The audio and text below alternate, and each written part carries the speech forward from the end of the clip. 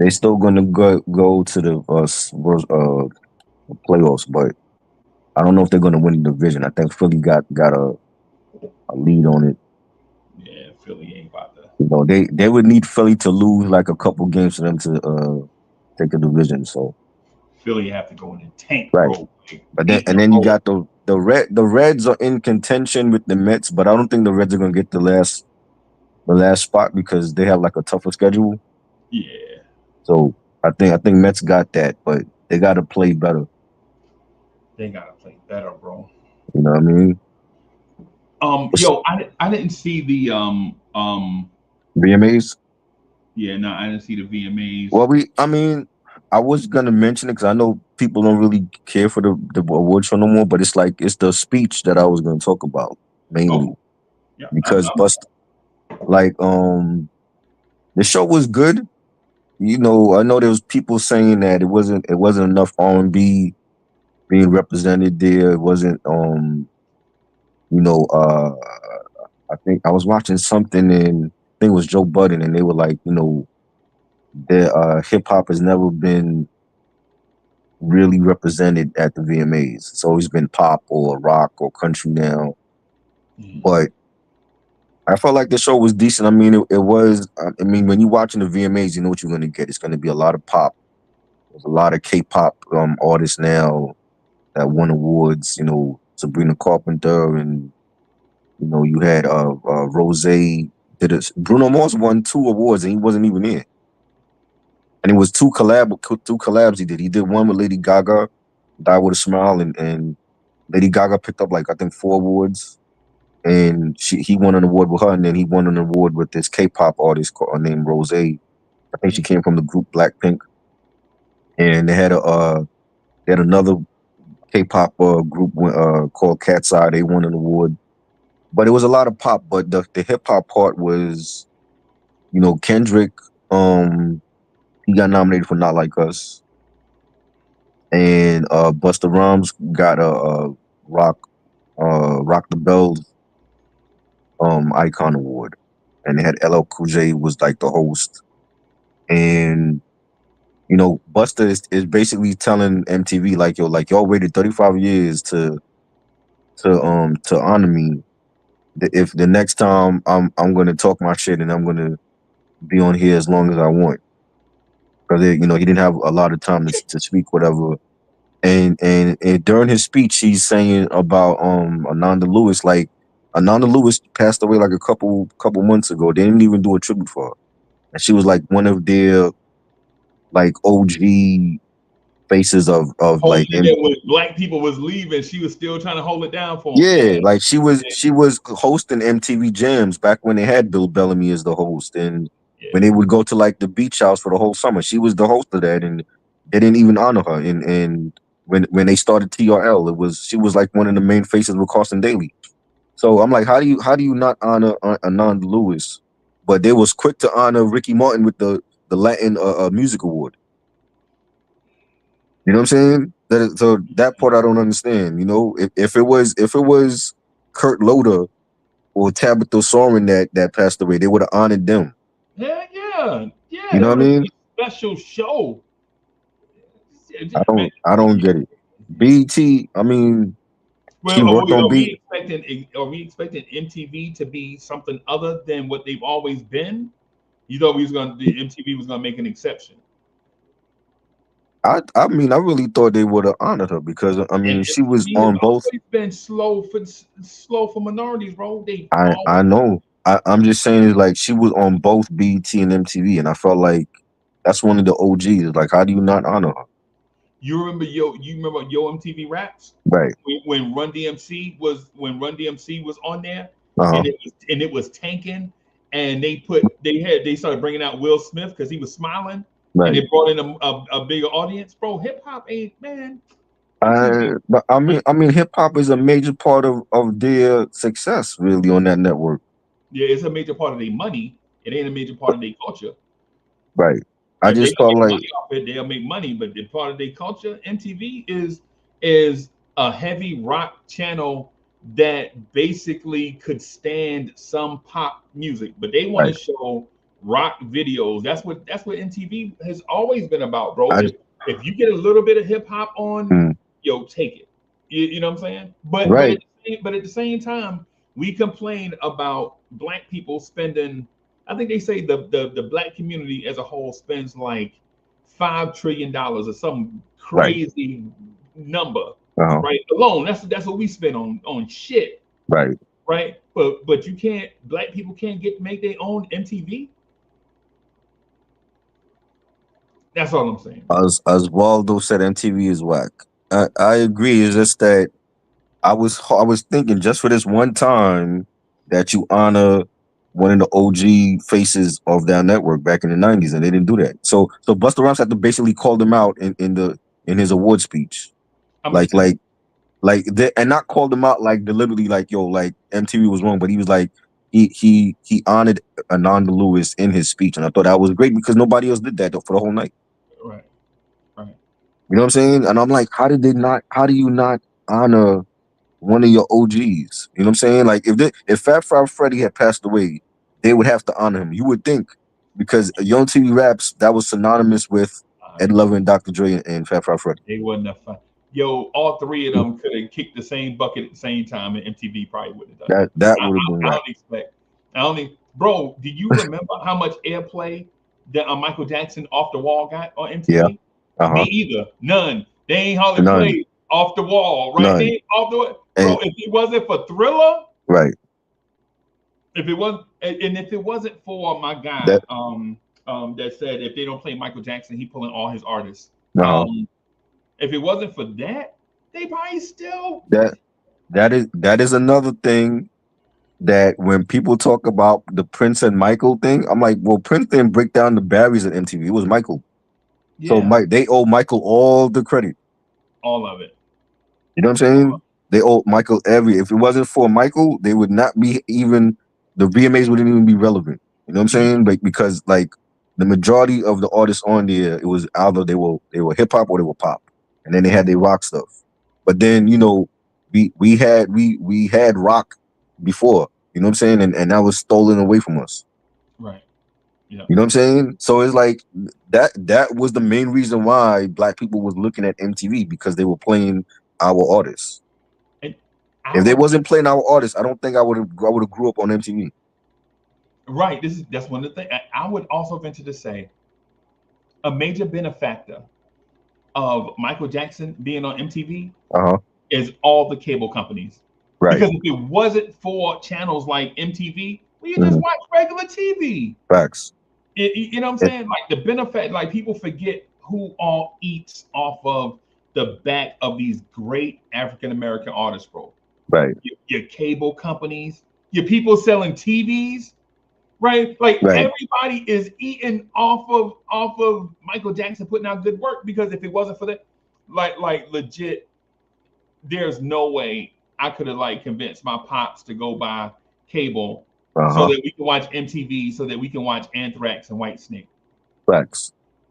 And I wouldn't like I didn't get cable until 1988. That was the first time I ever got cable. But my aunt, you remember if she a real OG, if you remember WHT, Yeah, my, yeah, my aunt used to have that. She had that in her house, and I used to go to her house to watch like the scary movies because she was into like the horror films. yeah, yeah, yeah. So I would watch like all the Jason films and Nightmare on Elm Street with her, and then they had like the kids stuff. They had like Fraggle Rock, you know what I'm saying? And they had like different programming. And then '88 is when I first got cable. But we knew about MTV because I used to see the commercials all the time for MTV.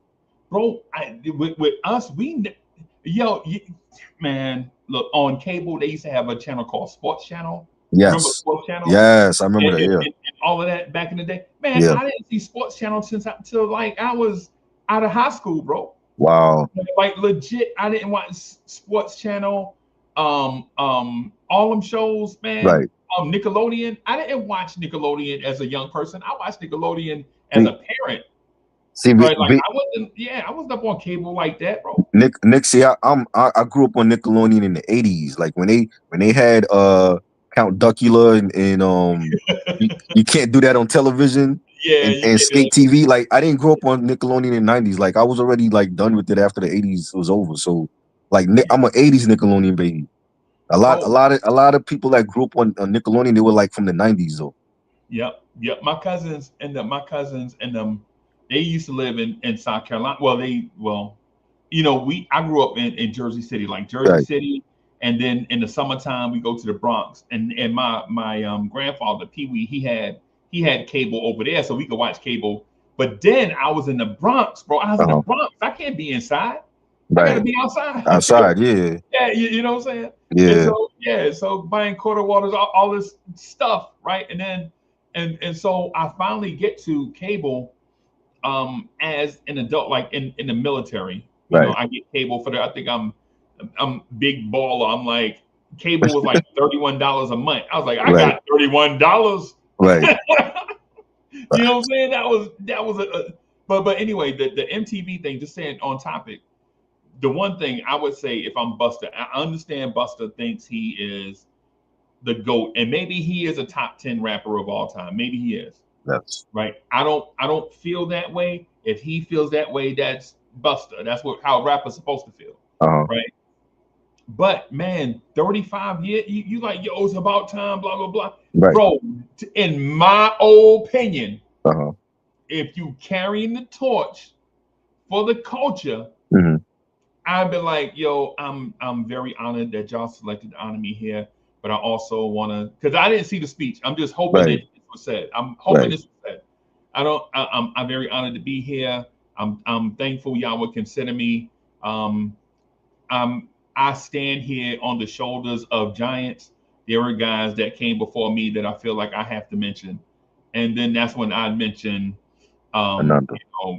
you know, all Yeah. the DJ Hollywood, Grandmaster Caz, Right. all these early Melly Mel as a 15-year-old Melly Mel in 1977, rapping on records. Hmm. Like this dude rapping, he 15 years old. He like legit, he was like the Andre 3000 of his era. People will never give him credit for that Right.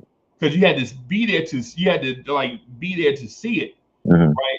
All the like the stuff you see, Andre did, yo, the hair, Yeah. style of dress, Uh-huh. they like the same size, same stature, same mannerism. The only thing is Melly Mel is got a little more of that New York aggression, but everything else, Melly Mel and his brother looked like Andre 3000 back in the late 70s. Right. Right? Like when we read, like, because we didn't get to see him live, we got to see they. Yo, you remember when people used to glue posters on the wall, Yeah. like the thing Oh yeah. coming soon, such and such and such, and it had the list of all the groups and stuff that was gonna be there, Right. whatever. Flyers, like people used to Hmm. pass out flyers, and yeah, we used to see Melly Mel on flyers and all that stuff. And he's like, yo, that cat he's super fly, bro. Right. Like this dude, The- and at 15 years, and I got the Busta Rhymes thing, but at 15 years old, Melly Mel wrote a rhyme in 1977. He said, "A child is born with no state of mind, blind to the ways of mankind. God's smiling on you, but He's frowning too, because only God knows what you'll go through." Right? He wrote that in right. 1977. It's on a Hmm. record, and Yep. then he used it again in the message in 1982 because the record was a flop. Nobody heard it. Right. So he used the same verse in 1982, and people were like, "Oh my God, that's the greatest verse I ever heard." That actually came out like 5 years earlier. Nobody Right. bought it. He just reused it Right. because it was dope. You know Right. what I'm saying? Right. So if I was Busted, that's one of the things I would say. Man, shout out to I would say all the people that came before me because Hmm. you don't often get that platform to honor the people that came before. Like even in our space, right? Even like with you and I doing this, Hmm. that Ain't Rap podcast to me is one of the dopest podcasts on YouTube. And it's not Thanks, man. because I be here. It's not because I be here. Y'all already know that Uncle Freezy don't need. I'm already super confident in whatever, Right. right? Is the Dead Ain't Rap podcast is dope on its own. Thank you. Just the idea of it, just the idea of it, right? Like It it we wasn't even planned. It just came out of the blue. Like yo, I gotta have my own platform. right, and it's about the culture Right. and pushing the culture forward. What impacts the culture? What are we going to gatekeep and keep away? And Right. then what are we going to include and make it inclusive? Right. Right, but done by experts Yeah. and done by people that researched. Because you can research and become an expert, or you can experience it Right. and be an expert through experience. When back when there was no Wikipedia and Google, we had to experience the shit. So Yep. you know what I mean? Shout out to Enigma. He said, "Why is it still even called MTV since they don't play music anymore?" That well, I mean, you can say the same for BET. They don't play videos no more, and they still have their award show. Yeah, it's Brandon. Yeah, it's Brandon. It's recognizable Brandon. Yeah, if they change, then people will have to find it. And Osvaldo, shout out to him. He said, "As a kid, we were broke. We didn't have cable. I watched MTV at my cousin's. Oh wow, Ren and yeah, Stimpy. Yeah, Ren and Stimpy. I used to watch, but I watched Ren and Stimpy when it went to MTV, not on Nickelodeon, yeah, because it was on both channels at one point. You know what I'm saying? But yeah.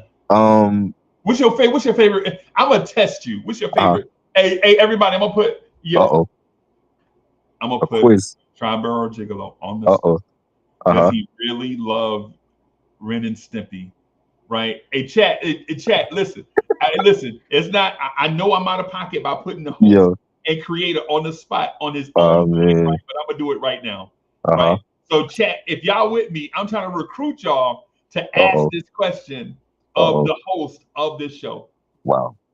What is your favorite Ren and Stimpy episode? I don't have one. On the spot. I see how I put him on the spot. I don't have one. You know, like I watched it, but it was like Tom and they remind me so much of Tom and Jerry back in the day. Right. And I don't have like a Tom and Jerry like favorite episode.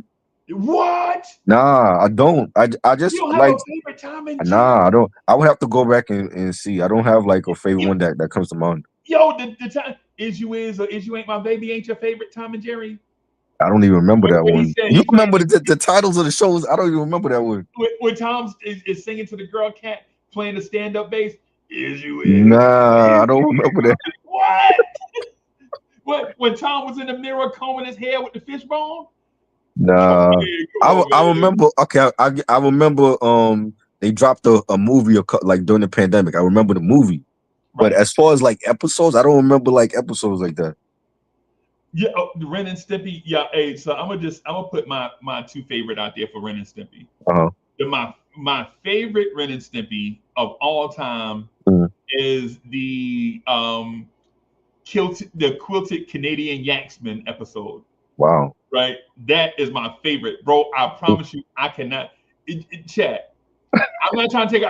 Hey, listen. I know it's against protocol to put the host on the spot, right? I know. No, it ain't. It's no protocol. You I know, just don't remember. You know. but the episode of Ren and Stimpy, this is your homework. Go watch. If Uh you huh. want to laugh, if you want your ribs to hurt, if you legit want your ribs, if you want to laugh so goofy for like 2 weeks, go back and watch the Quilted Canadian Yaxman episode where Ren and Stimpy joined the Quilted Canadian Yaxman. Bro, Wow. it is. I It gotta might be watch the. that now. It must be the. I'm gonna look for that on streaming. Bro, it's the funniest. Bro, it's the funniest shit I ever seen in my life, bro. I'm talking about it's the fun. And the second one is the board game. Hmm. Don't whiz on the electric fence. Ren and Stimpy. Wow. It's a board I, game. The name of and this is they had a jingle to go with it. right. Don't whiz on the electric fence. And yo, That's crazy. yo, bro, if you, I promise you, I'm a listen. My medical disclaimer: Uh huh. if you are goofy a little bit, if you like to laugh, you got a sense of humor, Right. or if you smoke weed or something, or whatever it is that you do, do not watch them 2 episodes because you might laugh a cramp into your side. I promise you. I promise you, bro. Oh man. Bro, Yeah. when they bought the board game, Don't Uh Whiz the Electric Fence, bro, and they kept playing the jingle, right. Don't Whiz on the Electric Fence. Yeah, hilarious, Yo. hilarious, bro. Ren and Stimpy, yeah, classic. Enigma said space madness. I love Ren. The older I get, the more I relate to him. Yeah, Yeah, yeah, that's dope. yeah, yeah. Ren and Stimpy had some dope episodes, and it didn't Okay. really last that long, right? What did it last like? And maybe like about I think two seasons at most. Yeah, yeah, Yeah, it had like a shorter shelf life, but I mean, like now, like people love it, yeah, man. you know. But yeah, like yeah, Buster. I just felt like that was. Busted went out of his way to salute her, and nobody else did for the whole night. And I just thought that was weird because she was like one of the OGs of their programming back in the '90s, and he performed like a couple of his big hits, like "Give Me Some More" and "Put Your Hands on My Eyes Can See," and Pastor Cavassier. He bought out Papoose, and for some reason, Joyner Lucas was a part of that. And I'm like, I don't remember Joyner Lucas even being around in the '90s when Buster was big. So Yeah, he, yeah. uh, I don't, yeah. I mean, I knew what he was doing, like saluting the newer artist Glorilla. Your favorite Glorilla performed with them. Of course, Glorilla, bro. You try. You gonna, bro? I'm telling you, you're gonna have to, bro. And listen, I'm not Uh, even gonna tell you I told you so, bro. I'm be like, right, yo, welcome to the club, bro. right. Glorilla came out and she had like all red on, and she had like a new era Yankee fitted with like a veil in the back of the hat. I've never seen anything like that. I guess that's like the new style for women. Bro. You know, Glorilla a little cutie when she right, bro. yeah, she cute. She cute. Yeah, yeah. I You just know, don't. When she started talking, I'd be like, oh, yeah, she have that accent. yeah, You yeah, know, yep. So he yeah, he brought out like some artists with him, and it was, Split Star was there as always, and it was good. I think what Buster, like he the reason why he said he didn't want to make the speech short because he's known for giving the long speeches. Like I saw him twice already this summer, and at Rock the Bells he had a long speech. At the he was at the Raekwon show, the Lyricist Lounge show in Prospect Park, and he gave a long speech for that too. So I yeah. think that's why he made the speech short, and he wanted to acknowledge Ananda Lewis. Luna, what up? I think that's something that we should do, bro. Like instead of depending on people in suits in Uh, places, you know what I'm saying? I think that's probably what we should do. We should like that's our thing. Like I right, didn't know her. I don't know her like that. To me, she's a TV star. right. So I don't know her like that. But I think that's our place to do the tributes and such. Yeah, I agree. I You agree. know, because Yeah, like she was Marty big on Russell like Murphy, Teen all of Summit, those.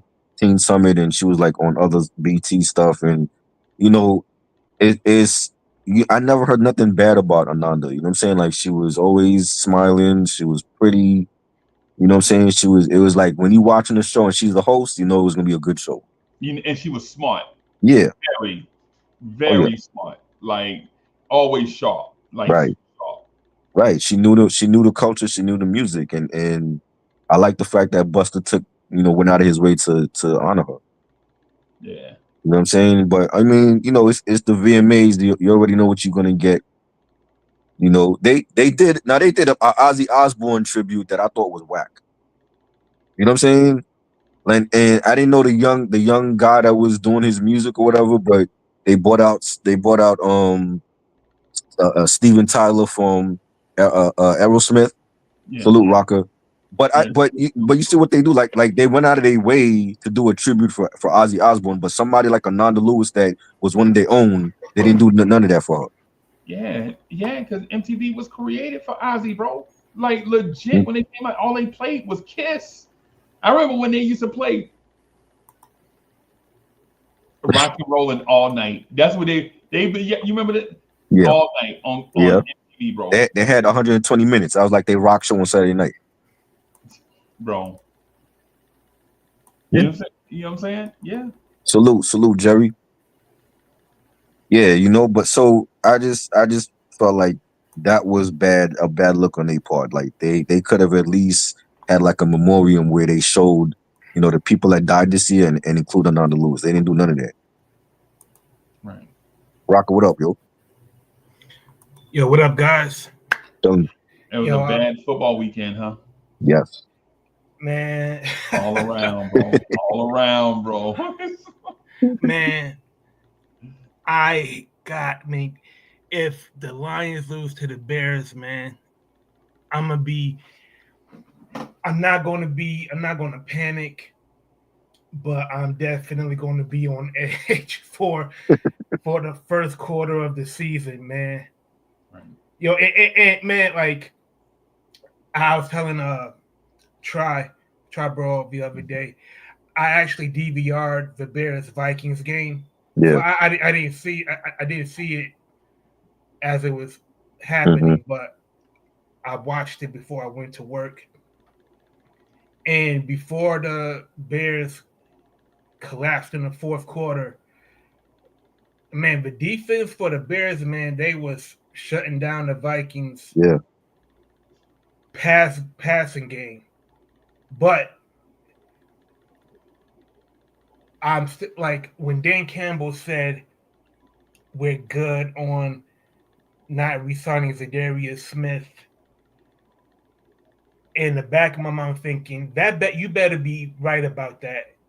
Because when the Eagles picked up Zadarius Smith and we re-signed Marcus Davenport, I I immediately zeroed in on Brad Holmes.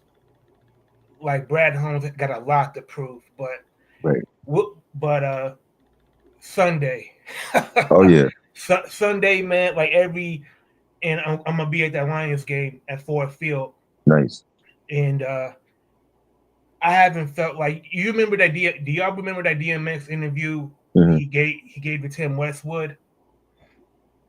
I don't remember What about you, Freeze? No, I don't think so. I don't think so. But I watched a lot of stuff. So that. Like with DMX, he gave the interview to Tim Westwood, and this was around the time when DMX and Ja Rule were feuding, Mm-hmm. and the hatred that DMX had for Ja Rule at that time is what I Right. have for Ben Johnson. Mm. Like I hate Ben Johnson the way 50 hated Murder Inc. wow. Yeah. I hate Ben Johnson the way Drake and Kendrick Lamar feel about each other. Right. Oh wow. I And don't. They, I don't like I don't care. You know, you can call me, taking the game too seriously, right. but man, like he could have, like he didn't go to another team in a different division. He picked the same division. That's personal to me as far Mm-hmm. as I'm concerned. Right. But see, even with that, like the first half, they kept it to like a 7-3 ball game. So it was a low scoring game, and it seemed like the Vikings couldn't score on them. But something happened after halftime, where JJ McCarthy just turned it up, and he found his weapons. He found Justin Jefferson. You know what I'm Right. saying? Like the running game started to pick up, and I felt like with that game, the Bears, it was like nothing was moving for them unless Caleb started to drive. Right. And it's like, well, where's their running game? Where's their receivers at? It's like they had to depend on Caleb to get them points, and he can't Well, do that every week. well, for one, our running back's name is DeAndre Swift, Okay. and Oh yeah, Swift. Right. we'll gladly trade him to the Giants if y'all need. Yeah, we need a running back. Yeah, we'll gladly give them to. Y'all got some pumpkin seeds or something? That's what Wow. Real funny. because DeAndre is a complimentary back, Right. not like the main guy. But wasn't the main guy with the Lions? I can't No, remember. Was Kerryon Johnson there when DeAndre Swift was there? No. damn, I got. I thought Swift was like the main back at one point when he was with Detroit. I can't No, remember. no. We didn't know because in Detroit, like we had running backs by committee. Right. Oh no, we Yeah. definitely did not have like a power back by no means. Mm-hmm. So yeah, like Swift was sharing carries with somebody else, Right. who's the name escapes me right now. Because they had oh my gosh, they had Kerryon Johnson and another guy there with DeAndre Swift.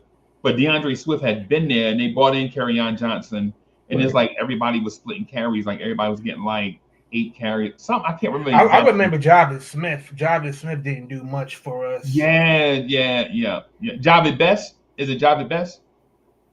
Jarvis best. Yeah. Jarvis, yeah. Yeah. Yeah, so yeah, they had but Detroit stay, you know. But you know what though? Like I noticed once the Vikings took the lead, I don't know if you felt like this, Mhm. Freeze.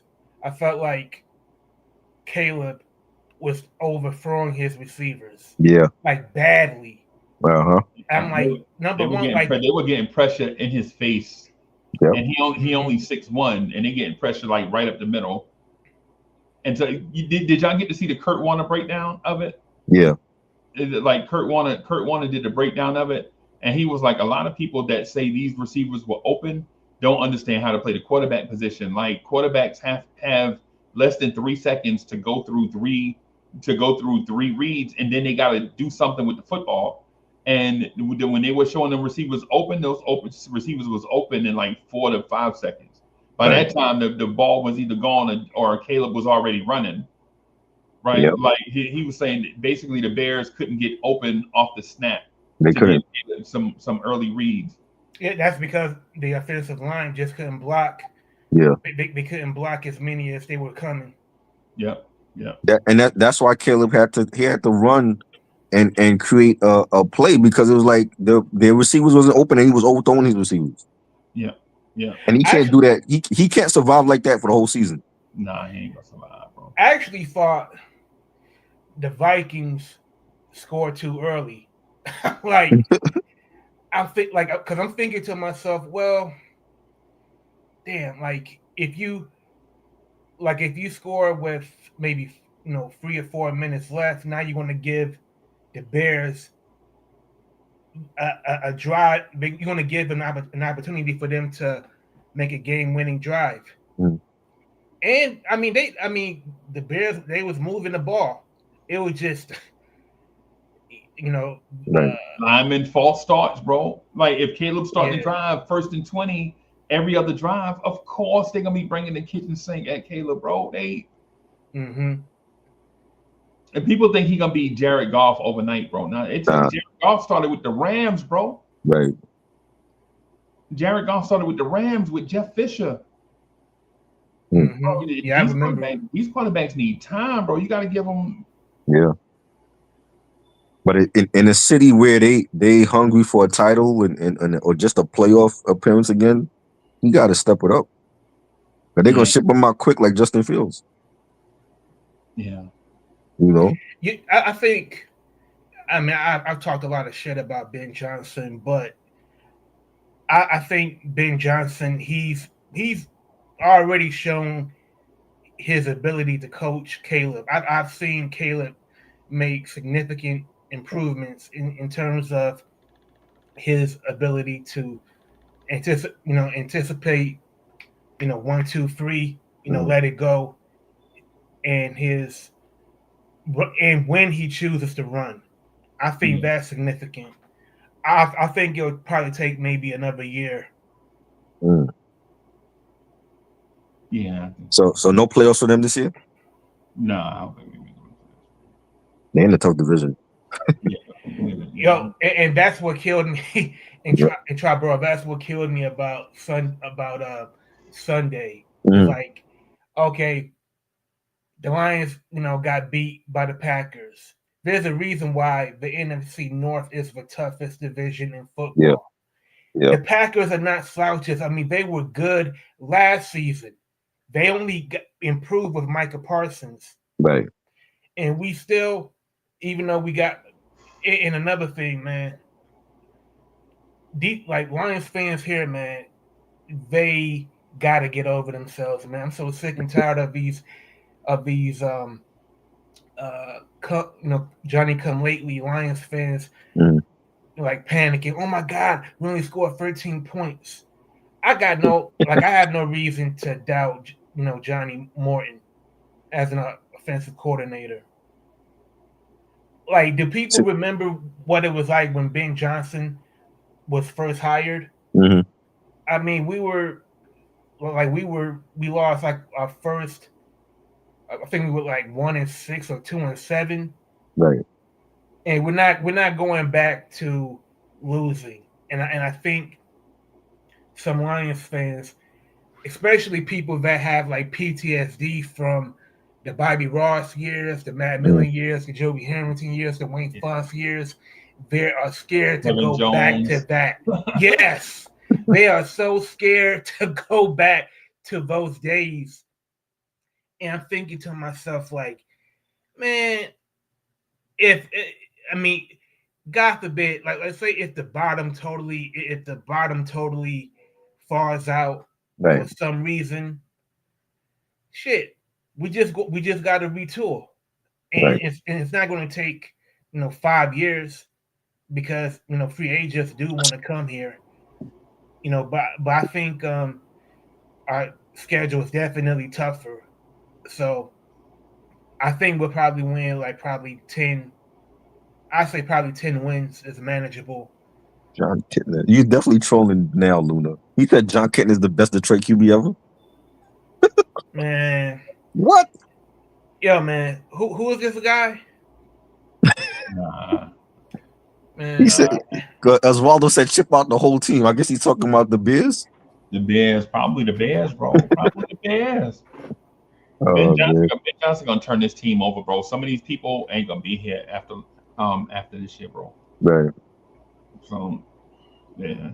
Oh man. Yeah. And they got the Bears? Who they got next? they play us. Oh yeah. Bears They versus losing. Detroit. In Detroit after Detroit Yeah, lost. they're not winning that. Yeah. They're not winning that.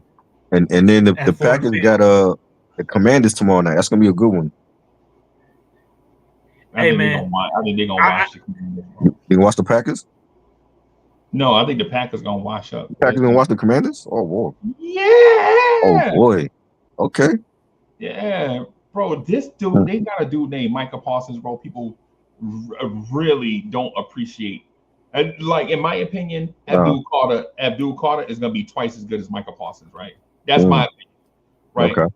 But people don't appreciate, bro, when you can line Micah Parsons up over a center or a tackle, and they still have to double team, and this dude is little. Right. Man, there's no way Washington gonna be able to block this dude, bro. Mm, Ain't no way, and then it's not like Micah Parsons has never played the Commanders. He played them twice a year, every year. right. mm-hmm. From he coming from the Commanders, he already know what they're gonna do. He already know what they're gonna try to do to him and all that, bro. It's not What like a new opponent. Luna said Washington winning that game, always root for Von Miller. Man, as a Lions fan, I'm rooting for Washington, man. Von Miller's still Because playing? Wow. I don't know. That's wild.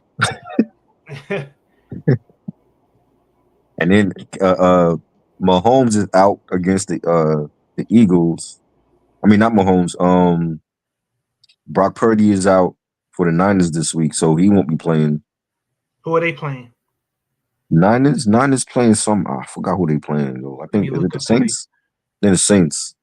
Okay. So he got injured in week 1. So he have a shoulder injury and he has a toe injury. So he's not playing. I got both Purdy and Mahomes. I really don't want to start Mahomes against the Eagles. So I feel like the Chiefs are gonna get washed. So I'm in a dilemma right now in my fantasy. I'm like, do I start Patrick Mahomes against the Eagles or do I get somebody else off a waiver? To be honest with you, and this is gonna sound like sacrilege after everything we just said, right? Mm-hmm. I would pick up Caleb Williams against the Lions. Yeah, but here's the thing. Not because of what you think. Is I think the Lions are gonna blow the Bears out so bad that Caleb is just gonna have to throw to keep them in the game. Like I think I can see them being up like 35-10 or something, and then Caleb having to throw, and the Lions just, you know what I'm saying? Because the Lions not gonna lose back to back and lose the home opener. Nah, they ain't losing that. They gonna. There's a quarterback from the Texans named C.J. Stroud that's on my waiver wire right now. I might pick him up. What? Yeah, they got him on waiver. Yeah, he on waiver. Somebody dropped him. Somebody team must be stacked. I'm like, bro, there's no way I would if I had C.J. Stroud on my team, he's getting dropped on for waiver. You know what I'm saying? Because I mean, I got Purdy. Purdy's injured. I don't want to start Mahomes against the Eagles. I feel like the Eagles are going to run right over the Chiefs, and he's gonna have a bad game. So I'm like, yo, my best bet is to get C.J. Stroud. You think the Chiefs gonna lose 2 in a row? Yeah, I think they're gonna lose to the Eagles. The way that they played against the Chargers last week didn't show me they wasn't dominant in that game. Like they were trying to play catch up with the Chargers. You know what I'm saying? I'm like, yo, like if y'all can't beat the Chargers, who's in your own division, and y'all got the Eagles coming up, and after what they did to y'all in the Super Bowl, they're not beating the Eagles next Sunday.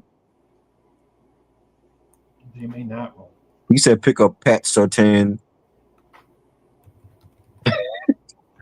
Luna, are you even playing fantasy ball right now? I think that the definite sleeper is Caleb, right? And I'm not saying the Bears are going to beat the Lions or that Mhm. the Lions have a bad defense. I'm not saying any of that. What I'm saying is Caleb has something to prove. Prove. The coach has something to prove to Detroit, right? Right. Ben Johnson, everybody has something to prove. The thing is, Detroit's just a better team right now, right? Yeah. I can see the Lions being up like 42-17, and Caleb having to throw just to Right. try to get back in the game. And also keep in mind you got Brian Branch, you got Kirby Joseph. That secondary is going to play lights out. Even in that even in our loss to the Packers, Mhm. like they were stuffing the run. It was just the passing game of the Packers was what made the difference. But man, like Kirby Joseph, like I could see him having having like a pick six against Caleb Williams, especially when you see Caleb overthrow. Like I could see him, like I could see either Brian Branch or Kirby Joseph, kind of playing, uh, you know, kind of playing shallow, hoping that they could jump the route. Right. Luna's talking about Denver. Denver against Tennessee. Tennessee wasn't no threat to them. Yeah, Tennessee is another team. You're gonna see a whole bunch of turnover, bro. Yeah. They receivers was dropping balls like they do Yeah. Their Sunday. main receiver, I had Calvin Ridley. Calvin Ridley was crap on Sunday. Yeah, I'm like, nah, I can't have you on my team, man. is You Jalen know? Hurts out there? Huh? Jalen Hurts. Jalen Hurts is gonna have a good game on Sunday All against you need against is all you need is a couple of rushing touchdowns, all right? yeah against the Chiefs. He's gonna do. I don't see the Chiefs beating them unless they don't. Some of their weapons are not even there. Like they don't have one receiver because of jail time. Another receiver's injured. I'm like Kelsey. They're gonna double team Kelsey all day, and he ain't gonna save them. Right. You know. They ESPN did a piece last night on Hold on. yeah. Like before we move on, like what are the Giants going to do against the Cowboys? I don't expect them to win. I'm unless they sit Russell Wilson. They need to sit Russell Wilson. He looked terrible. Man, You know what I'm saying? I told you I was watching because the Giants game was before the Lions game. Yeah. It was a 1 o'clock game, Hmm. and man, like I made the bad I made the bad decision. Yo, I thought like freeze Triborough. I made Uh-huh. the wrong. I picked the wrong game to watch. Uh-huh. The Jets and the Steelers, they were playing on Yep. CBS. That was a better game. I chose to watch the Giants game. And when I watch a game, I can't flip channels. Right. Like the only time I flip a channel is when it's doing commercial break. Hmm. And I'm watching the Giants offense go 3-and-out. Bad. Russell Wilson, get tossed like a rag doll Yep. all game long. And I knew, and I knew after this game, Pete Rock was going to throw a tantrum on IG, swear that he's done with the Giants. And Yo. I felt so bad for Giants Nation, man. because there was no way. Like, I knew Russell Wilson was like their last ditch effort, but I didn't think he was going to play that bad. Yeah. Right. He like Freezy was champion for Jameis Winston before the season started because he threw for like what, like 4,000, 5,000 yards. Yeah, and the thing is with Russ, the difference between them two is salute Reg too, by the way. Salute, Reg. But the thing about those two is one guy is not going to make zero plays but not turn the ball over, Right. right? But you're not going to move the football, and the other guy is going to move the football up and down the field, but he's going to keep turning it over. Mhm. All right, these two, like two dudes, they complete opposites. One dude is legit small athletic guy that's conservative, going to be like a guy that's not going to turn it up. Jameis is the opposite, big, tall, strong, presence in the pocket guy, but he risky. He a gunslinger. Right. Like he gonna throw for 349 yards, 2 touchdowns, and 4 interceptions. Right. And you're gonna be like, he keep throwing intercept, but he keep moving the football. Y'all Yeah. scoring. Exactly. Yeah, y'all gonna lose like 37-28. Oh no. And with Russell Wilson, y'all ain't even touched the end zone Nope. against the Commanders. Exactly. And the Commanders didn't play a great game. Nah. You know what I'm saying? So once I saw the score, I turned to the Jets game and it was a better game. And I'm like, yo, like the Jets was scoring 35 points against the Steelers. Justin Fields. Justin Fields, you see what he could do when he's healthy. Yeah. That's when you who give he him is. weapons. Yes, he has weapons around him. Yo, when I saw Jalen Ramsey make that tackle where the ball was dislodged, Right. man, that was like that was bone shaking. I Yeah. felt that from home. And man, like that game lived up to the billing. Yeah. Because like Aaron Rodgers, you thinking he's coming back to play his old team. Mhm. Him and Aaron Glenn didn't hit it off, so you're looking to see if the Jets are going to prove why Aaron Rodgers was shipped out. Mhm. Well, when it was really Aaron Rodgers, he played his best football in 2 years Right. in that game. Yep. Yeah. So it might have been the system. It might have been like the Steelers Mm-hmm. injected, some new concepts or some new, terminology for him to make his own and not be so conservative. Right. Because like the way he was moving the ball, it was like, damn, this can't be the same guy that could barely Mhm. throw, 20 yards down the field. Right.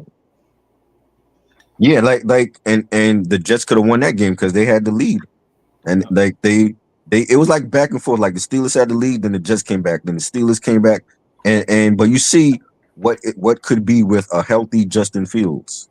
I'm like, yo, like if they have a healthy Justin Fields, they could win.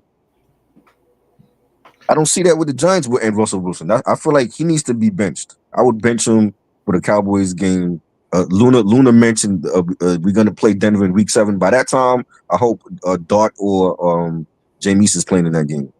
And the Jets division it's not very good. I mean, Exactly.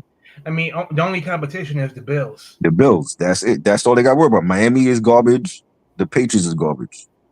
So I feel like if they can have a healthy Justin Fields for the season, they can do something for a special. wild card. Yeah, for sure. I could definitely see that.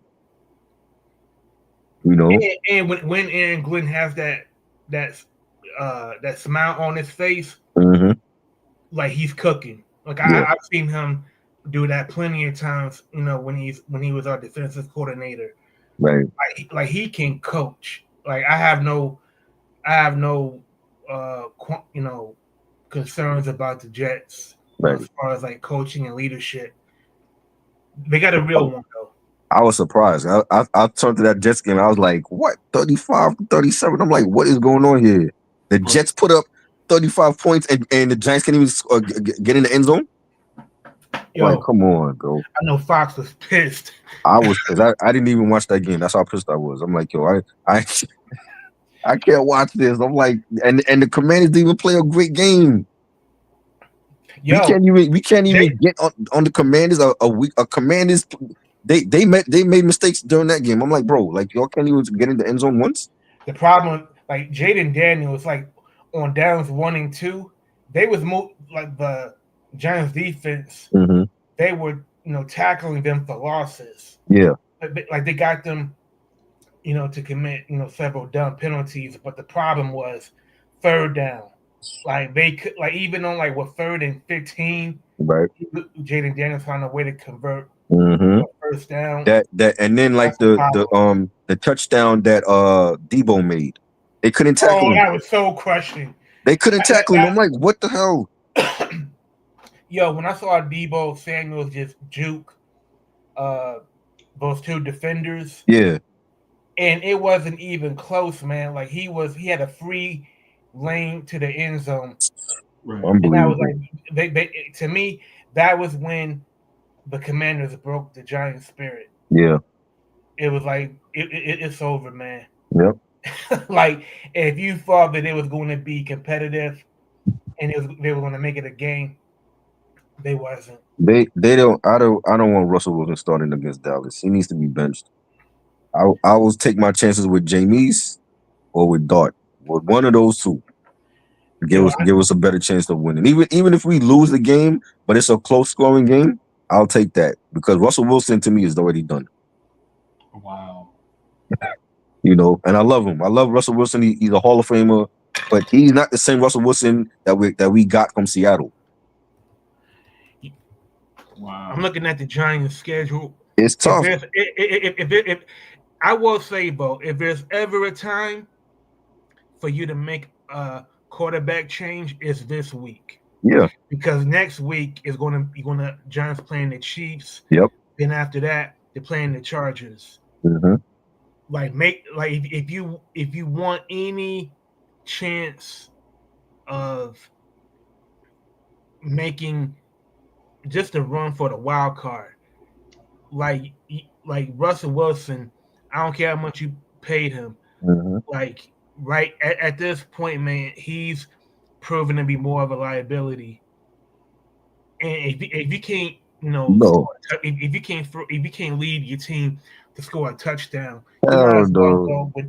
well go with Dart. Hell no. I didn't want us to sign him anyway. I'm like, if we're signing Russell Wilson, you're telling your fans that we're trying to win. Are we trying to win? Or are we just trying to stay above float? Right.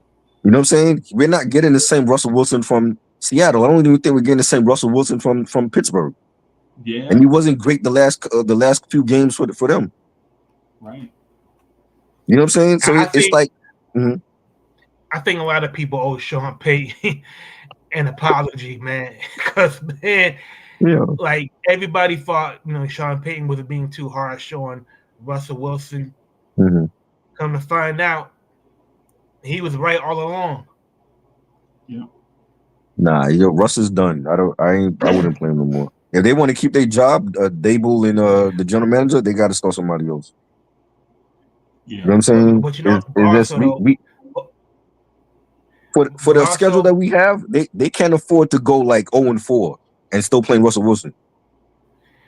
But and also this is like besides Russell Wilson, they got to do something about like Malik Neighbors. Mm-hmm. He's going to be bracketed every game. Yep. And they see how easily frustrated that he is. Mm-hmm. Theo Johnson, he dropped a pass that would have been a first down. Right. Theo got a lot to prove. Right. This is what I was saying about their offense. They have no offense except for Neighbors. The running game, there's no running game. The other receivers, I don't trust them. You know what I'm saying? It's like people dropping passes. I'm like, bro, like Neighbors is the only home run hitter that we have on offense. And without him, it's like we have no offense. This is just the same situation we had when we had Saquon. Saquon was the only offense that we had for Daniel Jones. Nobody else. Yo, Daniel Jones looked good this week. Huh? Yo, hey man, you gonna make Sterling Shepard looked good this week. Oh God. yo, that's like football cruelty, man. Right. like like how the hell how do you explain Daniel Jones throwing forward Daniel 300 yards Yeah. and I Russell don't get it. Wilson can't even throw for 50 yards. That's a Right. damn shame. Right. That's like, again, that's another person that left the Giants and went on to have success elsewhere.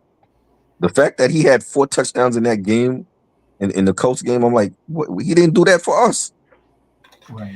Yeah, what do y'all make of the owner of the Colts walking on the sidelines with the headset?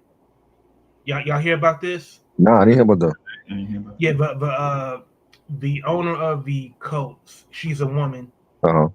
She's on the sidelines wearing the headset, and when she was asked about it, she said she wanted to know what was going on, so Oh, that she knows uh, what resources to devote to football operations or something to that effect.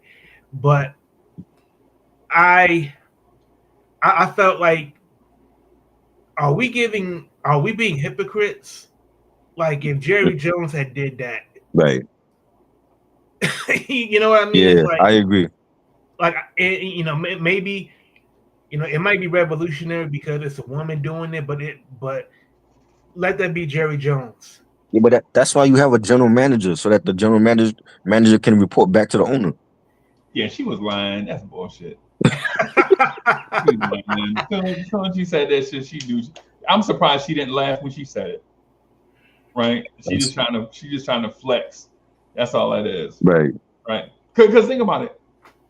How does it take you to game day to know where to spend your money at?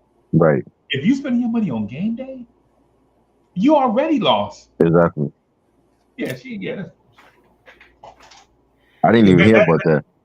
that's like when you get a shiny new toy Mhm. and you want to show it off to everybody in your family. So you want to go everywhere with it.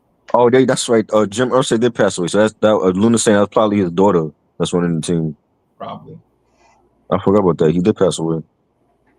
Probably. Man, if the Colts, like, if they get like 5-6 wins in a row, man, she's going to be insufferable. Yeah. Yeah. Sure. I can see it already. I'm like, oh, so we let Saquon go to the world champion Eagles, and then now Danny Dimes is playing better with the Colts? Come on, man. Yo, I told you, I told you last week that the Giants were selling a non-controlling minority share Mm-hmm. to somebody else. Right. I think it's is it the Rockefellers?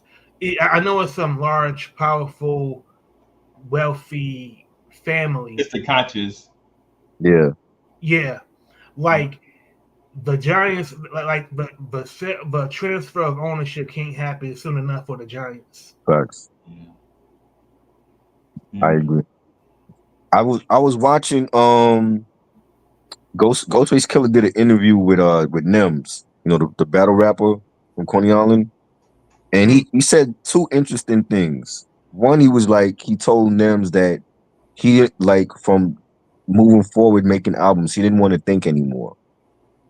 And like all the song titles on Supreme Clientele 2 were like, those were like, he didn't have any song titles. Like, those are like the beats that he picked for that album. Those were the song titles for the beats already. So he just stuck with those beat titles and put it on the album. So he didn't come up with no song titles for the album.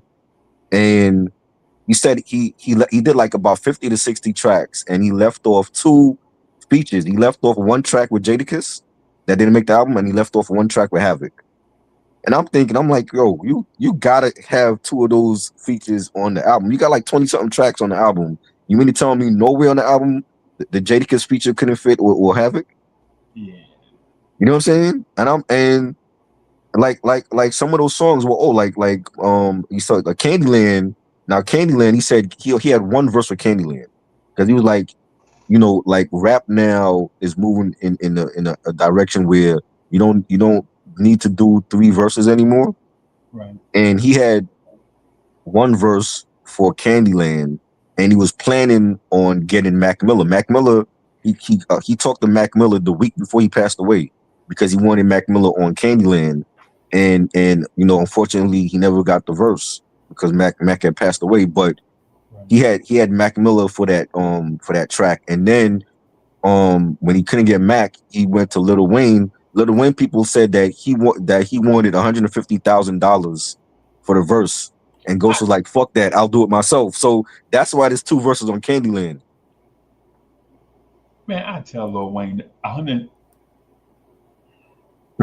First of all, he should have did it for free, Right, right? right. He should have did it for free. Secondly, who really checking for Lil Wayne like that in 2025? I didn't even listen to the last Carter album because I was already done with Carter 5. Hey, it was. Hey, there It was is a good. song. No, there's a song on there though. Uh, Oh wait, look.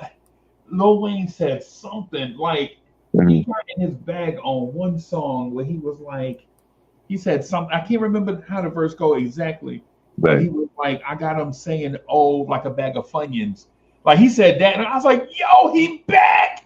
Yeah, And then the rest of the song was like, it was trash. yeah. So I'm like, because he said I got him saying, "Oh, like a bag of funyuns," and I'm Right. like, "Oh, okay, I see you." And then after that, you're like, Yeah. Yeah, like I could definitely hear Wayne on the track because I know Wayne would have referenced like different candies in his verse, but for like his $150,000 for one verse, man, that man might not have spent $150,000 making that album, bro. right? No, that man ain't get Yeah. paid. So Ghost was like, "Fuck it, I'll do the second verse myself." So that's why he had two verses on Candyland, but he originally wanted Mac Miller on there, and then he tried to get Wayne, and that didn't work out, you know. And then he said, like he was talking about when he did Nutmeg and One, like those two songs he wrote when he went to Africa because like he had went to Africa with a friend and he stayed like within the village and like the way Nems was talking about like his flow was different We on talking about we Nutmeg. talking about we talking about Ghostface, right? Yeah, his flow was different on Nutmeg. Like he feel That's like he invented a flow for that album and but he was like on his way home now he caught malaria from being out there and he was in the ICU. But he was like once he was well, like he recorded Nutmeg. I think his cousin that did that beat, and then he did one with Juju from the Beatnuts, and that's a am classic songs from that album. Huh? am I, bro? I ain't gonna. Yeah, I'm gonna say this, and I mean Uh this oh. respectfully, right? I'm being the most respectful as I possibly can be, bro. Sometimes I absolutely hate Ghostface Killer, Uh-huh. right? Hmm. Not because I think he's a whack artist, Right. right? But at the same time, sometimes I absolutely love them and want to put him in the top five conversation, top five that are alive, Hmm. right? And it's like that pendulum that go because Yeah. sometimes we do stuff like when you just told a story like, yo, that man went to Africa and did a song about candy, Hmm. and I'm like, Ghostface Killer, what would make you go all? What would make you fly halfway around the world, get sick, catch malaria, and your motivation is to do a song about damn candy? Right. Like the two don't even go together. I'm Nah, thinking nah. like, He did Nutmeg and One. He wrote those two out there in Africa. oh, okay, okay, The Candyland thing was like he did one verse and he wanted Mac Miller, but he passed away and then he went to Wayne and okay, then Wayne wanted too much money. okay. I was going to say because I think like if you go to Africa and you do the thing that he did, like stay Hmm. in the village, you probably want to get divinely inspired by putting your foot on the ground in the motherland and have like your moment of reckoning. You Right. feel you know what I'm saying? Like this thing, like you go and then you come back and you start talking like speaking that Yeah. that true believer stuff. But you know what happened? Like when he stayed in the village, like he was like, yo, there's no bathrooms like nearby, so he had to like go like he had to walk in like the woods, and he's like, you know what I'm saying? It's like there's like outdoor bathrooms, and it's like once you walk outdoor where the bathroom was, there's like animals around there. Yeah. Like Oh, I know. like I'm in tigers the and shit. military, So bro. you're like you're going to the bathroom around tigers and shit. Yeah, I've You know been what I in mean? the And military, then bro. like when he's I've been looking at dressed this up like the like woods for like I've been dressed up like a camo on my face and hands everywhere for 3 straight months, bro. I know that when feeling. he was out there and he wrote those songs like just by watching the stars, because like he was like, yo, there's thousands of stars in the sky out in Africa. And he felt that's how he felt inspired to write Nutmeg and One, because he's looking at the stars in the night in Africa, and he's like, yo, like he just wanted to come up with a different flow, like something different, and that's where Nutmeg and One came from. I'm gonna check him out right now. You know what I mean? So, but he caught malaria on the way home, and he was like, yo, it was bad that he was in the ICU. Wow. You know, but I felt like that to me, the Supreme Clientele 2 was dope. I don't necessarily like it. Like the songs, it felt like that era of Supreme Clientele in 2000, but it feels like he half-assed this album, because the fact that he didn't, a lot of the songs were like from 20 years ago, and it like he only pieced together like a couple of new tracks around the oldest tracks, and then the fact that you can like, I didn't like the two Wu-Tang posse joints on there, and that's like probably the first time I ever said that about a Wu-Tang posse joint. But I felt like if you have a joint with Jadakiss, that got to be on the album. If you have a joint with Havoc, that got to be on the album. You know what I'm saying? He could have easily took off the beatbox track, or one of them other skits, and have the Jadakiss and Havoc feature. But he said he felt like even like the tracks that didn't make it, like the 50 or 60 tracks that didn't make it, were fire too. So maybe at some point we get a deluxe edition with those joints. But I felt like the way he was talking about this album, that he half-assed it and he pieced it together, and because it was like he didn't really want to do a sequel to it, but he was like, because of the fans wanted it, he did it for the fans. And like when he talked to even when he was doing the sequencing for the album, and Sean Riggs is like, yo, he had to go through multiple track listings, and he was like, that's the last time he'll ever do that, because of somebody else feeling like the track listing should be this way. Because he was like, oh, he always went with his gut when it came to finishing the album, and he was like, this Where's little. the A&R people at? Is That's another thing. he that independent now, where he just doing? The A&R people is at Mass Appeal, so you got to talk to Nas about that. Like, where's the A&R people at Mass Appeal? No. I'm saying no. Nas is a sharp dude, bro. Right. Like what I'm saying is when I say ask where he at, I'm not saying that they're not hired. I'm saying like why. I'm asking like why wasn't he listening to them? Like I don't know if there was any A&R, but what the A&R for him is Sean Wiggs. That's his A&R now, because he's like Sean Wiggs is a part of Theodore Unit, but he's like over the years, like Sean would be the one to go on tour with him or go to like different interviews or whatever. So he trusts Sean, and Sean is telling him like, yo, like there were certain songs like Metaphysics that wasn't gonna make it, and it ended up making the album. And then there was like another joint, I think it was the Fourth Disciple joint, that it wasn't gonna make it, but Sean was like the one telling him like, yo, do the track listing over, because it's not right. The sequencing wasn't right, and he was like, that's the last time he'll listen to somebody else other than himself, because he always trusted his own gut, and whatever his mind told him, he went with his heart, and he was like, yo, like this is it. But this is the one time he felt like, because of Sean, he went with his suggestions. I mean, I love Ghostface Killer, by the way.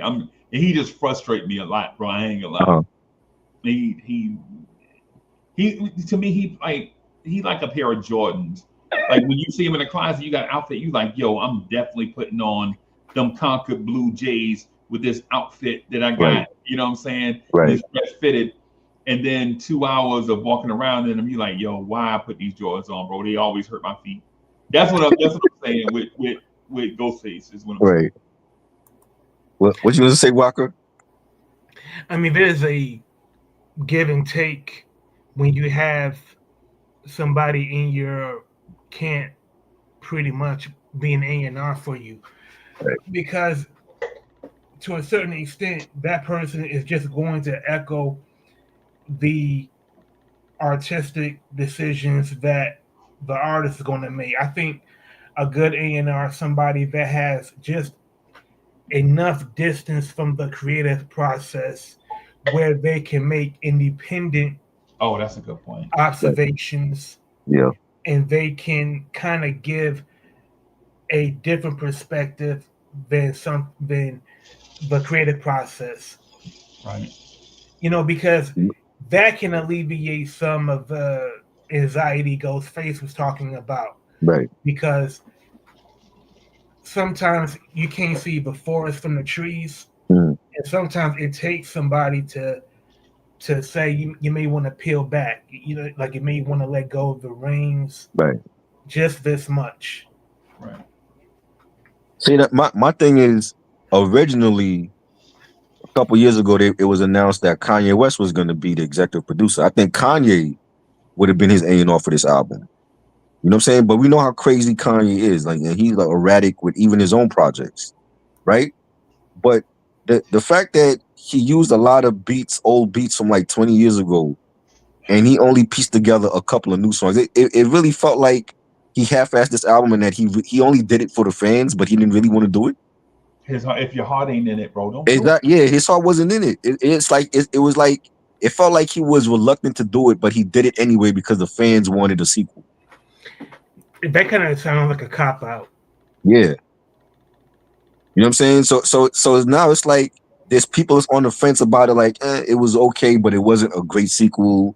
Or there's people that don't like it. So I'm like, well, if the artist himself said that he didn't really want to do the sequel. He only did it for the fans. Bro. And we talking about Ghostface Killer. Yeah, Kwame album to me is a classic. I gotta hear Almost, that. almost. I ain't gonna say classic in Um, a. I'm not classic in a Jay Z sense, right. but classic in a nostalgic sense, if that makes sense. Yeah. Like it's classic in a way, like classic in the pure term of what classic means. Right. A classic feeling, an environment, a whatever you want to call it, like Right. in that sense. Like I'm not saying that this is the best album I heard all year. It's not. Mm, Is it pretty good? Yeah, it's pretty good. You know what I'm saying? It's a pretty good album. He didn't overdo it. But the reason why I brought Kwame up versus Ghostface Killer is you could tell Kwame really wanted to do this album. right. You could tell he really, really, really wanted to put his best foot forward, and you Hmm. can tell by the lyrics that he used. Yeah. I Ghostface, got. bro, goes that my love and hate with Ghostface is just that, like what you were describing. Hmm. Like, yeah, Ghost, if you ain't want to do nothing, bro, sit down. If your heart ain't in it, bro, just And why for this sequel? It's an important album because you're literally calling it the sequel to your classic album. your Well, best out. what most people deem your best album. And he went through his hard drive and picked out beats from 20 years ago. Like, why release those now? You know what I'm saying? And then like the features, like you had a feature with Jadakiss and you didn't put it on the album. You had a feature with Havoc, you didn't put that on the album. I don't understand that. Like Jadakiss is like one of the hottest, still relevant now. He has and his show we're gonna talk about his show in a minute because Raekwon was on there and he Yeah. said something interesting. But you have Jadakiss that will kill any feature, right? Havoc is about to drop the new Mobb Deep album. He's one of the best producers ever. And you refuse those two features to put You beatbox on think it? Havoc is one of the best producers ever? Yes. Dog, oh my God. Come on, Unc. Please do not tell me you think Havoc is a shitty producer. I didn't say that. Yes, I think Havoc is. I do feel like there was a point when he did fall off after Infamy because that was like once they put Alchemist in the mix, I felt like Alchemist really saved them. You know what I'm saying? Because like Infamy was a dope album, but Al- I felt like Havoc didn't bring his best beats for that album. Like it was a good album, but it's not one of their best albums. You know what I'm saying? But I think Alchemist really was like he when he came in, he really saved them. Like Murder Music is a classic because the Alchemist was on that album. Murder Music to me is their best album. To me, That's their best album over Infamous and Hell on Earth. yeah, and Oh wow, to me, right, and it's not because it was not because the people changed, or you know what, it is because the people changed. right, It's because like they legit got out of their teenage years and yeah, started talking like young men. right, You know what I'm saying? So it to me, the young men thing is kind of like the thing that kind of pushed them. Because Prodigy, when Prodigy said, "There's a war going on outside, no man is safe from. You can run, but you can't hide forever from these streets that we done took. You walk around with your head down, scared to look. You shook, and all the stuff he was yeah, saying. Like you can tell, he was like a dude that was behind the pen beyond his years, like a young Rakim around the same age. right, Remember, Rakim was a young guy that was really older, like he was an old soul behind the pen, right, right? Like legit. If Rakim at the, like Rakim and Joski Love are about the same age when they drop dope music, right? Joski right, Love did the Pee Wee Herman dance. Dun, dun, dun. yep, Rakim at the same age could have did a song like that, but he didn't, right, right? Rakim looked at, and I'm not saying that he looked at the Juice Crew and said this now. I'm not starting a rumor. mm-hmm.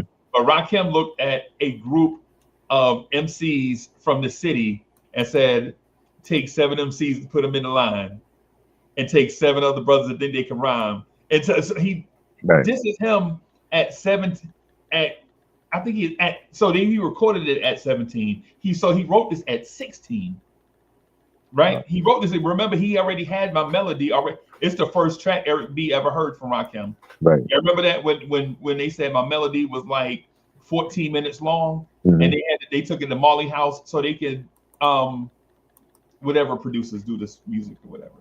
It was like the dude rapped on this beat for like 14 straight minutes. right, And he's like, yo, that's your demo? He's like, yeah. It was like, yo, it's not even a song. You just rapping. That's what I do. I'm a rapper. I'm not a producer.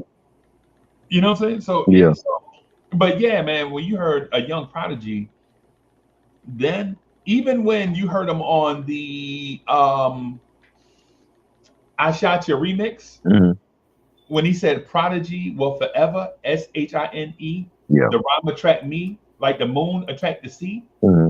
You could tell he was a young dude behind the pen that was really an old soul. right, And so you heard all of that come out on Murder Music. right, Like when he started talking about his legacy to the little kids and all of this stuff, and his legacy, what he want to leave behind and what he gonna aspire to be, and the reason why they party is because they never came from nothing, so they gonna enjoy the moment because they don't know how long this moment gonna last. All this stuff that they talk about on Murder Music, right? They wasn't really talking about that consistently on all the other albums. It was more like trying to find like the street spirituality, right, like God Part 3 and all these other joints. Like, you know what I'm saying? That's why I think it's their best album. It's because I think it's their heartbreak album, like New Edition. Like it's their Control album by Janet Jackson. right, Like you're coming of age joint where you announce, right? Like when you announce, hey, I'm a grown man now. I'm not a little boy that and we're not the illy funksters. We're not illegal, you know what I'm saying? We're not such and such. You know what I'm saying? We graduated. Now we're because if y'all remember, I don't know if y'all remember this in the 90s or not, but there were like little boy groups coming out or whatever that was rapping. Crisscross. And they didn't graduate to a Murder Music. Right. You know what I'm saying? Like they legit didn't graduate to a Murder Music. Then Murder Music come out. They like, yo, we grown men, man. You know what I'm saying? Right. Like this is what we do now. We grown men. We learning stuff. We talk about relationships and skins and cars and all this stuff. So that's why I say it's their best album. Oh yeah, Now, I'm sorry, go ahead, bro. they had a great 3 album run from Infamous to Murder Music. I feel like Murder Music is a last classic album though. But once 2000s came and Infamy was dope, but again, like there was so much going on at that time, and they were beefing with Jay, and Prodigy had issues with Nas, and that crawling song. I'm like, that cannot be your best diss song to Jay-Z, because y'all gave a better diss song to Pac, and Yeah. he was already dead. Jay-Z was alive, and this is what you give us, crawling. Yo, Prodigy always spoke first and thought second Right. sometimes. Why you gonna, yo, if you know this dude will shoot off at the lip, you gotta be like, yo, I'm gonna answer the questions, and then Prodigy Yeah. gonna be, because Prodigy gonna wanna, yeah. Well, he should have did the track by himself then, because Jay really called out Prodigy. Havoc felt like he was caught up in that though. Yeah, because Prodigy called Jay-Z a bitch on national Yeah. radio. I mean, You know what I'm saying? So, like, if anything, he should have addressed it by himself. But I was not impressed with that crawling song. And then it was like the album. When I look back at it now, it's like Havoc to me had like the best verses on that. I'm like, something happened with Prodigy on that. I think it's because Prodigy released an album at the same time. That could be it too. Yeah. Yeah, that's what I always thought. And that was a great album. HNIC was a great album. Yeah, I think like all the best verses and energy probably went there, and then so yeah, and maybe I'm wrong, but I love the Prodigy. He got a song in there called "We Going Diamond." You remember that? Yes. Yes, bro. I love that. That whole album is classic. Definitely, Alchemist did his thing on that album. Yeah. Again, and then the singles, like for them to come out with, I was not expecting a single with 112. I'm like, this is out of left field for Mobb Deep. I didn't like it at all. You didn't like it? No. This is out of field. It's like a love song with 112. Like, come on. Yeah, I did not like it, bro. Like it's dope, but it was like I wasn't expecting that to be like a first single. Like Learning. I think Learning was the first single, and Hey Love was like the B side or whatever. But I like the Learning more. I think that was a fire joint. I didn't. They had issues with Irv Gotti because Irv Gotti didn't want Vita to be in the video, and she's on the song. You know what I'm saying? So it was a lot going on with that album, and I just felt like it was good, but it wasn't a great album. No, I didn't. And but Havoc when Havoc was on the Joe and Jada podcast, and he was saying when you listen to Prodigy from what's the first album?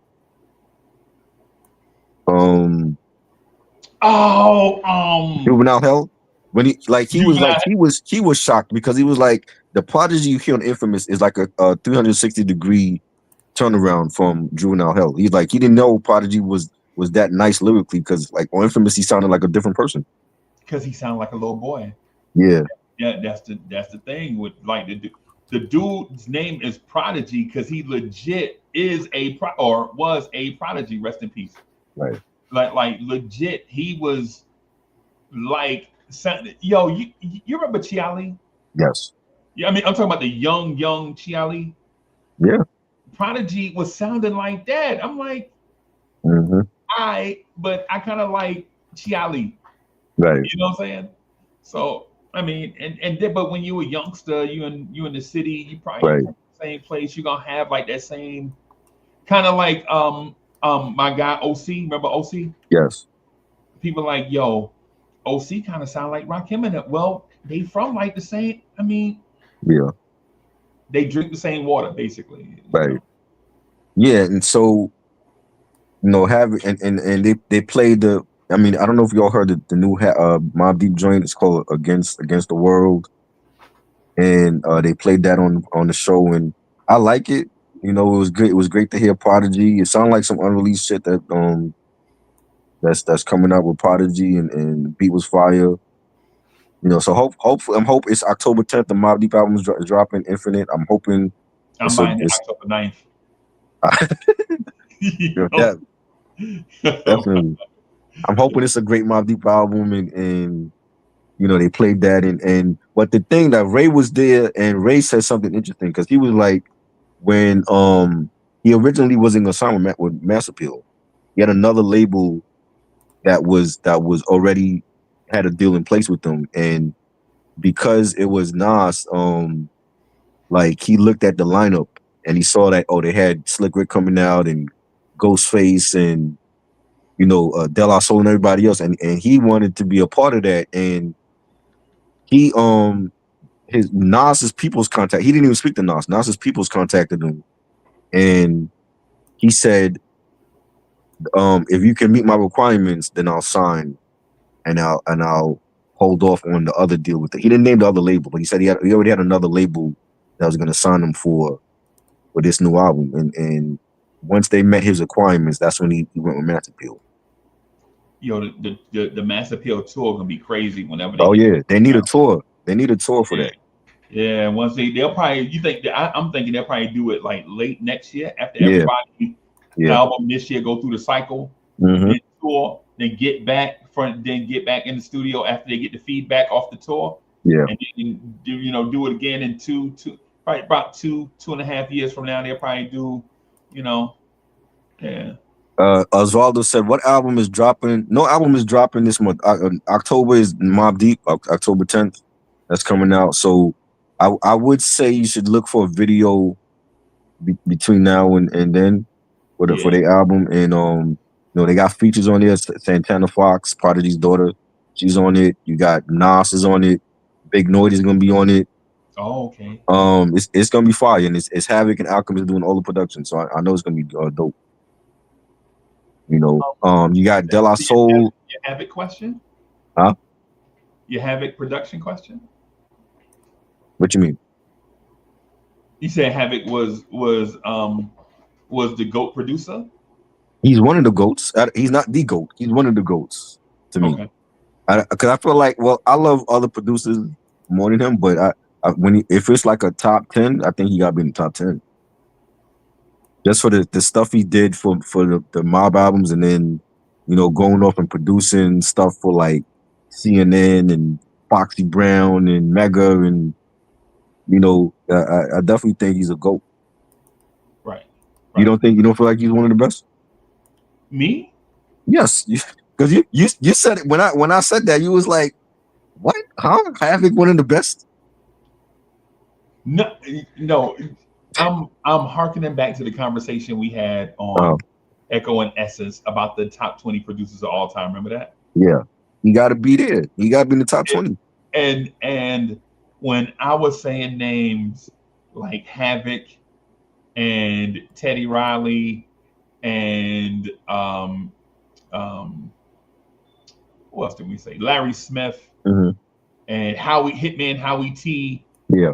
And I was saying names like that. And he was like, nah, man, there's no way he's better than 40. Havoc got to be top 20, man. To me, he's top 10, but he got to be in the 20. Havoc not better than Drake producer? Oh yeah, he is better than 40. Nova 40? What other stuff has Nova 40 done except for Drake? I did this. I never put 40 in the top 20. So if other people did that, that's on them. I never felt like he was that good. I wonder. I said High Tech, they laughed. High Tech should be there. High Tech should be there for sure. There's a lot of great. I don't want to say there's a lot of great producers. Somebody said Hit Boy is better than Havoc, right? Who? I ain't gonna say no names. Who better than Havoc? Hit Boy.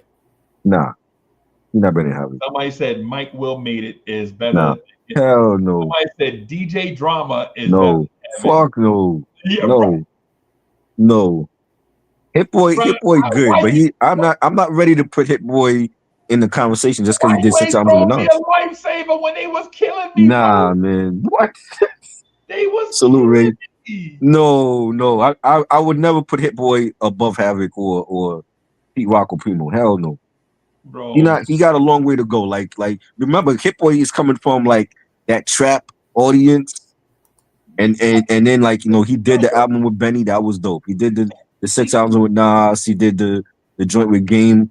But I'm not ready to put Hit Boy in top 10 or top 20 yet. he's a great producer, bro. He Right, he but okay. remember when we did the top five, Mhm. when we got to the top five, and I didn't say Jay Dilla. Remember, the conversation tilted away from everybody because I think people wanted to put Jay Dilla in the top five over. No, Um, no. yeah, man, I'm not Dilla to me, Dead and Gone is still better than Hit Boy. bro. They had Jay Dilla over Manny Fresh. Now listen, I understand. Uh, I I I that, I like Manny Fresh. I wasn't up on Manny Fresh until like Carter 1. You know what I'm saying? Like when he did Go DJ for Wayne, like I love that song. Like Manny is dope. I just even with Manny, I'm not gonna put Manny over Dilla. I think Dilla was better.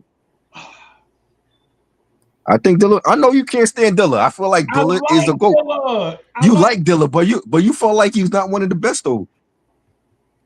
Well, describe best. Best is Okay. top 5, top 10, top 20. Yes, he's top 5. He's top 5 easily or top 10. No. I'm saying, in your opinion, what is the cutoff for best? Is it top 20? Like, if you're a top 20 producer of all time, you're because top 20 is like the goats of goats, and then you got honorable mention after that.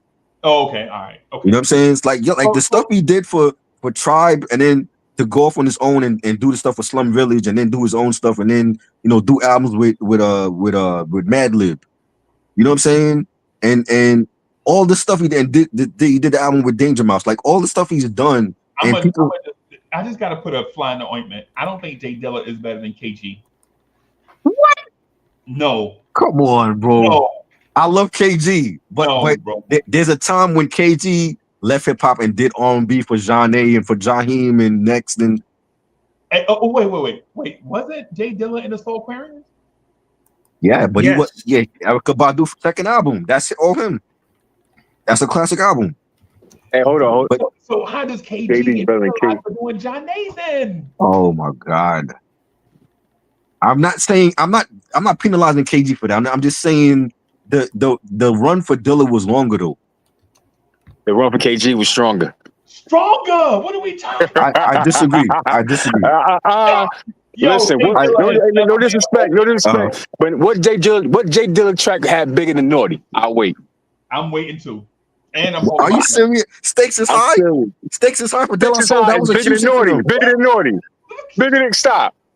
I'm not saying. Are we gonna compare Naughty Sister De La Soul hits? I don't know. I ain't gonna lie. I don't know how we comparing Jay Dilla to KG anyway. I don't know. But if you do, I'm not going with K because of Jersey bias. I'm not going by that, even though I'm going to automatically be accused of that. But I say this. Listen, that's why I said stronger. You said longer. I say stronger. Right. Real talk. No disrespect, but in the nostalgia era that we're living in right now, what's more recognized and more celebrated? Longevity. No, it's called Naughty. It's called Naughty. You know what I mean? Right. By nature. You know what I mean? Mm-hmm. KG, mind you, KG ain't just do production for Naughty. He did it for Biggie. Right. He did it for Jaheim. Right. He did it for Next. And they blew up because of him. They wasn't artists that he just produced. They already had a wave. Like Biggie already had a wave by the time KG produced for Life After Death. But it was KG sounds that created Next, that created Jaheim, that created Janae. You get what I'm saying? Right. That actually brought back careers when, you know what I mean? Like D Nice. Mm-hmm. Here we go. No time to flow. But I fuck with Jay Dilla. Don't get me wrong. I love Jay Dilla. Rest in peace, my dude. Rest in peace, my dude. Much respects to Tribe Called Quest. But real talk. Dilla also produced Common, Busta Rhymes, De La Soul, like Water for Chocolate. Again, what's bigger than Naughty? That's the question that can't be answered. What's bigger than Naughty? What I mean, if we go, are we going by hit records? That's why I said stronger. But like my Common. Stop. Running Come on, yo. Stop. By who? By what? She keep on passing me by? Running and Drop. Those are big hits. Bigger than Naughty? Bigger than Naughty, I'm saying. I didn't say they were big. I said bigger than Naughty. Nah, they ain't bigger than Naughty, bro.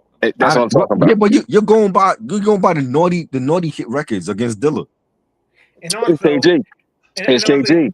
and also, It's if you look at Dilla, Nah. his innovative use of not using quantization, not using a metronome. I don't care how big that word is you use it. It's still bigger than Naughty. Oh man, I don't care how big the word you use. It's still not bigger than Naughty. wild. Yo, there's a reason why jazz musicians cite his influence. Yeah, Like Dilla's influence on the actual music making process. That's something that Dilla pioneered. As much as I respect KG's influence was totally tied to Known by Nature and Jeanne. Dilla went on to do much more various work, much more diverse work with Erykah Badu, right. with Janet Jackson. He did Beyonce. He did Beyonce. He did Beyonce. He did Michael. Come on. He did Michael. He did Michael. He did Big. Listen, you gotta understand. See, y'all just going by like y'all just going by like KG. Just y'all talk like KG just created OPP. No, I'm not saying that. No. I know that's not what y'all saying, but it's all right. It's like this. Jay Dilla, yeah, he's diverse, and y'all said longer. I didn't debate on longer. Right. I said stronger. You get what I'm saying? I said stronger. Again, Jay Dilla got some shit. Don't get me wrong. He got some shit. But KD has the shit. But that's still debatable when you say stronger. The stronger the discography. Listen, I check it out. Exactly. All right, look. First of all, Naughty had KG. I'm not going to say Naughty. I'm going to say KG. KG had an original production sound in the era he came out in. First of all, he came out with the era of the new 90s Tribe Called Questions, De La Souls. You know what I'm saying? The Pete Rocks and CL Smooth. All niggas that was crushing shit in the fucking early 90s. You get what I'm saying? The list goes on. Even KRS and Kane and all of them niggas was still around when they dropped. You get what I'm saying? Again, these niggas came through with a fucking unique sound that's still strong, that we still celebrate. Put the energy right now of a crowd for a KG classic. Of course, even if it's just so, if it's about Naughty and a Jay Dilla person, and a Jay Dilla with a Jay Dilla, Jay Dilla production with an artist like a Tribe or whoever. I don't care if it's Common. I don't care who. Again, listen, the impact. Listen. Hold. Listen, the impact. I don't see impact is stronger. I don't care. Listen, I don't care if I was from California. I still say I still go by the impact. That's why I said stronger. You know what I'm saying? How do you define impact? How do you define impact? All right. Well, let's start. I'm glad you asked. Let's start right there. First of all, let's yeah. Nah, he asked me the right questions. Let's start from number one. One, they changed the trend of hip hop. They want to influence more rugged shit, more rugged sound, more rugged look, more rugged feel. They influence that. And you know what I'm saying? That's first and foremost. All right. Second of all, I don't even want to get into, like I said, I'm just gonna keep it KG. I'm not even gonna get in the trench. I'm just gonna keep it KG. Right? Next thing you know, who getting production either by KG or similar to KG sound? Everybody. For everybody that was in the dust, who bringing them back in the early 90s? KG. Oh, not to mention, I'm not including Latifah. I'm not even including that. I'm not even including shit he did for Run DMC. I'm not even, you get what I'm saying? My for the youngsters. What's the name? The youngsters, influencing the youngsters. Everybody dancing, everybody moving like that. You get what I'm saying? Right. And let's not forget, again, all KG, he didn't like just dump hip hop in the garbage when he started doing R&B. He just evolved. You know what I'm saying? Right. He already. It's hard to top classic. It's nigga Nasser for the rest of his life. He'll struggle if he ever tried to compete with Illmatic or It Was Written. Right. You know what I'm saying? Same with KG. For KG to try to top that fucking 90, that OPP and 1993 era. Right. is something. It's a whole other monster you got to create. You get what I'm saying? That it might take another lifetime. You get what I'm saying? It might take another lifetime when it comes to that level of production. Not to mention again, the way spread it into the other names, like a motherfucking Biggie. It brought back a lot of people. Their styles. You gotta say the transitions, bro. The transitions. For which one? No, bro. The group name is the Transitions. Oh! You talking about from New Style? Huh? Talking about from New Style? No, the Transitions. I'm talking about the group that Michael Bivins put together. Boys and Men. Bro, or ABC. Not they from different places, like all of them from different places. Like I think they came out in 2000 or something, but they super smooth. Hey, I don't know. If you want real R&B, they came out at the same time as like Life Jennings and it's about Rough Ends. No, the Transitions. Who the hell is that? That's the name of the group. I don't know them. I'm trying to put y'all on the bro. I promise. They trying to hear that. They trying to hear like a 50s group. Bro, I'm telling you, once you hear, hey, try look. Like, hold on, transition. Once they listen to the Transitions, they're gonna be like, "Yo, where Uncle Freezy at, man? I just need to tell him thank you." And that was a group that came out in 2000. Yep. I don't remember that. That sounds like a 50s doo-wop group. Yeah. Bro, I promise you, bro. Once you hear them, because this is KG produced now. Once you hear them, you gonna be like, "Yo, how I ain't hear these dudes, bro?" It's because KG was producing he was revived. He was like an ER unit, bro. He was resuscitating everybody. Yo, he was killing them. Not to mention Rough Ends, Coffee Brown, and like I said, his sound. He had when it came to K, he worked more people that his sound influenced opposed to. They influenced by the sound to reach out to him to work with him, like a Beyonce and all them. Of course, Aaliyah. Let's not forget Aaliyah. Come on. Yes, let's not forget Aaliyah. Production. He did. Production. Listen, the black listen. I'm gonna be honest. I can't find the footage. But I did have a footage in the studio on the wall. I can't find it, but I have it. I can't find it, but I have it. Real shit. I can't even front. Come on, you know what I mean? No, not the song. I'm talking about the one time I was at the studio, I video. I just recorded me walking in the hallway of the plaques of the plaques that he had, and one of them were Aaliyah, and that's how I know. Not him. I know from being there. I'm gonna be honest. If I wasn't at the studio and seen those platinum records, I wouldn't known half the names he produced for, because y'all know, even though he let his work speak for, so he's not much of a talker, and he he don't really do. If you think about it, he was the most low key person out the group, just like how Biggs was out of Rockefeller. That's what KG was. Ignored it. He's more low key. Right. You know what I mean? He let everything speak. But nah, bro. Like I said, I feel y'all on Jay Dilla. You know what I'm saying? Again, I fucks with Jay Dilla. Don't get me wrong. I fucks with Jay Dilla, but when it comes to KG, you gotta be another animal. Yeah, you know what I'm saying? You want to talk about being a different animal? Like, has there been another producer that actually made top quality beats from his deathbed, which manifested into donuts? Yep. Can't compare that because he's alive. Can't compare that to K because K alive.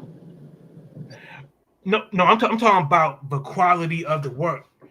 Like the man's work has been cited. No, I get it, but I'm saying the strongest impact than than KG, absolutely not. I disagree. So, I think Dilla had a bigger impact. Ow! Yo, okay, I'm glad you said that. So during Jay Dilla's lifetime, have you heard of Soulquarians? Yeah. No. A collective. That's worse than transitions, man. Soulquarians. No, they was fire. At least we heard of Soulquarians. I ain't never heard of them. You never heard of Soulquarians? Yeah, nah. I might, and I might have heard their music, but I don't remember. like you know what I'm saying from the name, honestly. See, but So but Aquarius is a collective. It was similar to native tongue. But yeah, that's what I was gonna say. See, the difference between the Soulquarians and the transitions is the transitions were nobodies that got production and they became famous, where the Soulquarians were already famous, but Jay Dilla was so great they dropped what they was doing with other people to come rock with Jay Dilla. Uh-huh. Right? Nobody's saying that Jay Dilla ain't great. We're arguing like, is he between number 4 and number 14? We're not saying that he is Yes. honorable mention. He Right? easily should be top 20. Yeah, that's what I'm saying. He between 4 and 14. I'm not saying that the guy doesn't deserve credit for all the work because he's fantastic, bro. He's fantastic. The only thing That is not what you said. You felt like he wasn't a GOAT. You said you felt like Hit Boy is better than Dilla. No, I didn't say that. I'm saying I got Hit argued. Boy ain't better than Havoc either, by the way. I just want to put that out there. Hit Boy ain't better than Havoc either. Hell no. Right, I don't give a fuck if that nigga spent the night in a pissy accent in Queensbridge. That nigga ain't gonna be better than Havoc ever. Nah. I'm saying when it comes to Jay Dilla, people want to push him closer to the number 1 spot. Like they ease him up. Like they be wanting to say, yeah, he better than Pete Rock. He better than Primo. You don't think he should be there? You don't think he should be closer to 1? He better than Kanye. Nah, he did some shit though. That's what I'm saying. He did some better shit. Than Kanye. That's not what I'm saying. No. He did some shit. Is he is somewhere between 4 and 14. I'm not saying that he's 15 through infinity. He could easily be. I would put him over Kanye right now. Damn. Kanye not even doing his own production no more. Man, oh man. You know what I'm saying? Like there was a point when Kanye, Kanye was, bro. That's not fair because you saying like Jay Dilla out here making new music.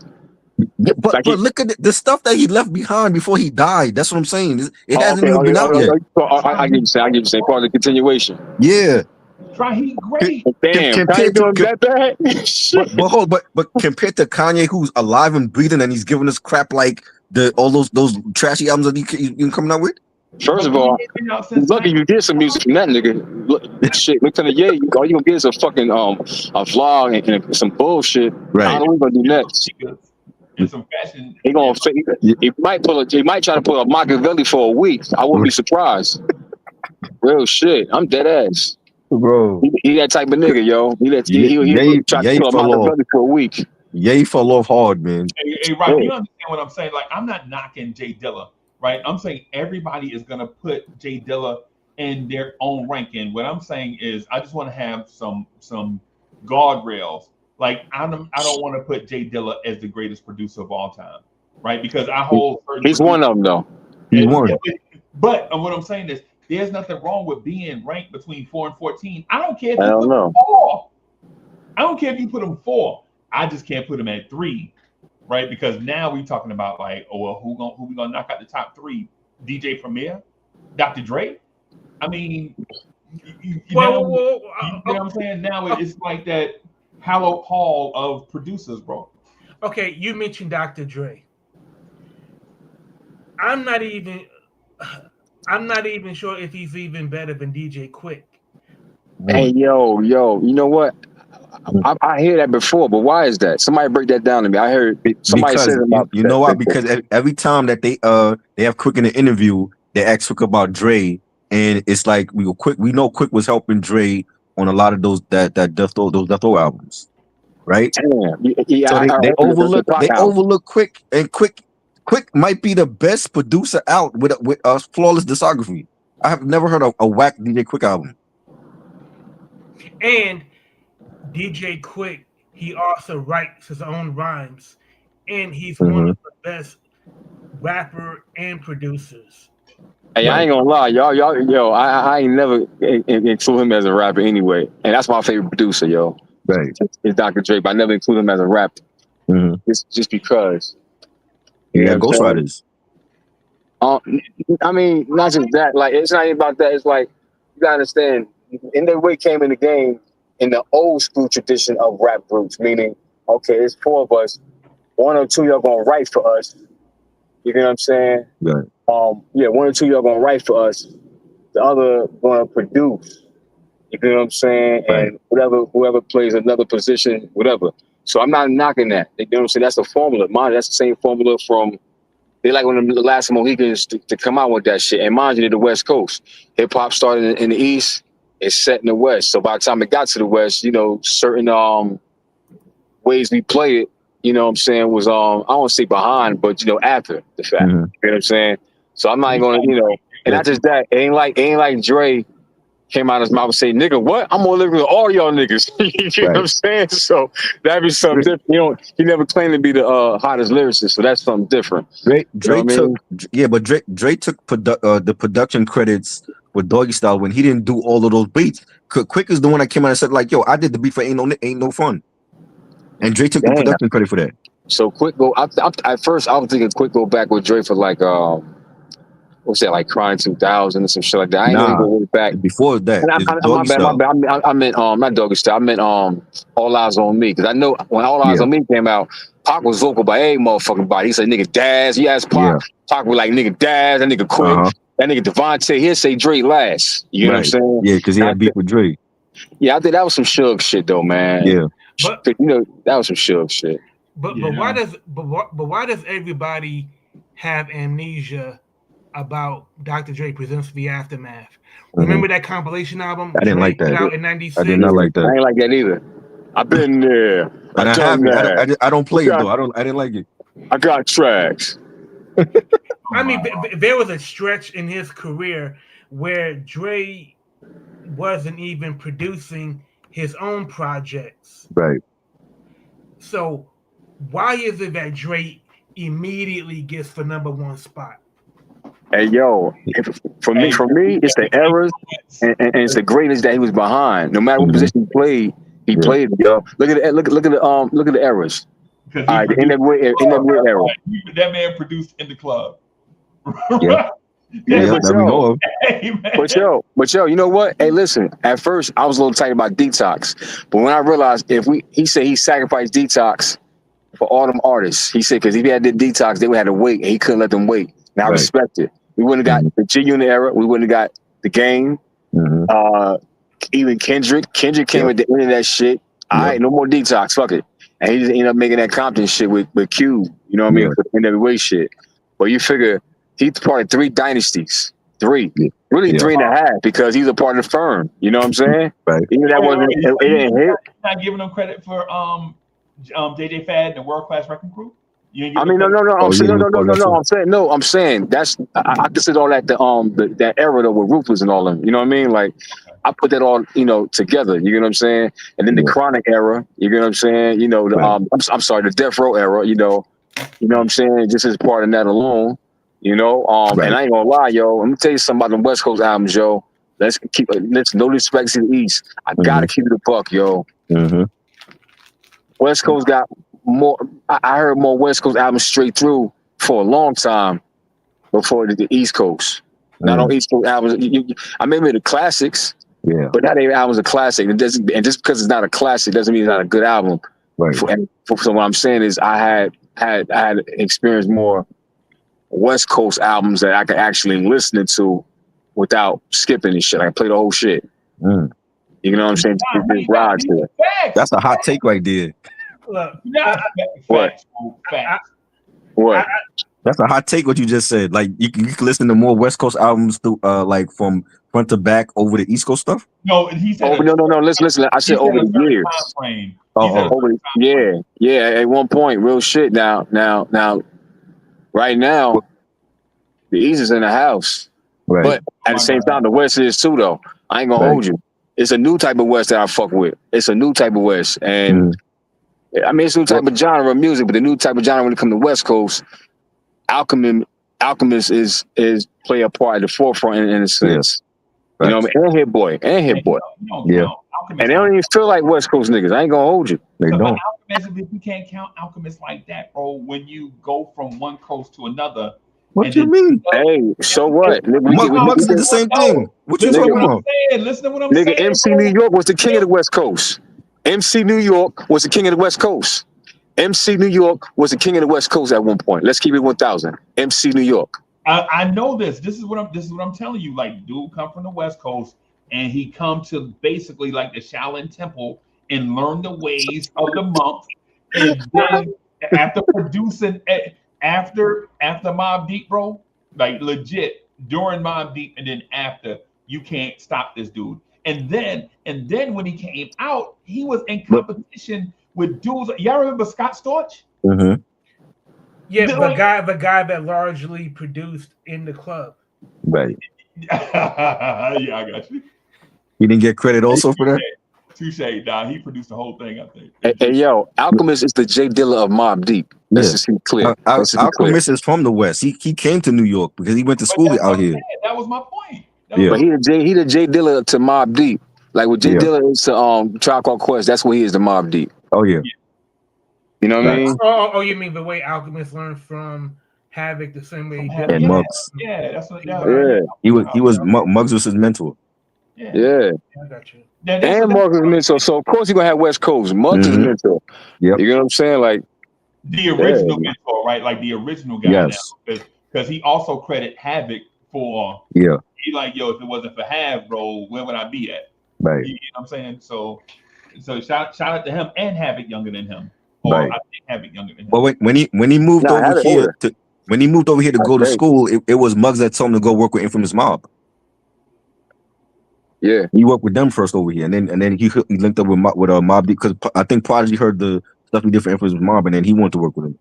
So my 20 Gambino them niggas, right? Yeah. Yeah.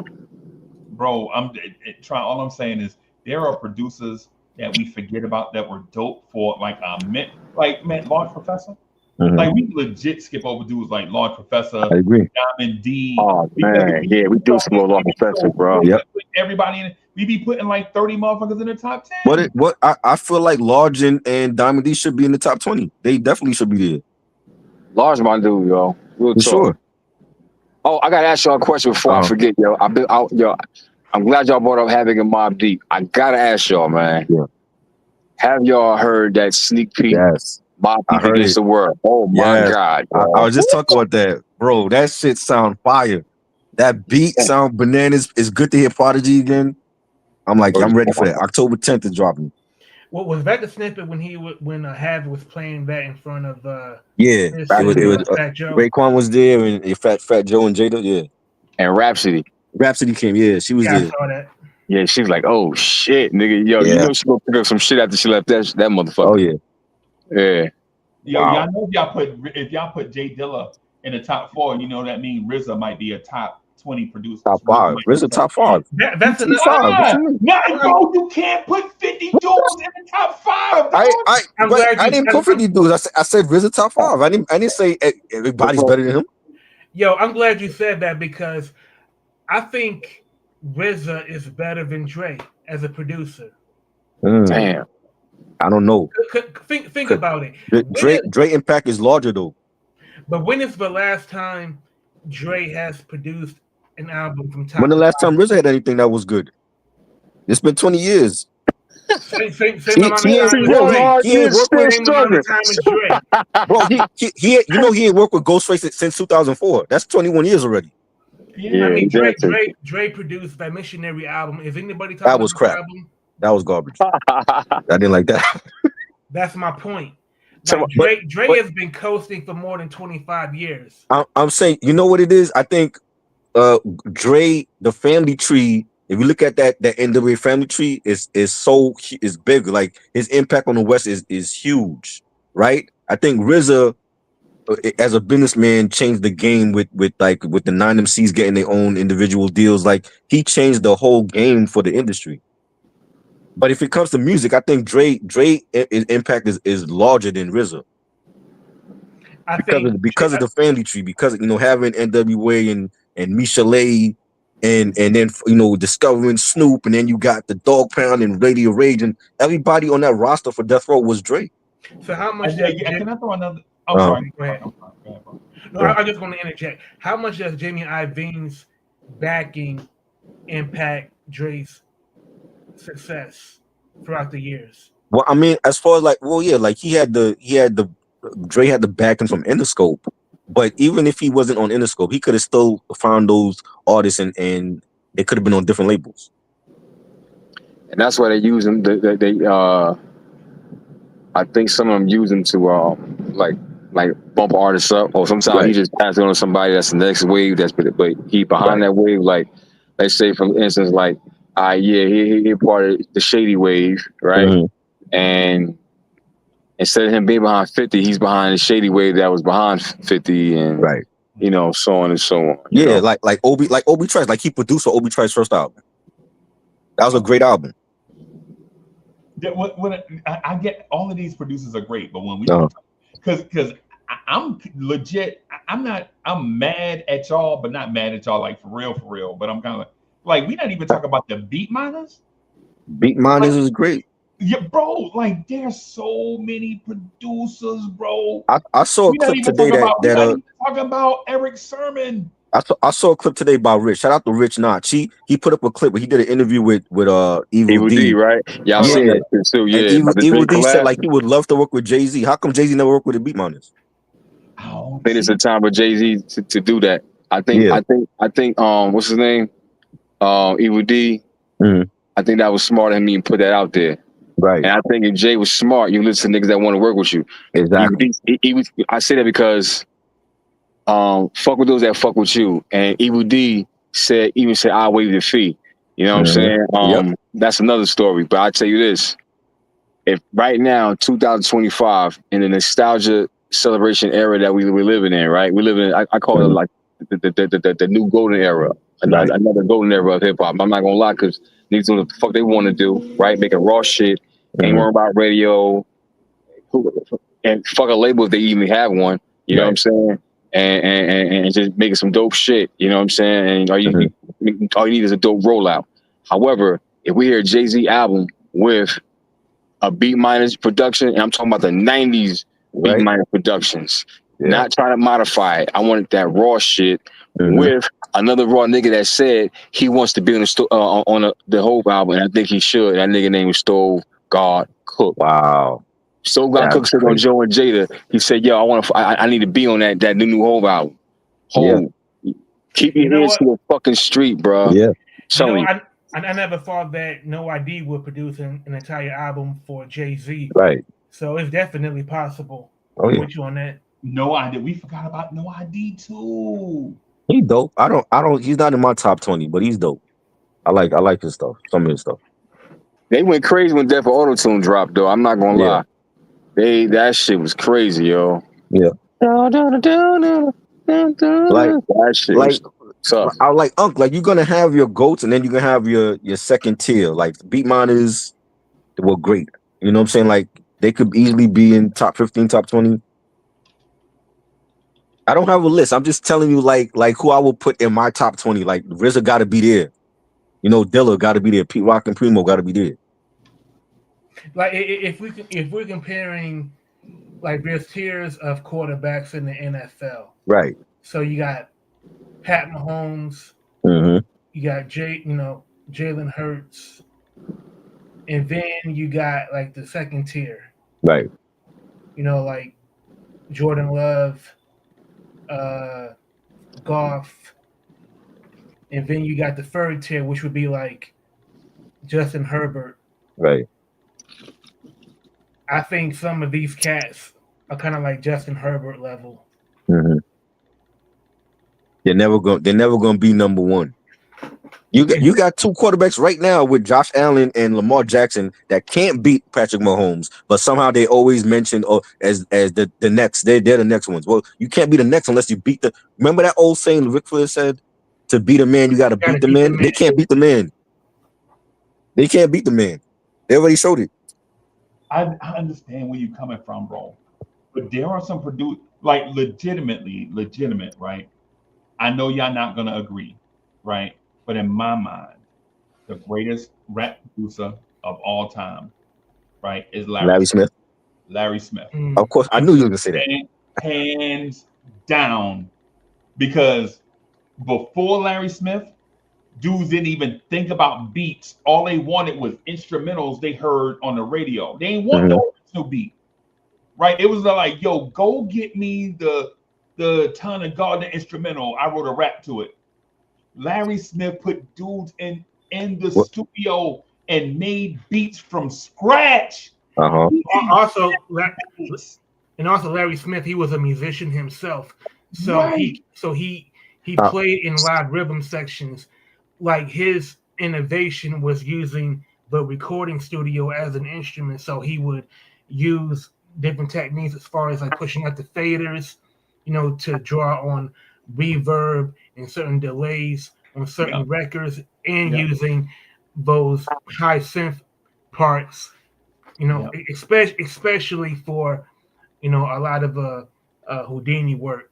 is his impact as huge as a Marley Marl or Teddy Riley though? Nah, they ain't even close. No, no, it's not. Yo, in my mind, we not even talking about the same thing, bro. We talking about a dude that created an art form versus those dudes that took an art form and mastered it. Teddy Riley created his own sound. Right, but here's the thing, though. Here's the thing with Teddy Riley, right? Teddy Riley legitimately started creating beats from scratch and using samples and such, just like everybody after Larry Smith. What I'm saying is, before Larry Smith, people would take a chic record, flip it over to the instrumental side, Mhm. and rap on it. Right. And that was a rap song. Larry Smith legitimately played the instruments in studio because he knew how he wanted rap music to sound in the studio, in the car, on the radio, in the club. He knew how he wanted his record to sound in these different places. Before that, all you got was grainy secondhand reproduction of an original artwork that was already a hit, right? You were going to make a hit because you took a hit and then rapped on it, so you Right. was going to get a hit, right? Larry Smith legit, like the beat to Sucker MCs, bro. Mhm. The beat to Sucker, the legit, the dude went in and was like, I want this to knock in the car. Right. But also at that time, a lot of music was played on boom boxes. So the studio technology made it possible for the kick and the snare to have such a bombastic sound, Yeah, especially for those large boom boxes when you crank them up. That was you hear pretty it. You much. hear what he's saying, right? You hear him, right? Right. Mhm. You hear what Rock? You hear what he's saying, right? Yeah. I was saying. This is what I'm saying. He absolutely So right. Like legit. Your Casey and the Sunshine Band ain't meant to be played on your JVC boom box that you're walking down the street with. right.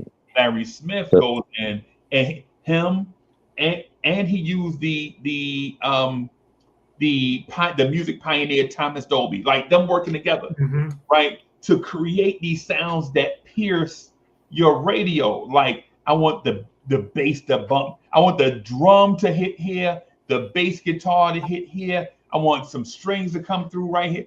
Rappers wasn't thinking about that, bro. They was just like, yo, get me that song from the Trance, turn it over, Disco Inferno. I'm just gonna rap to the instrumental of Disco Inferno. Larry Smith created the whole boom bap. We didn't even know what a boom bap was until Larry Smith created this thing. Now, did Jay Dilla master it? Absolutely. Absolutely. Jay Dilla took the stuff that Larry Smith laid out, the stuff that Marley Marl laid out, right? The stuff that Hitman Howie T laid out, right? And mastered it to a point where he is on the same footing with you guys. But to say that he is better than those, I just, I heard One Love for the first time when it came on the radio, bro. no. Right? I legit might have been like 13 years old when I heard One Love by Houdini when it came on the radio for the first time. Right. Right?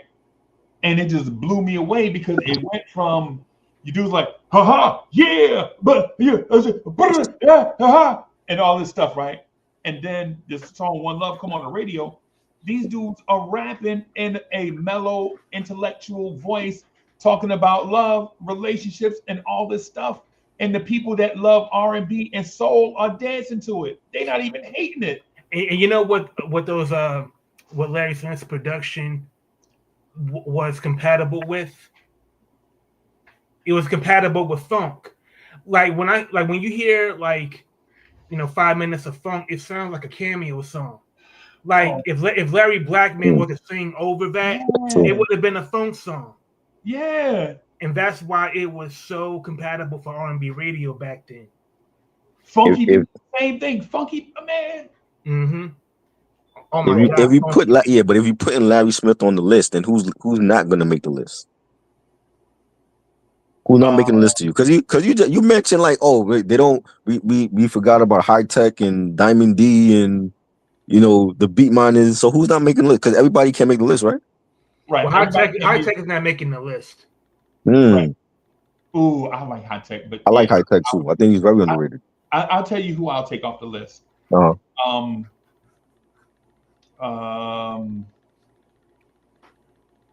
take KRS-One off the list. KRS-One? I don't think as a producer? I don't think he's a top 25 rap producer. And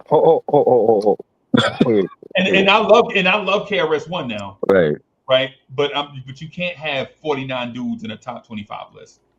If Chris is 26, that's an honor in my mind. Right.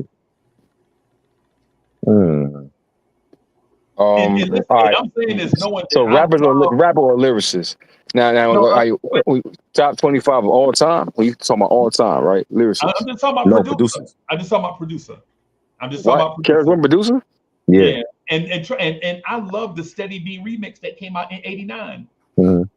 Right, I remember when it dropped on Yo MTV Raps, the Steady B I'm Serious, the I'm Serious remix produced by KRS-One. I loved it, bro. I know he a great producer, bro. But you can't put like 99 dudes in a list of 25 people, bro. Somebody got to get bumped. Yeah, that's what I was trying to tell you. Like everybody can't make it. I mean, KRS-One wasn't even a top 10 producer in his prime. I don't know. I mean, think about it. Was KRS-One's production better than the Bomb Squad back then?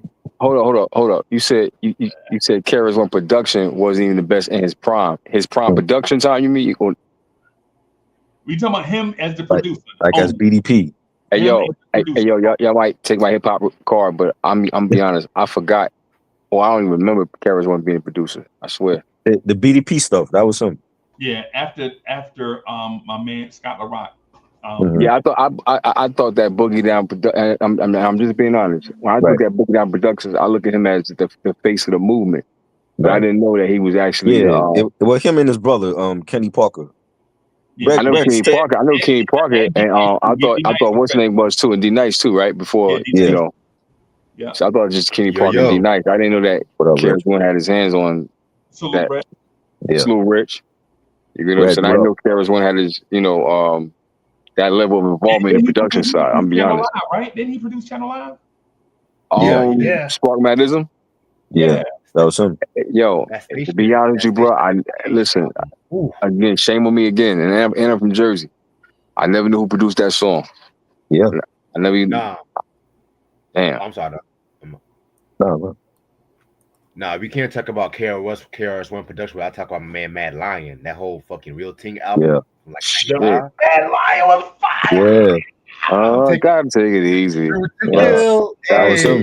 Easy. The whole joint. Take the whole joint. Oh my God, nigga.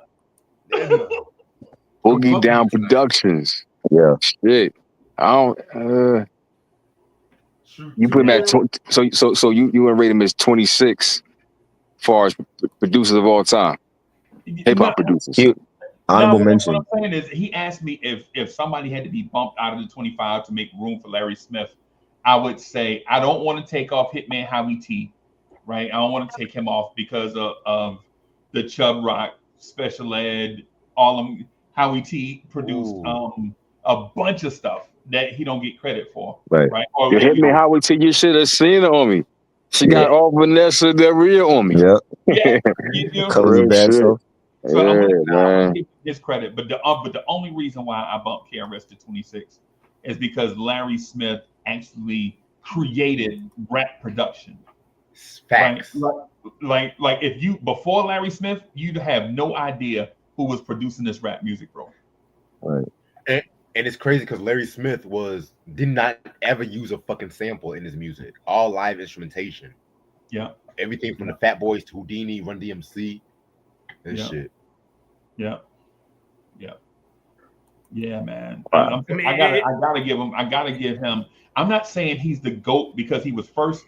I'm saying that he should be in the GOAT conversation because if we're talking about a producer that innovated and impacted multiple groups for an extended amount of time, then he fits that criteria, is what I'm saying. Right.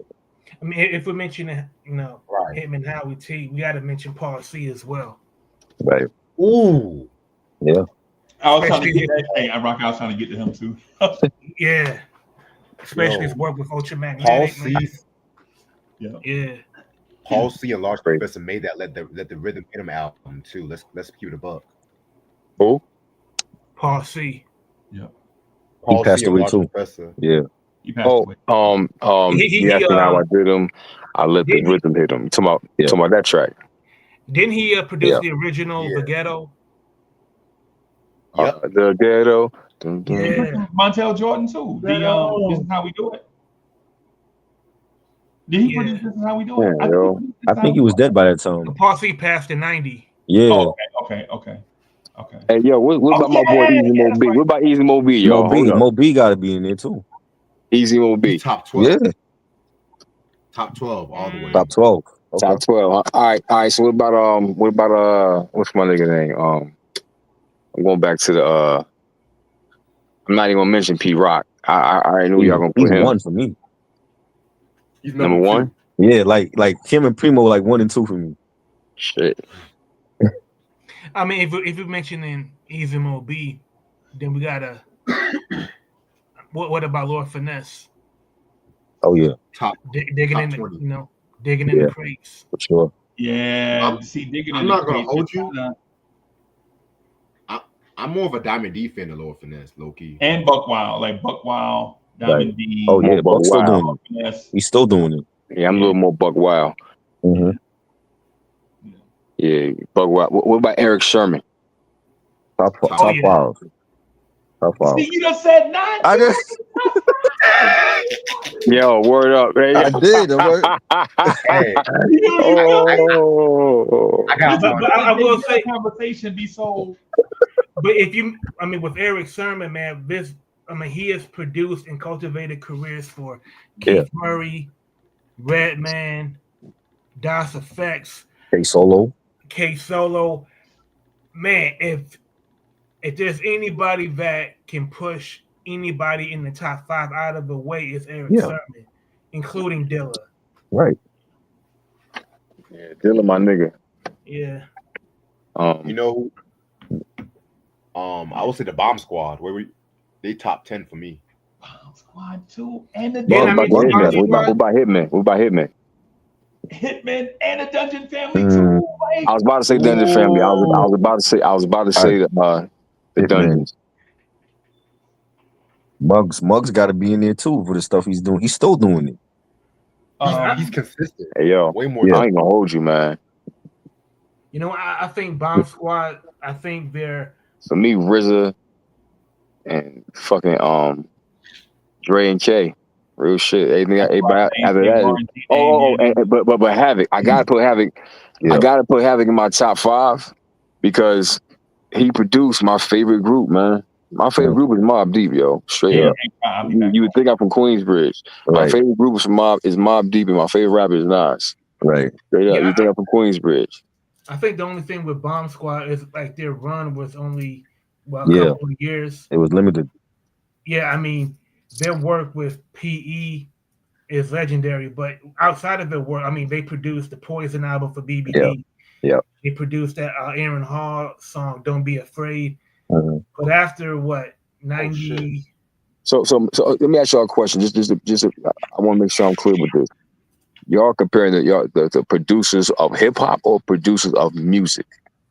Hip hop. Hip hop. All right, because back to that J Dilla KG thing. Mm-hmm. Hip hop, even hip hop, you got a stronger impact. But when it comes to music, it's without a doubt. You know what I'm saying? Right. And I would put, but I'm not gonna lie, because Jay Dilla is diverse. I gotta put him in his music too, not just hip hop. Right. You get what I'm Yo, saying? He's definitely like I said, Alchemist is to Mobb Deep what Jay Dilla is to the Tribe. And Yeah. we all know, man. If you know about Q-Tip, you know Hmm. when it comes to production, that nigga is a babysitter. Yeah. You get what I'm saying? Like he don't play. You Right. know what I mean? So for a nigga like Q-Tip to be like, yo, all right, we but won't fuck with you. but before Jay Dilla even was introduced to Q-Tip, there was a guy named Amp Fiddler that helped Dilla evolve into the phenomenon that he was before he ever met Jay Dilla. If you never heard of Amp Fiddler, look up his work with P Funk. Mm. Mm. Right. Yeah, That's dope. there was a period in Jay Dilla's life before he even made it big where he did a lot of work locally. Right. Mhm. That when people talk about his life story, they don't even talk about his work locally for D12, for Royce, for 5L of the group that Proof was in, and that was Right, before he right. even met Ba'uma. I get your point, Ray, about KG. No, Naughty's work from '91 to '95 is absolutely monstrous. Hmm. KG, he had the hits with Naughty, had the hits with Jeanne. He That's owned an era. He owned an era. That's another thing too. That's why I say strong impact. When a producer owns an era, Yeah. they say Exactly. at the end of you gotta respect the Legends Doc Part 3. Shout out to Ray Gutter and Bar Talk and all of them. They from Newark, right? Right. At the end he said, yo man, KG owned an era. He owned an era. He owned eras. 91, 92, 93, 94. And that's just the Naughty era. Right. The Right. R&B era, was a whole other, that Hmm. started in 2000s, maybe late 90s. Right. Actually, my bad. It started with the 90s with Jeanne, but then it went to the next level, like, Yeah. late 90s, Hmm. 2000s, shit like that. But when you own an era, you get what I'm saying? Like, think about the most influential anything in an era. That Right. defines impact. That alone defines impact. Also impact can be had posthumously as well. Like I've gone No, to. no, no, no, no. I'm not saying J Dill has an impact, but I'm saying when you dissect the details of the levels, KG. That's what I'm getting at.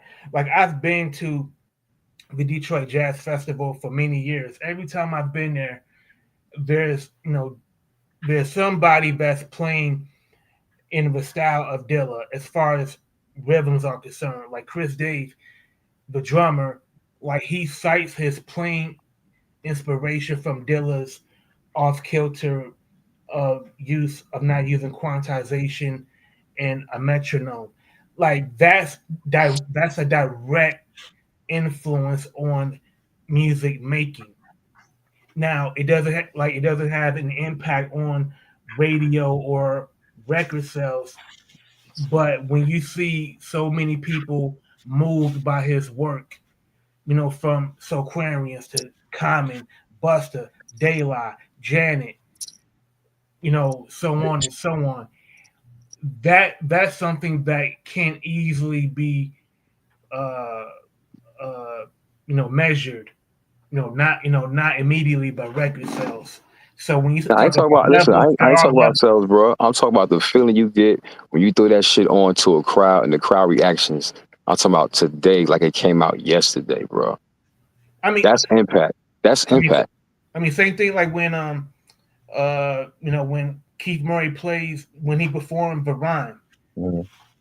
They I've seen Keith Murray in concert where he'll do half the song over the original production by Eric Sermon and then perform over the remix done by Dilla, Right. and they sing it word for word. No, hey, listen. And check it out. Let me ask you one question. Mm-hmm. What raw hip hop song is bigger than a hip hop song that's giving props to hip hop? Hmm. And what song has a stronger impact than that? Say that again. What song has a stronger impact than Hip Hop Hooray? A song that's simply about giving props to hip hop. You People forget the concept of that. They just realize it's just I mean, are that you song. Lover by Common? No, listen what I'm saying. That song, they're giving props to the rappers in the game at that era. Real shit. They basically pay homage to the era that they were birthed in. Straight up. I mean, but there's a flip side to it, because just as Naughty by Nature paid tribute to hip hop, dilla also love hip hop enough to also be What's bigger critical. than that though, bro? Nothing. That's my point. Like, stakes is high. Stakes is high ain't bigger than Hip Hop Parade. Stop. Stop. Stakes is High was a huge song for Stakes is Daylight high. though. That was a It wasn't high enough. Stop. No. Come on, man. But you said The Naughty nasty paid. nigga, the nasty trashy whore. I be happy. That's happy to be nappy. Come on, man. But you Hey, said listen. but you said pay tribute to hip hop. Yeah. No, I know. What I'm saying is, On the I'm not saying I'm trying to. I just said that verse because I said it's not high enough. Stakes is high is not bigger than Hip Hop Parade, bro. Stop it. No. But on the flip side, if you going to pay tribute, I don't care what side you flip it on. It's not bigger. It doesn't have a bigger impact. How do you measure Bruh. bigger impact then? Bruh. Stop. We're not talking about sales, bro. Listen what I'm saying. What are we talking about? Put right now we have a huge crowd, a stadium, right? It's a hip hop crowd from our era. You put on hip hop where you put on Stakes is High. I'll wait. Come on, man. Stop. Yeah, but that's Stop. also debatable though, because there's fans it's not. listen. No, But wait, it's not. there's fans that love Stakes is High more than Hip Hop Parade. No. Listen, that's what I'm saying. When you listen, a more percentage of the world fuck with Hip Hop Parade more than Stakes is High, bro. I don't know what planet y'all talking about. I feel what you're talking about. Planet Earth? On planet Earth? Let me ask Stakes you is High is not bigger than Hip Hop Parade, bro. I don't care what. Let's you talk about another planet. No, It's not bigger than Hip Hop Parade. I understand. I agree with what you're saying. I'm just saying that it's debatable because there's fans that hold Dilla at a higher level than KG. You're not see. Look, I get hip hop wise. You know what I'm saying? And that's like, here's the thing, it's hip hop wise. But again, you say longer, I say stronger. Again, there's nothing he got bigger than a shit. That's what I'm saying. That's what I'm saying. Listen, that's what I'm saying. Like, he's big, bro, but he still ain't got nothing that tops the impact of what was accomplished by KG, yo. Cut it out. So let me ask you a question. Let me ask you a question. Okay, when Dave spits when he spits his first verse from Stakes is High, do people sing that word for word? Yo, bro, I didn't say they didn't. Bro, you're not hearing me. The shit is big, but as far as that shit, bro, that shit no higher number 2. If that, I'm not gonna say. No, I'm not gonna compare the other song. We talk about this, bro. Listen, y'all can hang it up, bro. On that one, bro. That part I agree with, because there's like the casual rap fan. If they don't listen to rap, they know Hip Hop Parade. They know OPP. You know what I'm saying? If you're talking about like the NBA, like the white people at NBA Bro, don't try to commercialize it. The Stakes is High on a yoga commercial, right? I still wouldn't discredit it. You get what I'm saying? But Hip Hop Parade. But you're reaching though. You're reaching because you ain't getting. You're reaching because I'm telling the truth, bro. They listen. That's not bigger. Yo, like I said, yo, J&M is tough. Don't get me wrong. I'm telling you, that's the impact. I respect it. Yeah, but again, let's keep it a buck. First of all, Stakes is High alone. Stakes is High ain't bigger than Hip Hop Parade. No, even if it's just hip hop. No, right. Not at all. No. bro. When that comes Right. on, bro, everything shuts down, bro. You know what I'm saying? Right. That's just what it is. You know what I mean? Like you can Google that. You can Google that. What's think Yo, like? Come on, Yeah. we can make that a debate. Like people go around saying, "Oh, don't put on the Joe and Jada show." Yo, no, yo, I see Joe now.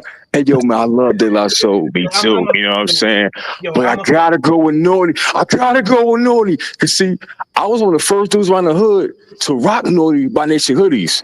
You get what I'm saying? I'm Right. telling you, bro. I'm yo, telling I'm you, a fuck bro. your head up. I'm a fuck your Try. head up You've right been Right. trying now. for the last half an hour, but I'm ready. I'm Go ahead. hearing y'all. I'm hearing y'all. Faces High has more quotables than Hip Hop Array, and I That's stand Stop, by it. debatable too.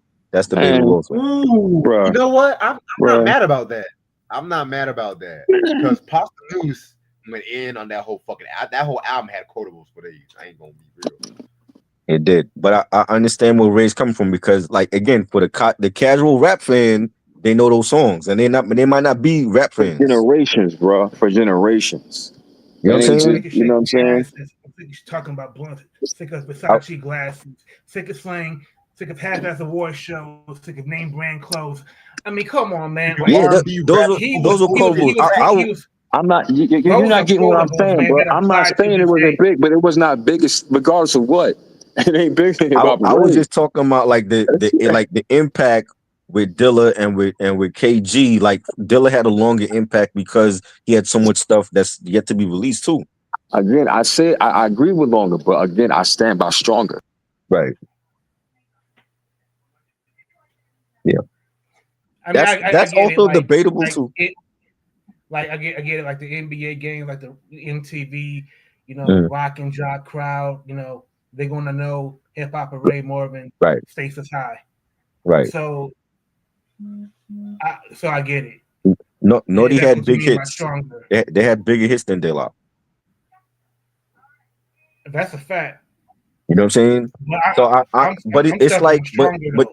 but then he had KG had a impact, but it was like it was limited again because like when the 2000s came, what was he doing? Like in the 2000s, you had Dilla that was doing shit for everybody. Erica Yeah. Badu and Bilal and his own stuff and Slum Village, and you know what I mean. Other than that next I mean, second album was let's. trash. I didn't like that next, and I actually told RL that, and he got mad at me. And Reg know what I'm talking about.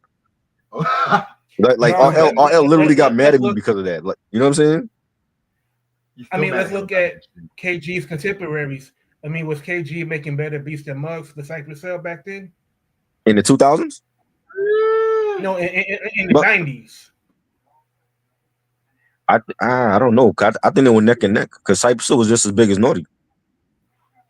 It's debatable too. You know what I'm saying? But see, Cypress Hill also had that Lollapalooza rock crowd too. You know what I'm saying? So Yeah. I feel like they were neck and neck. I'm just curious. Just You know what I mean? Whereas yeah. Dilla was popular then, but he wasn't as popular until like the 2000s. I think he got more popular as time went on. And also you gotta and also consider this. Dilla being from Detroit had a tougher path into the industry. And I'm talking about geography. Right. Like because KG was from, East Orange, he's Mhm. closer to New York City. He was able to get his sound to to his audience Right. before Jay Dilla ever could. Like it took years for Dilla to really, find that sweet spot, between his production for Far Side and Daylight, and then producing for Slum Village, Right. and then producing his own music. Right. Right. But yeah, I do agree. Like the Tretch KG had a strong impact on the game, but it was limited. Like after I would say after next second album Yeah. because I didn't hear from him after that. I wanted to before I forget. Mhm. Well, now I wish Ray was still here, He'll but be back. I sent the link. yo, I was last week. It was something that Young Thug said, but I've heard Oh yeah. echoed about similar rappers. Like, Mhm. I just wanted to know from y'all: is a rapper obligated to put other rappers on? Reg, Because what you that was think? his complaint about Andre 3000. Like, he never put on other Atlanta rappers. Reg, what you Like, think about that? Repeat the question. is a rapper obligated to put other rappers on? No, and I'm gonna say this because just because certain rappers do songs with one another and stuff like that, that does not mean he has to promote them shit unless they're affiliated in the same group, like maybe like Wu Tang, Mhm. maybe I'll even say like Dungeon Family and stuff like that. But if it's like a Meek Mill on a Drake situation, hell no. If it's in the same crew, You mean then like maybe. O'Malley? You mean like Like who? O'Malley Dream Chasers? Yeah, I mean you can say that. I mean, there's shit Like, like that too. I mean, like Meek Mill. Like, I've heard of Dream Chasers, but I never took the time to actually listen to them. Mhm. And to That's me, the only person from Dream Chasers that I was familiar with was O'Malley, and that was only because of that whack ass freestyle he did on Sway back in the day. I think I think EP and D set too high of a standard right. for Fact. rappers once they get on to try and put on other rappers. Right. But But even that's with who has Young Thug put on though? thank you. That part. Who has he put on? Because if it wasn't for Outkast, we wouldn't know who the Goody Mob was or Dungeon Family. So I don't understand where he's coming from with that. I mean, like, it's like Young Thug talks about himself like he needs like a big homie, to give him a hit or to put him under his wing. Like, you got like more than 10 years in the game. Like, you Exactly. shouldn't be complaining about any rapper not putting other rappers on. Isn't he locked up? I thought he was locked up. Nah, he's free. Oh, yeah, He's like free now. the naturally they put an artist on if they was affiliated with them or down with them. Like Nas before AZ was in the firm, Nas put AZ on Illmatic. We didn't hear about no super group back in '94. He Like, put him on because he was nice. does anybody remember Quan? Right. I Oh remember. my Yeah, god. Quan. You're right. Just a That's right. moment. Like, Oh, he was on Just a Moment and never heard from again. exactly. Whose fault is that? That's not Nas's fault. I heard he had some other shit going on and shit. Right. But at least he got to shine on a track with Nas. And and, Yep. and and I'm glad you said that because like it's like it's like a lose, well, not lose, but if for somebody like Nas, he hit with AZ, he hit with Cormega, Right. he hit with Nature. Yep. I'm not looking at Nas and thinking to myself like, damn, why did you screw up with Quan? Like, Quan was dope, but it wasn't Mhm. like, man, I can't wait to hear that Quan album Right. a year from now. Right. It wasn't like that. And I think Young Thug making that critique of Andre 3000 was unfair Exactly. because It's Andre 3000, he's an artist first. Like, he thinks about he's a creative first and foremost. Like, to me, I think that's too much of a burden for any artist to be like, you know what, man, you're not doing enough to put on for your people in your hood. It be the change that you want to be. Like, I agree with whoever said who has Young Thug put on. yeah, that was me. Young Thug has probably put more people in jail than he has Exactly. in the studio. Even Drake, like Drake have put out so many artists from Toronto, Daniel Caesar and That's true. Division and Magic Jordan and he carved out like a lane. I didn't even know R&B existed in Toronto. He carved out a lane for R&B artists to come out from that area. Don't forget Party Next Door too. Yeah, Party Next Door. Him and the Weeknd had a group together with Melanie Fiona before they got signed. Yeah. You know what I'm saying? So it's like he didn't have to do it, but he put his city on, like, yo, like, listen to these artists. It's not just about me. Even with I wish Ray was here, but Mm. I'll say this though. Naughty by Nature put on Rotten Rascals, Right, and Rascals, they yeah. had a dope album. Yep. And like Definitely. if Tretch had not done that, are we gonna look at Tretch and be like, man, Tretch is, he ain't do shit for his He hood. he He ain't for do the shit. community. I just saw Tretch in the new Redman video with Faith Evans, the Hood Oh Star yeah. joint. Oh my God, it's a dope song. I love that song. That shit hot. Yeah. You know what I'm saying? So Tretch is always represented for Jersey. And And even Redman, Trent, uh-huh. don't forget they put out that group Roddy Rascals. One day Right. affiliates with Naughty by Nature, and then that Milkbone rapper. Yeah. Mm-hmm. Yo, That's right. KG did the album for that. That's right. like Milkbone, like people like have run over Keep It a Real instrumental so much, they even forgot who Milkbone is. Yeah. For real. I remember hearing Big L over that freestyle. That beat. Well, I always thought that was a Big L song and shit like that until I heard Milkbone. Yeah. Yo, I was like when I saw the video for Milkbone when he was when he rhyming over it, and he was like it was in the snow. Yeah. And I felt like the song was so tame when he was rhyming over it. Right. Like to me that I could like Milkbone was decent, but Milkbone is probably like a Jeopardy question. He didn't get promoted enough though on the label he was on. You know, because the album was fire. Like even the remix, he had the Keep It Real remix that was fire. Yeah. But he didn't get promoted. A lot of those artists back then didn't get promoted. They were on the wrong label. Like Mike Geronimo was on a shitty label. Milkbone was on a shitty label. You know, but he definitely had talent. Yeah, Mike Geronimo is another one. Like, yeah, I actually like the first album for what it is. Like, I mean, it was nothing lyrically mind blowing, but like, here's this cat from Queens, right? And he kind of has like he's definitely street, but he's not ignorant, right? Like that's what I quickly took notice of. Facts. But Master IC, that was my joint.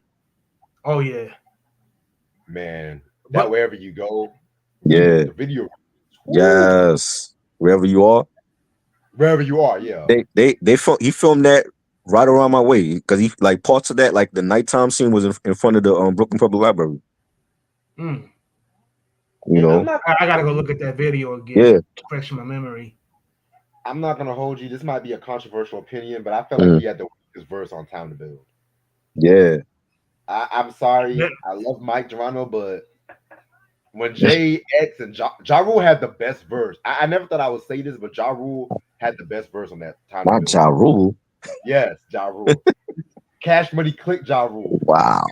Yeah. My personal favorite Ja Rule when he was raw and gutter and all that. Right. Not that ecstasy lit in Earth Gotti Ja Rule. Yo. Oh yeah, I think when he was with the Cash Money Click, he was rhyming more like a serious rapper in a cipher, for lack of a better term. Like I always felt like he was on the street corner rhyming with his niggas.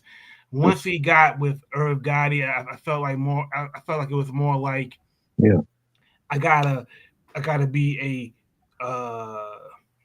I gotta be a ladies' man. I gotta be thugged out. I gotta shave my head. I gotta pretty much play the Tupac role. And he sold records. I mean, like I at that time, man, I felt like there were so many Tupac knockoffs. But at that time, I felt like at least with Ja Rule, he kind of has his own sound. Yeah. The worst offender to me back then was Lil Zane. Oh God. He's the one that said he wrote for Pac. I'm like, what? Ho. Nah, he ain't say that. Please. Yes, he did. He said, bro, there's an interview that he said he wrote for Pac. He wrote for Pac or wrote to Pac? Like he wrote for Pac. That's what he said in the interview. He must have had the ecstasy Irv Gotti. I think he meant he wrote a letter to Pac. I don't think he actually meant he wrote. He wrote a letter to Pac? Oh man. Oh my god, yo, That's Lil right. That's Zane. man. I don't know how he let him get away with that shit. Right. Yo, Lil Zane. He he thought he totally. was pop. Yo, he listened to ambitious. He listened to ambitious as a writer a Yeah. 1,000 times and built an entire career off of it. I mean, even down to the ad libs. Yeah. Who? Zane? Little Zane. Yeah. Yo, have you what's that song with 112? Anytime. Oh, I know what you're talking about. I know what you're talking about. Oh, I remember Anytime. that. If I'm a thug, niggas, Yo, who would do? yo, like celebrity. Like I never heard the word celebrity Hennessy and enemy said that many times since his death. I said, Hennessy, then this is giving me. Yeah. I felt like, swear to God, I felt like Lil Zane like found like the masters to some unreleased Tupac music and said like nobody's gonna like I can just listen to this over and over again and nobody would be none the wiser. Right. I'd rather fuck with Gorilla Black.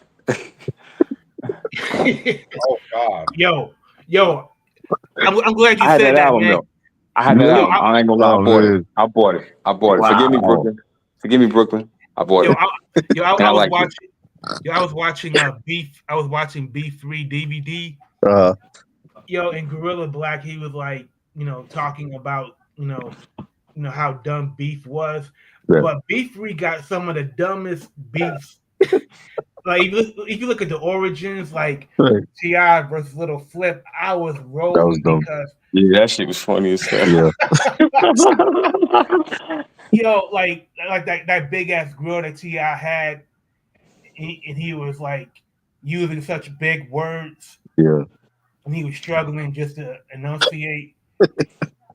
Well, see, the confusion extended from the conclusion of which we went to Oh, Clover, man. which had an ATL trap house infusion of violence. But since it was Yeah. acquired to silence, I shall not continue to speak, What in the on TI? such confrontations. What in the TI? Man. Real talk. Y'all know how Yep. T.I. get down. Y'all know how Yep. T.I. get down. I did thought it was funny style that Face said that he hadn't seen a Little Flip in Houston. Mm. It was like, damn, Face, like how you gonna sell somebody from your own hood out like that? I forgot about that that was too. fucked up. Damn. Yo, because like T.I. he called Face and he was like, yo, Face, tell me, have you ever seen, Little Flip in Cloverton in your hood? And Face was like, man, I ain't never seen that nigga, in my hood before. I'm like, damn, man, like whatever happened to your hood versus everybody. Damn. I mean, that would be like, just imagine like somebody from your hood and somebody from another state was beefing with that. Like, imagine somebody was beefing with, I don't know, say Redman, and people was questioning where Redman was from. Mhm. It would be like that. And I'll be on some corny shit like, I ain't never seen Red Man. Nah, hell no. I ain't never seen Funk Dog. Right. I seen his cousin. Yeah, you can see how funny style that would look. Yeah. Nah, but like I said, I don't know the magnitude of that shit. That shit was funny though, because I'm like, this little nigga really went to their fucking hood. Like, what the fuck? A whole other state. Like, you done lost your mind. And it wasn't like wasn't a couple years ago, like some dude went to Old Block trying to prove how tough they were. Like he actually went there with real smoke. Yep. I mean, I know. Hey yo, that Old Block thing, right? Yeah. I don't understand. Um, I don't understand the trend of people so fascinated and want to go there for what? Like, I'm not gonna lie. It's one thing if you want to go there because your favorite rapper there. Because Right. back in the day, I ain't gonna lie, us Jersey niggas was about to roll down the Queensbridge one day. No Hmm. bullshit. But it was like, hell no. Niggas, because listen, we from a hood too. So just because, you know what I mean, that don't mean shit can't get real. You know what I Right. mean? And it Right. wouldn't have nothing to do with the niggas that's from there, but it must around be they niggas. You know how that shit go. Niggas Right. like, oh shit, Mob Deep, Nas. Niggas get robbed. Yo, man, say that shit for the concerts done. You get what I'm Yep. saying? Yep. Niggas rob the shit out Yeah. your ass. Nigga, probably them. They probably do it too back then. Facts. You get what I'm saying? So Facts. for the nigga to go there with smoke, listen, man. Hey, man, that was crazy. Um, and them beef DVDs was the shit though, yo. I ain't gonna hold you. Oh yeah. Yo, one of the funniest was Yuck Mouth versus the Game. Word. Yuck Mouth is my dude, man. So, Yo, like Yuck Mouth is a funny dude, man. They were going He off, was, yo. yo, I was on Yuck Mouth's side in that beef because, like, I felt like Game was looking for smoke when it wasn't there, right. and he just fucked with the person that wasn't going to back down. And I think Gang thought, man, Yuck Mouth, man, he's a one hit wonder. I could just Hmm. pick on him, like he ain't relevant no more. But man, yo, he did that freestyle over Breathe by Fab and Yeah. Flame Gang. Mm-hmm. Mm-hmm. Man. Oh, but now that you're here, Ray, like I wanted to ask I was talking to Triborough Mm-hmm. and Reggie because I was looking at a Young Thug interview and Mm-hmm. his critique about Andre 3000 was that he hasn't put any Atlanta rappers on, I ain't gonna and smoke he like was, that. and I Mm. was Man, like, Yeah. when did rappers become obligated to put other rappers on? Hmm. Hold up, yeah.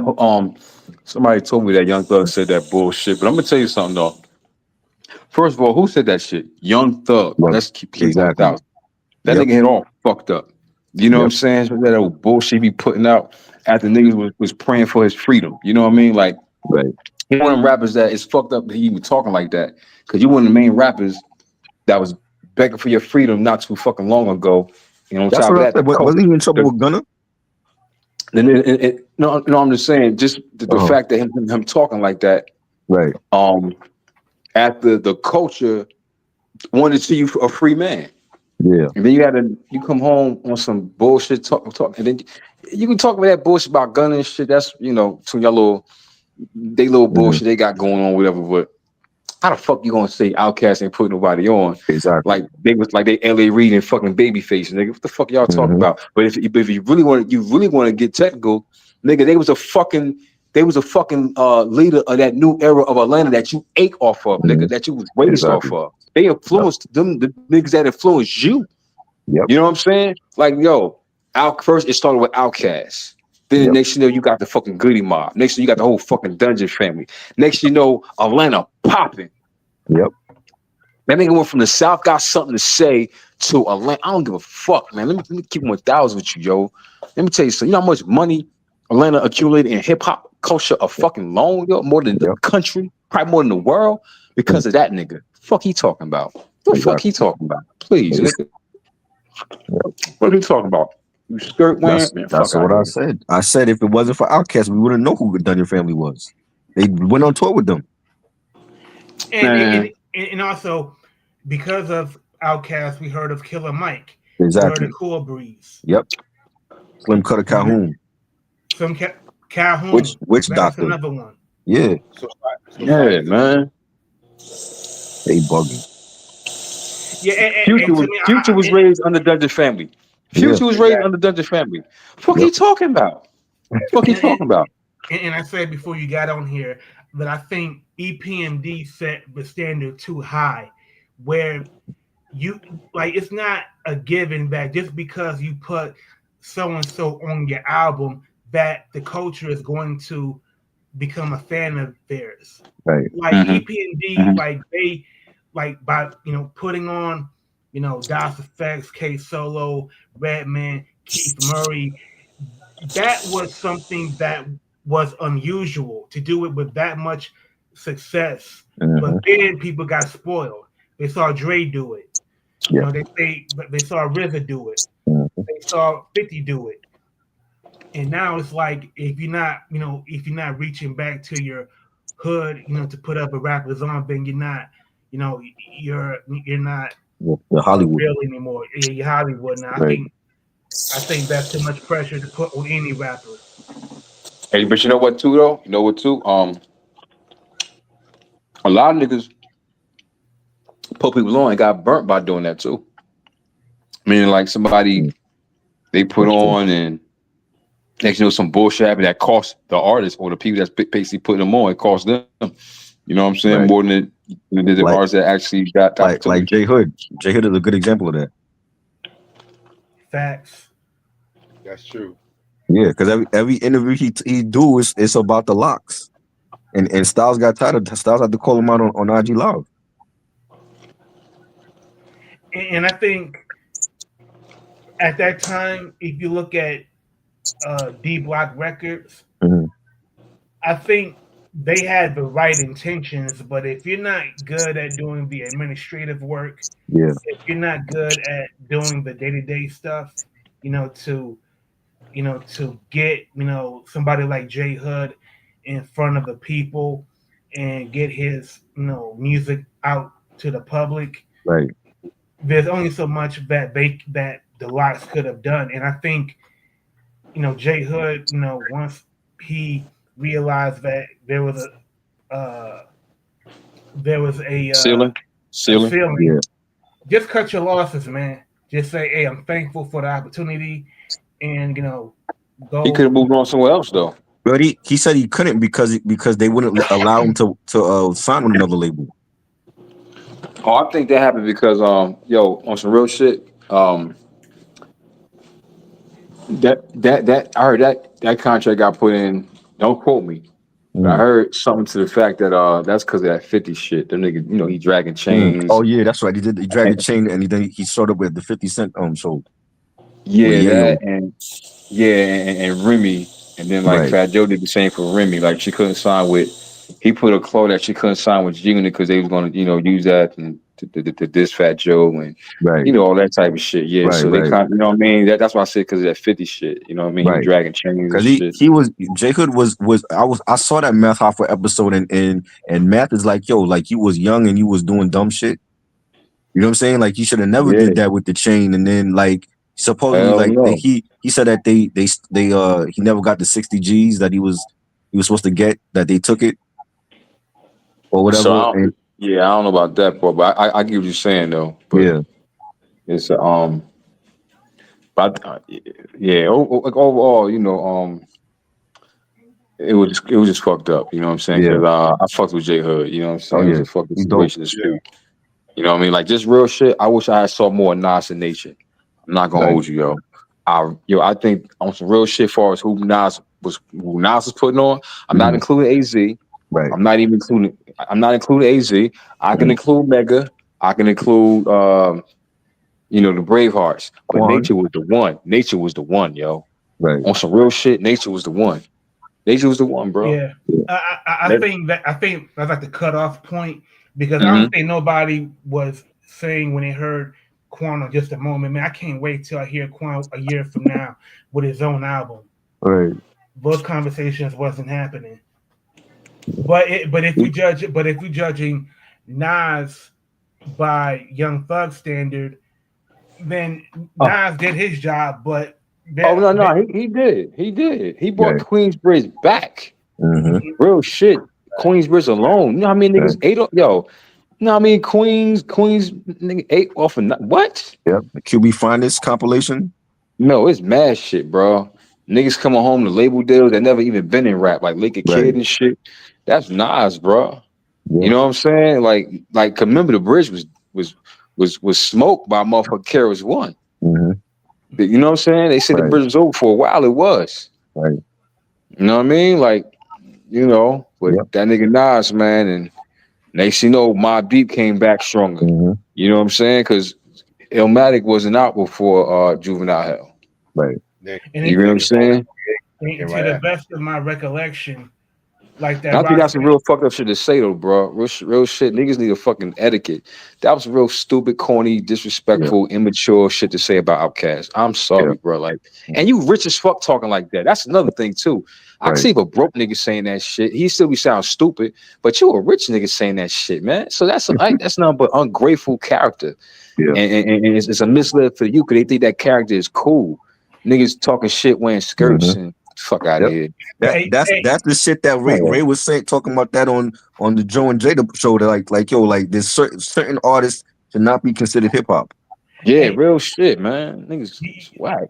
you know where you hear that shit from? Mhm. It's from the niggas on the corner at the liquor stores. They ain't doing shit Right. and just talking shit about the next man. Yeah. Word is born. Word is born. Yeah, what's the name? Put on. What's the name? Word. That nigga, man. That Yeah. was some corny shit to say, man. Andre don't even respond to that nigga. Not even with the flute. Fuck Nope. out of here. Real shit, yo. No Real fluke. shit, man. How about to make Andre start rapping again? Watch. Right. Yo, I wish one of these young niggas just do it for him though. Just you know what I mean? Like, word Yeah, up, yo. Now I want somebody to smoke him, yo. Just because he said that dumb shit. I want somebody to go in the booth. You Yeah. listen if a rapper listen to this shit right now, man. Mm-hmm. You know what I'm saying? Go in the booth Yes. and just smoke this nigga. That's all, man. Go in the Right. booth. That's it. You know what I yo, mean?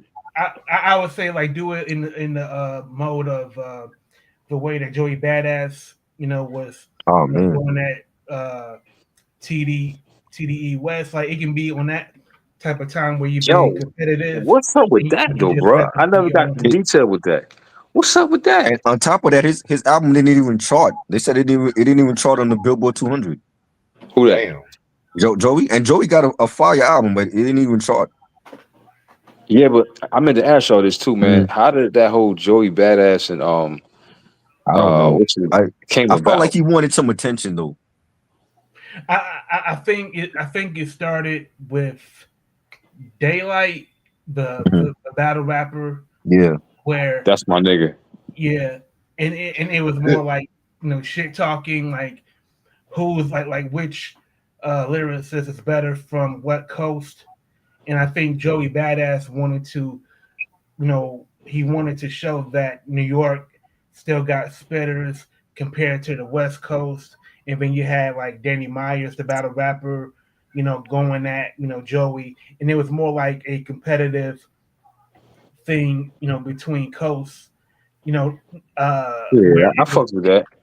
Mhm. yeah, where it was kept on wax, but Joey he kept trying to bait Kendrick, Right. by going at by uh approaching Absol or approaching other members of TDE, trying to bait him and lure him in. But it was too transparent for Kendrick to even entertain Yeah. something like that. If you really own that time, there has to be real smoke behind it. Right. Like you really gotta not like this person to really have that kind of disdain to really go in the booth and really diss the shit out of Well, him. he did a song with Absol and Rhapsody that's on the album. Yeah, You know. I mean it's decent, but it's not the kind of project that's really it's not going to be like in the top 5 rap albums of the year. And for all of that, uh, for all of the energy that he put into, you know, trying to, engage TDE, artists, for lyrical, smoke. He should have gotten more out of Yeah. those meager sales. I like the album. Like one thing about Joey is like no matter if he's Hollywood or whatever, he still uses the same producers. He still got Static Selector on the album. He still fuck with Pro Era. He didn't like switch up and like totally forget about them because he hit like a different tax bracket now, you know? Yeah, I mean, Mm. Not like Fat Joe and shit. Right, exactly. You know who also does that? You know, where they switch up producers for the Mm, sake of variety, mm, and it has very mixed results. And right. they say this, but Busta. I mean, Mm. I can't think of a Busta Rhymes album in the last 10 years Since the that Big was, Bang. yeah, Big Yeah. Bang. I Hold mean, up. like I mean, he can rap, but I'm not like if he panders too much for my liking. It's like that Blockbuster was it the I didn't like Blockbuster that at album? all. That That was was horrible. horrible. Hey, I know I'm laughing because when y'all say that's horrible at the same That, time. but that's his worst Nah, album ever. nah. I like my last shit. I like was that the shit with I think was it during the lockdown or during Oh, the pandemic ELE still? too. Yeah, man. Yeah, I think he ate off of that that shit, was good. man. Like with the Rock him and that shit Yeah, and other shit. we There. I think Rick Ross was in there too. Matter of fact, right. right? Yeah, he took his time Yeah, with that. That was like 11 years in the making. yeah. Them sometimes be the best albums. That's why we got Supreme Clientele too. We got Right. Muddy Waters too. You know what I mean? But damn. Yo, before you came up, I was just, we were talking about like the stuff that Ghost was saying on with Nems, and he was saying how he left off a collab with Jadakiss, and he left off a collab with Havoc because and the Candyland joint that was supposed to be him and Mac Miller, and the week before Mac Miller died, he was supposed to be on that song. But then he went to get a Lil Wayne verse, and Lil Wayne people asked for $150,000. So he Oh said, "Fuck wow. it, I'm gonna do it myself." Mm, You know what I'm saying? So like yeah. the album to me is dope. I feel like Ghostface half-assed that album though. He did. Like Which he one? used a lot of like 20-year-old beats for that album, and then he made like a couple of new songs, but just the way he was talking about it, I'm like, yo, he really half-assed that album, and this is an album that people was expecting from him. So you And the think thing, it should be like like a lost tapes type joint? That's what it could have been because he said he did like 50 or 60 tracks for the album, but he God damn. also like he had his boy Sean Wiggs from Theodore Unit is like his manager now. So Sean is saying like, yo, he had to do over the track listing sequence over and over because he was like Sean was telling him like, yo, like add metaphysics is a song from 20 years ago that he had in his hard drive. And Right. the beat for I think it was the Fourth Disciple joint was an old joint, and he added them, but he was like, that's the last time he's ever gonna do that. He's gonna follow his mind and sequence his own albums, and he felt like he only did that because Sean was like, yo, like he don't feel like the sequence was good, and he did it before the fans. I'm like, bro, but this is an album that everybody was anticipating. Why he say and that publicly that was about his one of the man? main weaknesses. Yeah, Oh, I'm sorry. My bad. Oh, that was one of the main weaknesses of Supreme Clientele too, was that fucking sequencing. Like right. it was like 3 straight tracks of breakbeat, and then you had a couple 2 skits back to back. It was just like Right. it didn't need to carry that fucking title, but That it yes, was exactly. it was Because better than that. he said he was gonna. He said if his original sequence, he was gonna stop it after the Lenny Green skit. He was gonna end the album off like that.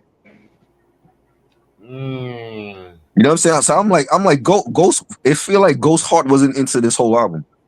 That's something that you say when you anticipate, criticism, for the album. Like you're trying to, like you're trying to,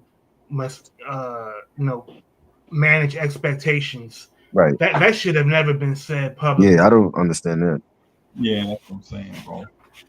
And that man, 54 years old, bro, and still talking like a little boy. So you ain't supposed to do your people like that, bro. Yeah, man. Yo, that's what I said about Young Thug. Like I feel like you got like these rich grown ass men, wanting to have their hands held and babied for every fucking thing. Right. Right. Yeah, know, we was talking. Right. But since we on like if we going by Young Thug's standard that you got to put rappers on, if that's the case, just for shits and giggles, who was better, Theodore Unit or American Cream Team? Oh shit. Yeah, I forgot Oh, about American damn. Chemistry. Why you gotta do that shit, man? Wow. None of them Now, niggas came out though. So. I'm gonna go with Theodore Unit. Fuck it. American Dream Team. I only remember just one joint. Superb died, but I don't think he put out like an official album though. And Killer Sin is locked up. So they came out with a mixtape, but as far as albums, they didn't come out. None of them niggas came out. As for Theodore Unit, wasn't Jojo Pellegrino a part of that? Like I didn't he know actually put out albums, Jojo Pellegrino. You know, that. I'll but fuck with him too. yeah, you know what I'm saying? And Mhm. Trife put Trife put out like a couple of mixtapes, but the rest of them I know Capo was a part of them. Capo put out albums. You know? Hey yo, hold up. Question. Harlem. Yeah. I can't front the nigga can't put niggas on. Yeah, exactly. Oh yeah. I can't Exactly. front. If Yeah. it wasn't for Cam, there'd be no Jewels and Jim Jones. Right. That's why it breaks my heart to see him and Dame beef because Right. listen, regardless of what, Dame put Cam on, yo. Yeah. Regardless of what, it was Dame Alley that put him on. Mhm. And Cam, and I ain't gonna lie, they taught how to put other niggas on. Like Dame Dash taught niggas how to put other niggas on. Right? I ain't getting into that boss bullshit. You know what I mean? That's another story. Mhm. That's because it's funny because again, they ain't nothing but titles. I hate when niggas do that shit loose. It's just whack. Anyway, but I gotta commend him. Like he put Jim on. They showed Jim how to put niggas on. When Jim had Stacks and Max B, that could have been MMG before MMG. Right. You know what I mean? He put niggas on. Santana had put niggas on, but it came to a halt. Skull Gang. You know what I mean? Yeah. Yeah, Lloyd Banks' cousin, whatever. You know what I mean? Mhm. You know, with him, whatever and shit. You Oh, know that what was I'm his saying? cousin, the That light shit skin cat? Yeah. I didn't know that. Mm-hmm. Wow. And that's their competition. And if you look at Dipset, man, they had like stars. Like if they had more, more cultivating, for lack of a better term, they could have been big. Hell Rel, Mhm. J.R. Ryder, J.R. Ryder, those 40 were- Cal, 40 Cal, those yeah. 40 Cal. Yep. Max Bezel. B. Yeah. I mean, Max B on the All gym, those but cats still. was nasty. Yeah. Hey, yo, November around the corner, bro. Mhm. You know what Oh, I yeah. mean, right? He's getting out, yeah. He's coming home. I think Max B could have blew up like Future back in the day. Real shit, if he hadn't go to jail. I think Max B would blow up like Future. He still has a fan base too. He does. Yep. Man, He for does. competition to interview Max B, Yo, man, he's going to be able to command top dollar. for sure. Yeah, he gonna come on some shit. Watch. Yep. The waves back. Yeah, You see me on that Instagram? man. She hit me on TikTok. Him and Stove God need to link up. It's over. Cause Soul God to Griselda is what Max B the Dipset. Yep, Real shit, y'all. I agree. That's my new favorite rapper, bro. I know you be telling us. I've saying this shit for years, bro. Yeah, And that's rare we have a new favorite rap, a new one. I had a few favorite rappers in my lifetime, a few. Mhm. But he made that list. Yeah. So like on lately for the past couple of weeks, Kiss he announced that he has an album coming out with Beans. He also said that he's working on an album with Benny the Butcher. Yeah. Mm-hmm. Do y'all call is it like for me it's like I'm taking a wait and see approach. Do y'all think are y'all calling bullshit on I am. these projects? I think Fat Joe's gotten the Jadakiss. You know what I'm saying? Like he literally be saying shit. I'm like, that is never coming out, yo. Because you got too many labels involved. Like, is Jada still on Def Jam? Yeah. Oh, you talking about If he's still right, because then Def Jam got to get a cut, and then Griselda got to get a cut. And I can't imagine like Kiss takes. It's been what? No, I'm talking about for Beans or for Benny. I'm talking about like No, I'm calling bullshit on both of these group projects coming out because Kiss what? takes so much time putting out his own albums. They, I can't imagine that these albums are going to come out. what's that? What label is Beans on though? You're not on Rock. There's no Rockefeller no more. So Ooh, ooh. you know what I'm saying? And Rock Where are they Nation. getting the funding from the record label? Are they going independent? That is independent because Freeway executive producer is definitely independent. Real shit. Freeway says I can produce it, so I guess they're gonna put out some quick shit. And so far, some songs been worked on because they use AI voice. But Right. I still think, yo, real talk, I still think that what's his name? Benny. Kiss should no, Kiss should still took West Side Guns Yeah, proposition after the I verses, agree. yo. Word Definitely, up, yo. That was the time to definitely. do it too, yo. That would have Hell been a yeah. classic. Him on Griselda makes sense.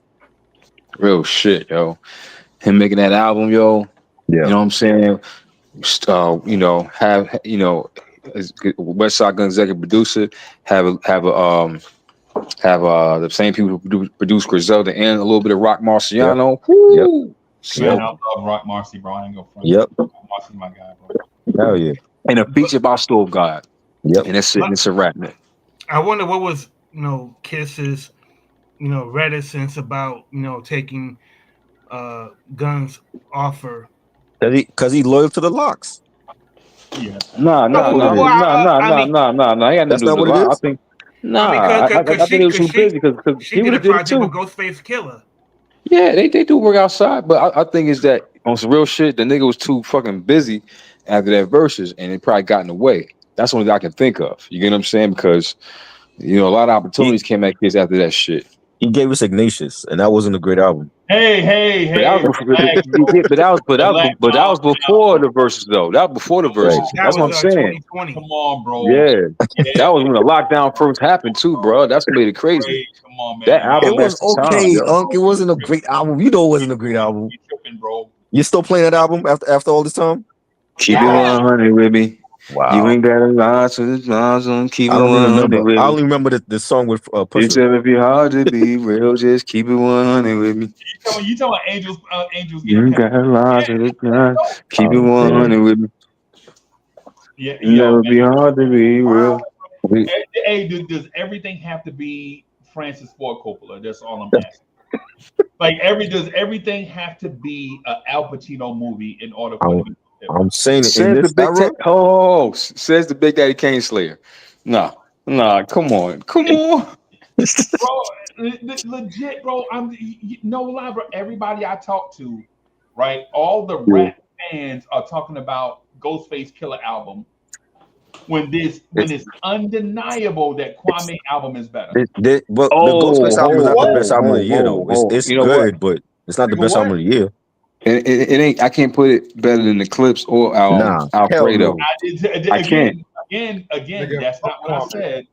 That's not No, what I no, said. no. I ain't saying Kwame. 'Cause I haven't listened to it yet, but I'm about to this weekend because I'm going away, so I'm gonna fuck with it. But Yeah. when it comes to that other shit we just talking about, Ghostface.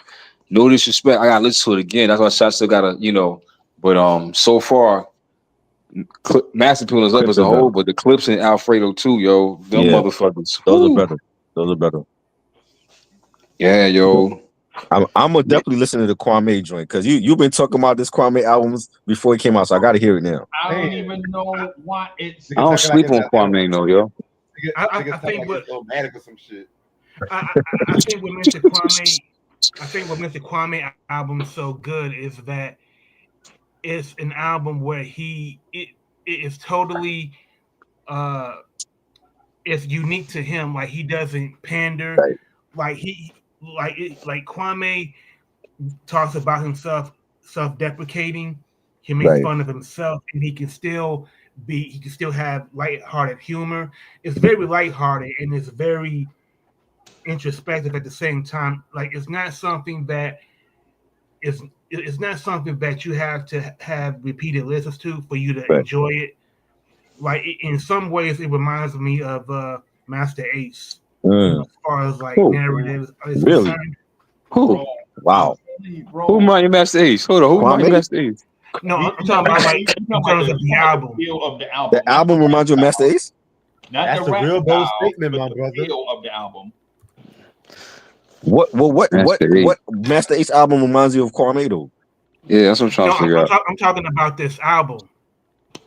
I know, Like, but you said it reminds you of Master Ace, but which Master Ace album? I would say like a Brooklyn Story from 2018. Really? Whoa, I gotta hear it now. Because Brooklyn Story was great. Now I gotta hear this. I gotta hear this out. I get what you're saying. Yeah. It's a concept album you're saying? Is like a story behind it? It's called For Different Kids. Right. Okay. Right. And but let me, I just want to ask y'all this. Just keeping us out. I want to ask Reg, because Reg know music, right? And ask Try. I know Try Burrow know music, right? I know Rock and Ray know the history of rap, right? What is it about Ghostface Killer that today that motivated you to go want to listen to a Ghostface Killer album? Well, to me, first of all, number one, he It's is the Ghostface most Killer. consistent member in Wu-Tang. Oh, the Wu. Yes, He is the most consistent because he kept Wu relevant in the 2000s when Ray was dropping crap and Method Man was off acting with Redman and you know what I'm saying? Like every project, like we did a whole discography breakdown for Ghost albums. He don't have a bad album. Every album was solid. There was some albums that were more slept on than others, but he's been consistent throughout his whole career. Right. And remember, like when Iron Man came out, he hated Iron Man because the label was rushing him. Right. What I'm asking, because I get facts. Like I'm not gonna disagree with you on that. Right now, mind you, I still think Inspector Deck is the better lyricist. But when it comes to making songs, I don't disagree with you when it comes to what goes to say. But what I'm saying is, in 2025, fall of 2025, what's motivating, say, a guy like me to go buy Ghostface Killer? After all the stuff I heard him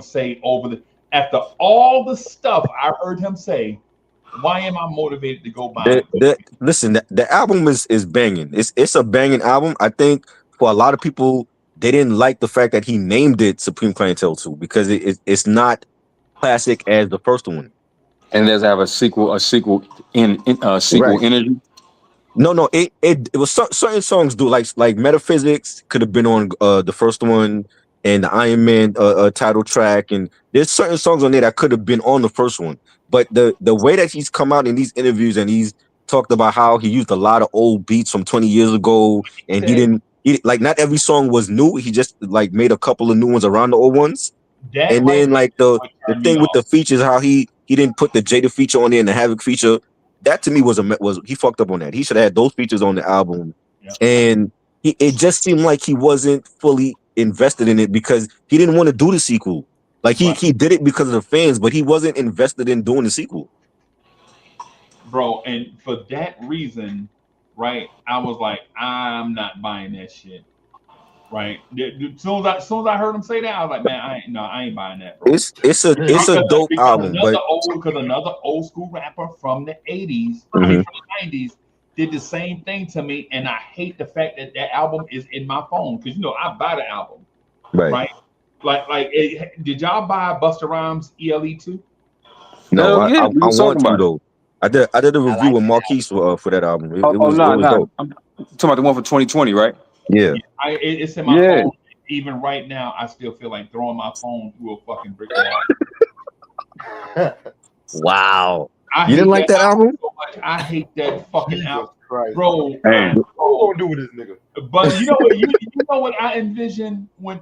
No lie, that Busta album. Every time I think about it, I'm thinking Busta is somewhere fat ass sleep on a couch somewhere with Cheeto crumbs on his face. Wow. That's what I think when I think of album. No. That album to me personally, that album lacks flip mode energy. It wasn't on here. Yeah, it lacks. We needed more Lord Have Mercy energy. Nah, I thought they had a song with flip mode on it. With Rod Digging on. He was supposed to do it. The thing was he had video footage of them in the studio, and they never came out with the flip mode album that he was promising. Bro, and no disrespect to flip mode or Busta, right? Because everybody always like we're human, right? Like you try something, it don't work, and then you get back to what you Y'all know how it. Nas Right. did. A lot of people do. You know, but ELE2, bro. I'm not gonna lie to you. The best verse on the entire album came from a chick named Rhapsody. That was a I'm good not mad song. at I like that one. I To ain't mad at that. me, now Kendrick is on there, bro. I heard. Did you hear the joint, the BBD joint? I didn't like that. That one I I hated. And hated that song. he put a Bro, video out for that one. that I shit hated is that. trash. Yeah, I didn't like that one. That was That shit is, okay. He I got no, what he that was lazy chopping to sample Poison. I'm like, they didn't do shit with that song. they ain't do nothing with it, and they hold paid up, for it, hold up, wait a minute. That was bad. I didn't like that song at all. bro. They paid. You know they paid for that song, right? Yeah, They paid MCA for that, right? yeah. And they were in the video with him. Oh my You know god. what? I did like the intro. I did like the The intro intro with was Chris dope. Yeah, Rock I like the and Key intro. Rock. Yeah, Bro, But yeah. I think the problem was that Busta Rhymes he has jumped the shark with this apocalyptic. hmm It's the purge. We're living in the last days. right. You better repent before it's all over. Like, come on, man. He did this already with 4 albums. Right. Like, Like, like, Yeah, that is, it, but that's the concept of it, though. I think, right? Right. That's, Yeah, yeah. I think, maybe he ran that shit his For course. too long. Yeah, Yeah, you know what I'm saying. I agree. But I like it. Like I said, that shit with Rakim, and I Yeah, guess 2020, that was dope. I fucks with it. You know what I'm saying. Hey, listen, you know what though? On some real shit. Now, y'all talking about that. I'm talking about. I wasn't feeling him with the Coil Ray type shit. Yeah, I didn't Whatever. You like know what that I at mean? all. I didn't Yeah. like I that. mean, That was trash. That whole Blockbuster album was trash. bro, I'm saying Wow. that's why I'm saying the whole thing, man. When we talk about like concept albums and people hmm putting stuff out, and bro, when every time I hear a rapper say, "Yeah, man, I had these beats, man. They 20 years old. They've been in the vaults." I ain't want to hear it, bro. Right. You ain't getting. I'm not getting ready to pay. And now, mind you, 1099 really, in the grand scheme of things, you pay your 1099. You know what I'm saying? Whatever.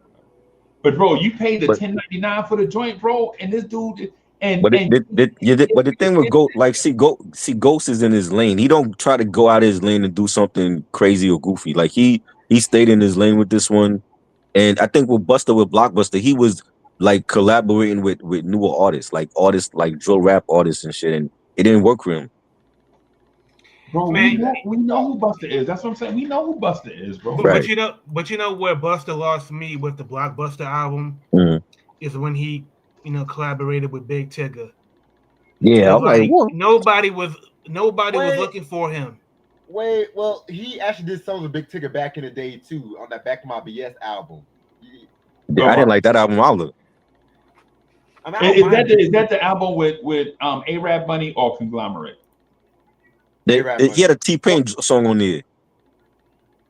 We getting A-Rap money. That A-Rap Money was fire. I didn't like the album though. Arab Money was fine.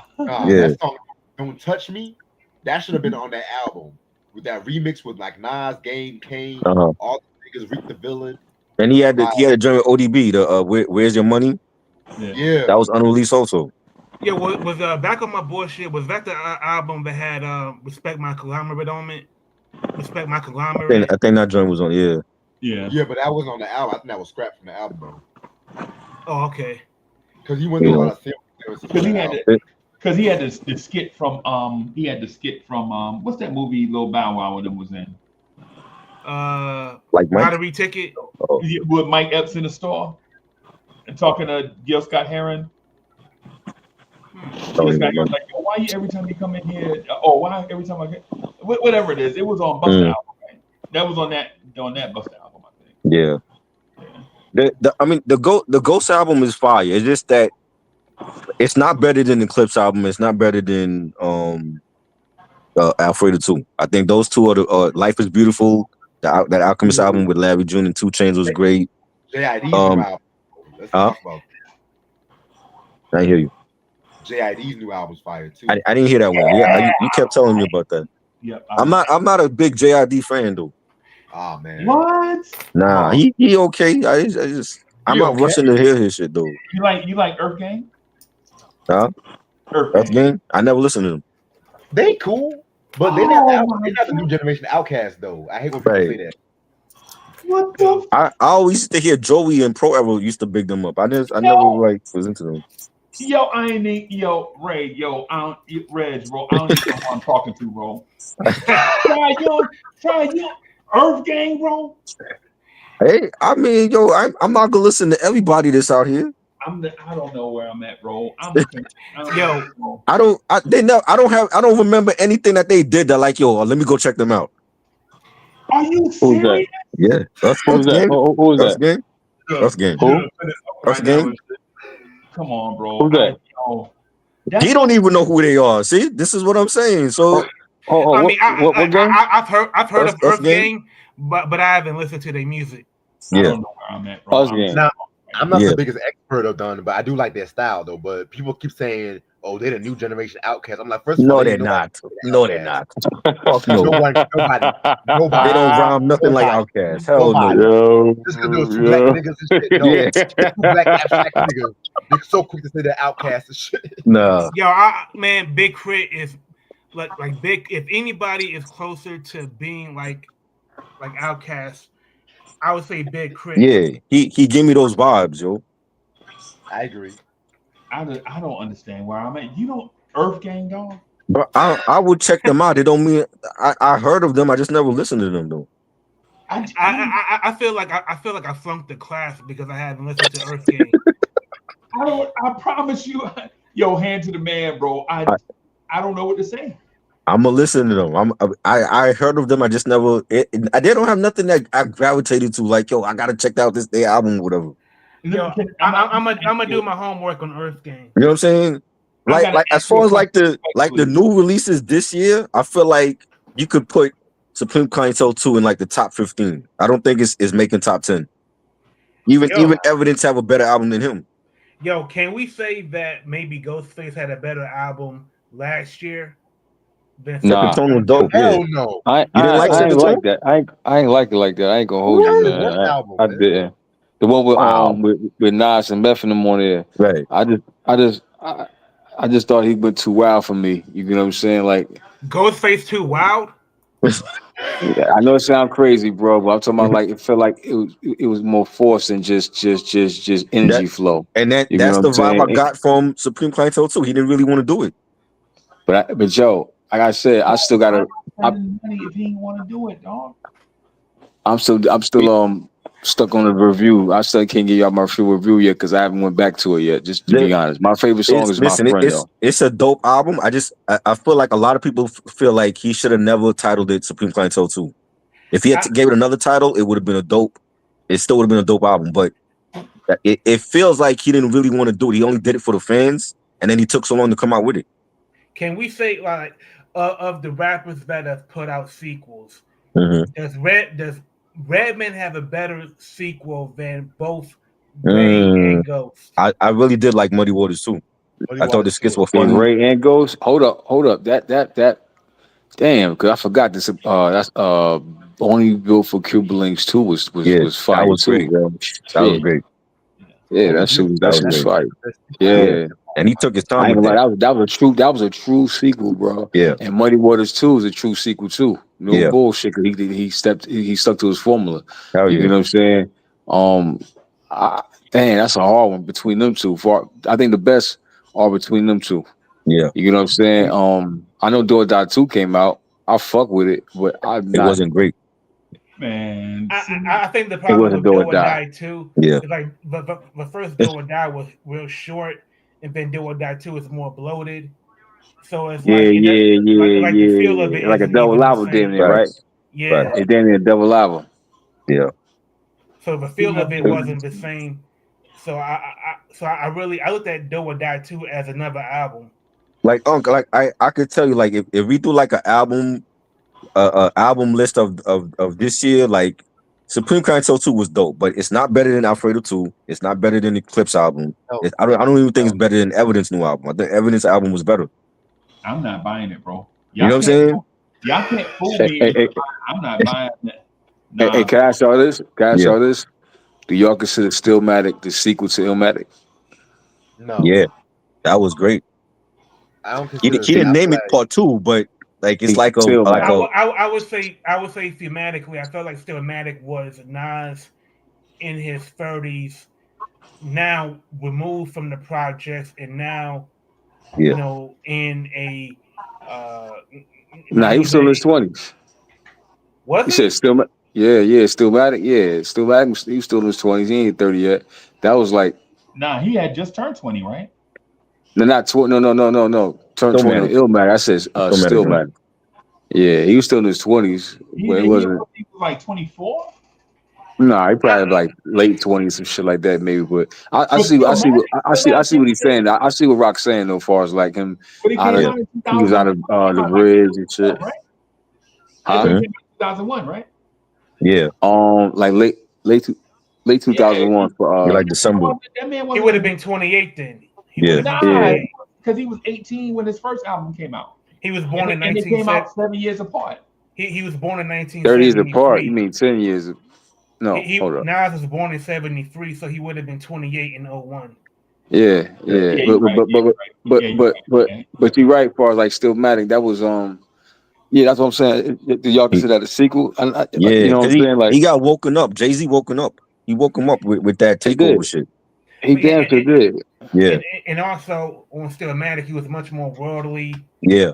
and he was much more evolved as far as things that he talks about. As far as talking about other cultures, Right. other countries. Like he wasn't, just talking about being in He Queensbridge, pumping crack. and he reunited with Lost Professor on that album. Yeah, That was dope too. you're the Yeah, that man. was dope. Yeah. Yeah, that was dope. Oh yeah. I give him I, that. do y'all get the impression like this may be a wild observation, but lately, man, I've been getting the impression that Ghost and certain veteran artists they treat the albums like DJ Khaled projects, where they just load up the album with a bunch of people that don't even go together. Like how like back in the like when K Slade would put different people on different tracks, Right.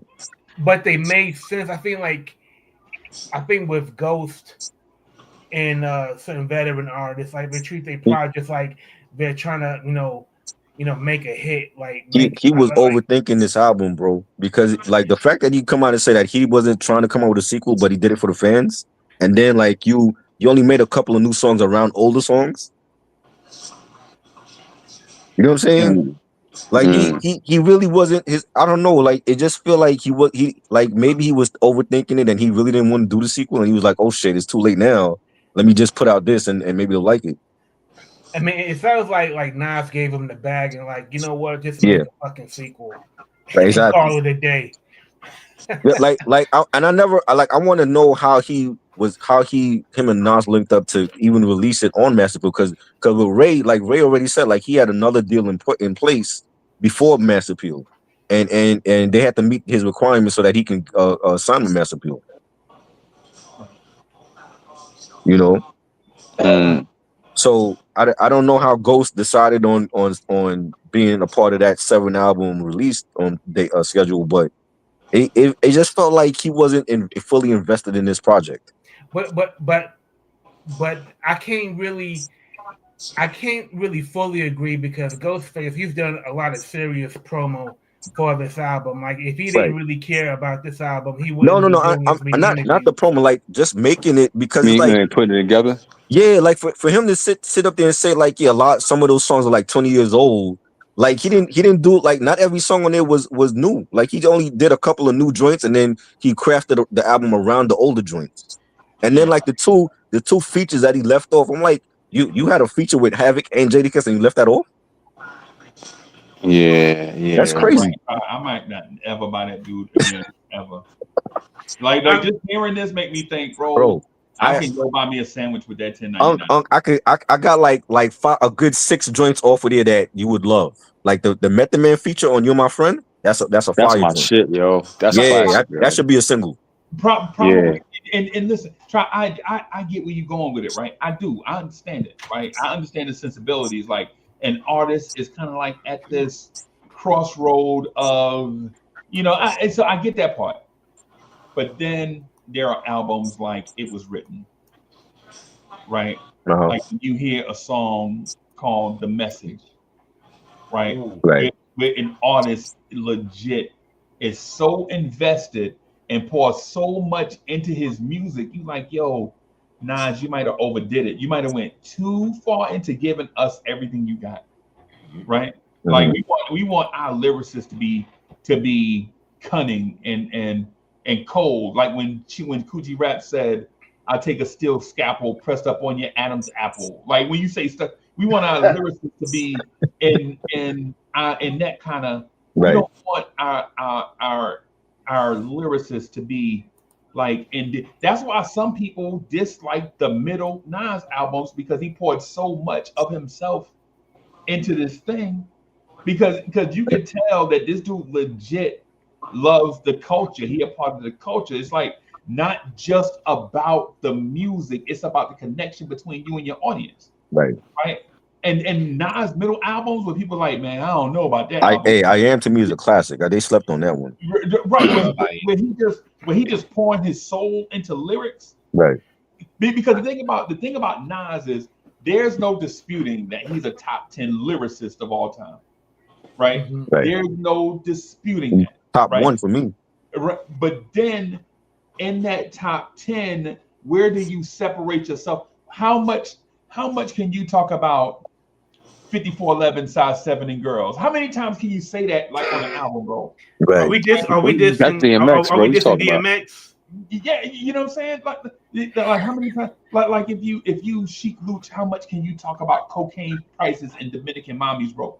Like every song got the same. You know what I'm saying? Like, how much can Push talk about cocaine? Chic has gotten better over the years, though. You know But Sheik was the one that set that shit off though in the beginning, though, bro. Like Sheik was that nigga.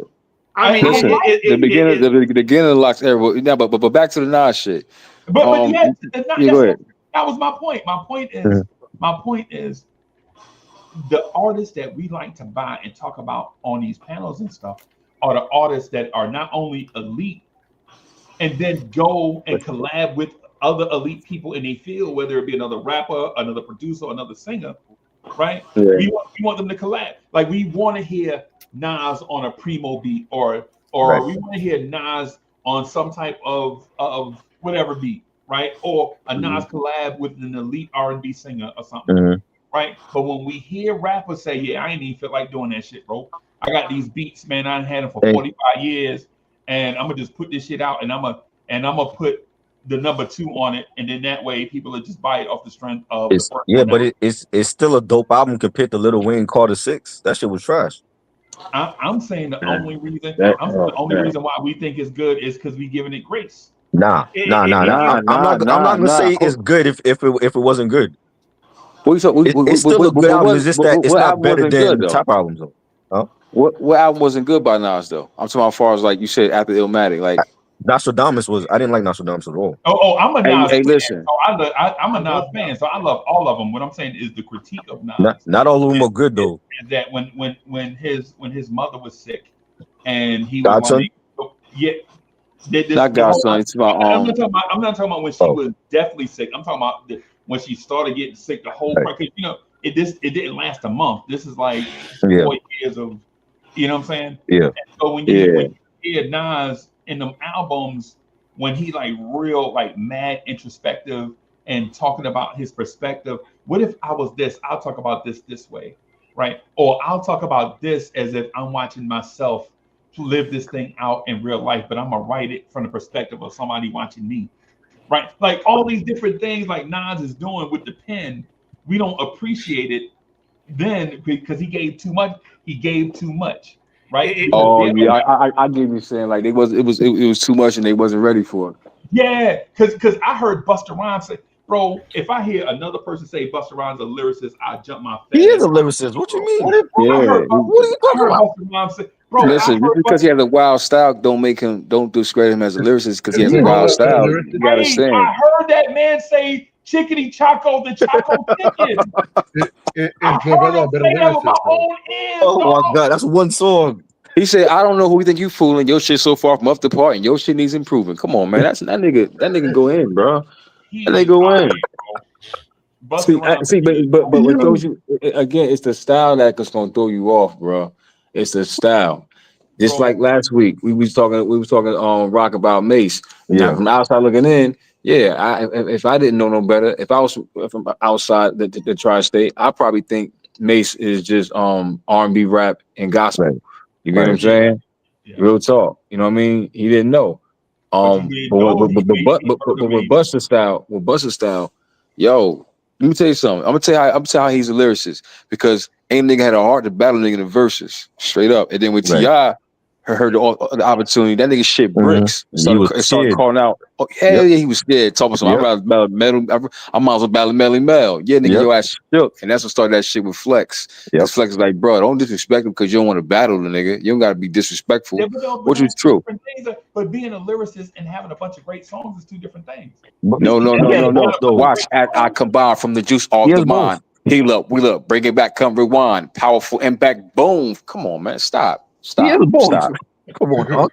Stop, bro. You Hey, know what they that. gonna do in 92 when you know we had fun in That man 91? said, You want me to put that as the header Come in from the clean sound, screen? leaving cracks in the ground.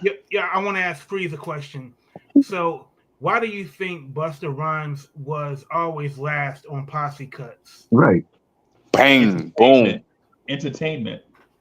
Oh, come I on, mean, man. it was more of an entertainment. No, because you was good. Entertainment, That's why bro. you was last. Because Hey, I do feel like Biggie had the better verse though on Flavor in the Air remix. of course he I felt Yeah. did. Biggie was better. Yeah, hell yeah, Biggie was better. Yeah. Also, Biggie had a better verse on the points. That's debatable. No. That's debatable. You talking about what, Redman had a good Redman? verse on that too. Busta had the best verse on that Points too, and Flavor Ear remix. I mean, I like Redman's verse. I Flavor like in Redman. your ass grease.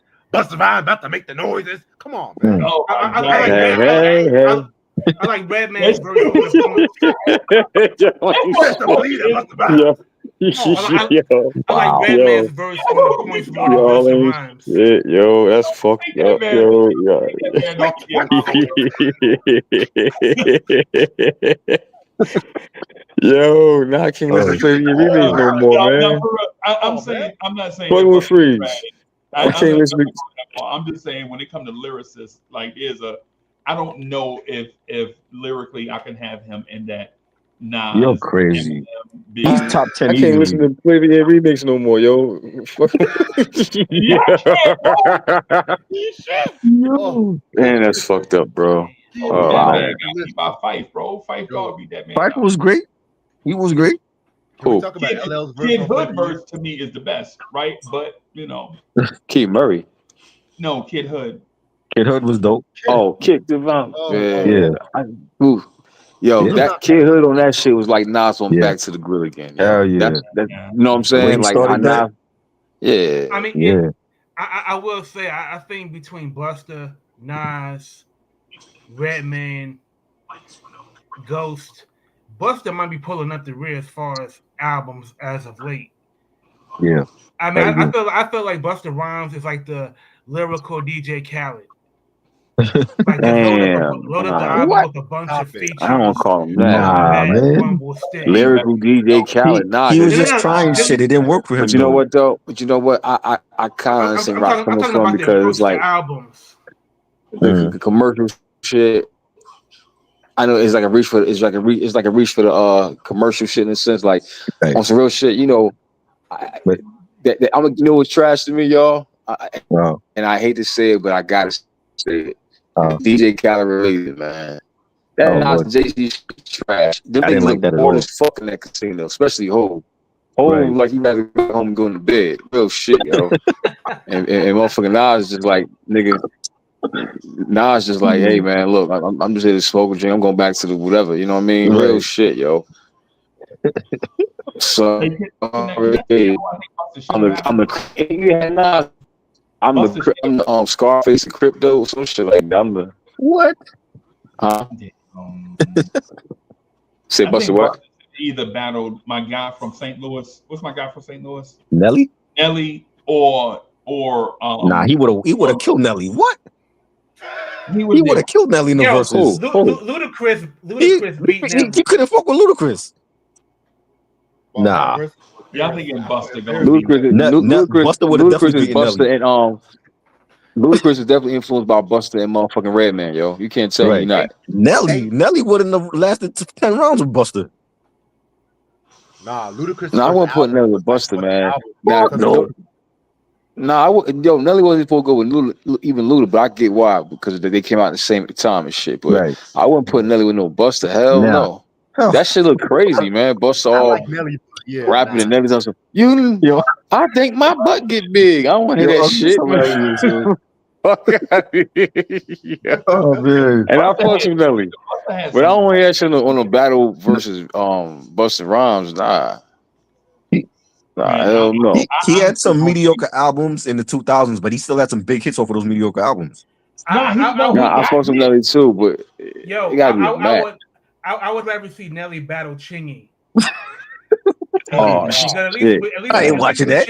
Because at least with Chingy and Nelly, they got some actual tension. It would make a more entertaining Who's the battle. Who's the king of St. Louis? It's Mark McGuire. Yo. That's the king of St. Louis. Yo, look at Yo, that. No, beat. it's actually Respectful to Hitman people Holla. outside New York, bro. Y'all be when somebody ain't from New York, bro. Y'all be No, that's Yo. not what it is. That's not what it is at Nelly all. isn't even the best rapper from St. Louis. Larry June ain't from New York, and he got one of the better albums than Ghostface this year. no. It's that nigga from Gary, Indiana. That nigga got one of the best albums of the year. The nigga from Gary, Freddie Gibb, Indiana, bro. yes. Alfredo too, yes. Gary, Indiana, right now Yeah. is my favorite album, yo. I can't even hold you, yo. That's I a hate way to better say album than Supreme Clientele too. I hate to say it. It's Yeah. so far. Fuck. Damn. Hey, yo, try. I'm about to Yo, let it Life head ain't out. fair. I man. It was nice Yeah, chatting man. with y'all. That's You a better right. album. Like there's better albums than Ghostface shit. Like Ghostface shit was cool. I'm You not know, Let's go. I just think if people watch those interviews, they're gonna be like, well, why didn't he just add this to the album? And why did he use so many old joints? Why did he just wait? Well, he waited until the anniversary was back in February. He wanted to release it then, but he said he wasn't ready yet. So let me get this straight. These beats are more than 20 years old, right? And he could not release this in time. That's what I'm saying. That's why I'm like, why is he going on these different platforms and talking about it? That's the whole thing I've been saying the whole time. I don't know. That is, I mean, to me, it sounds like Ghostface is reaching for any excuse to blame the lack of success with fans if they don't like it on this is outdated production. Mm-hmm. He won and he had Sean Wiggs as the one that did the sequencing. He's the one that told him like, yo, do it again.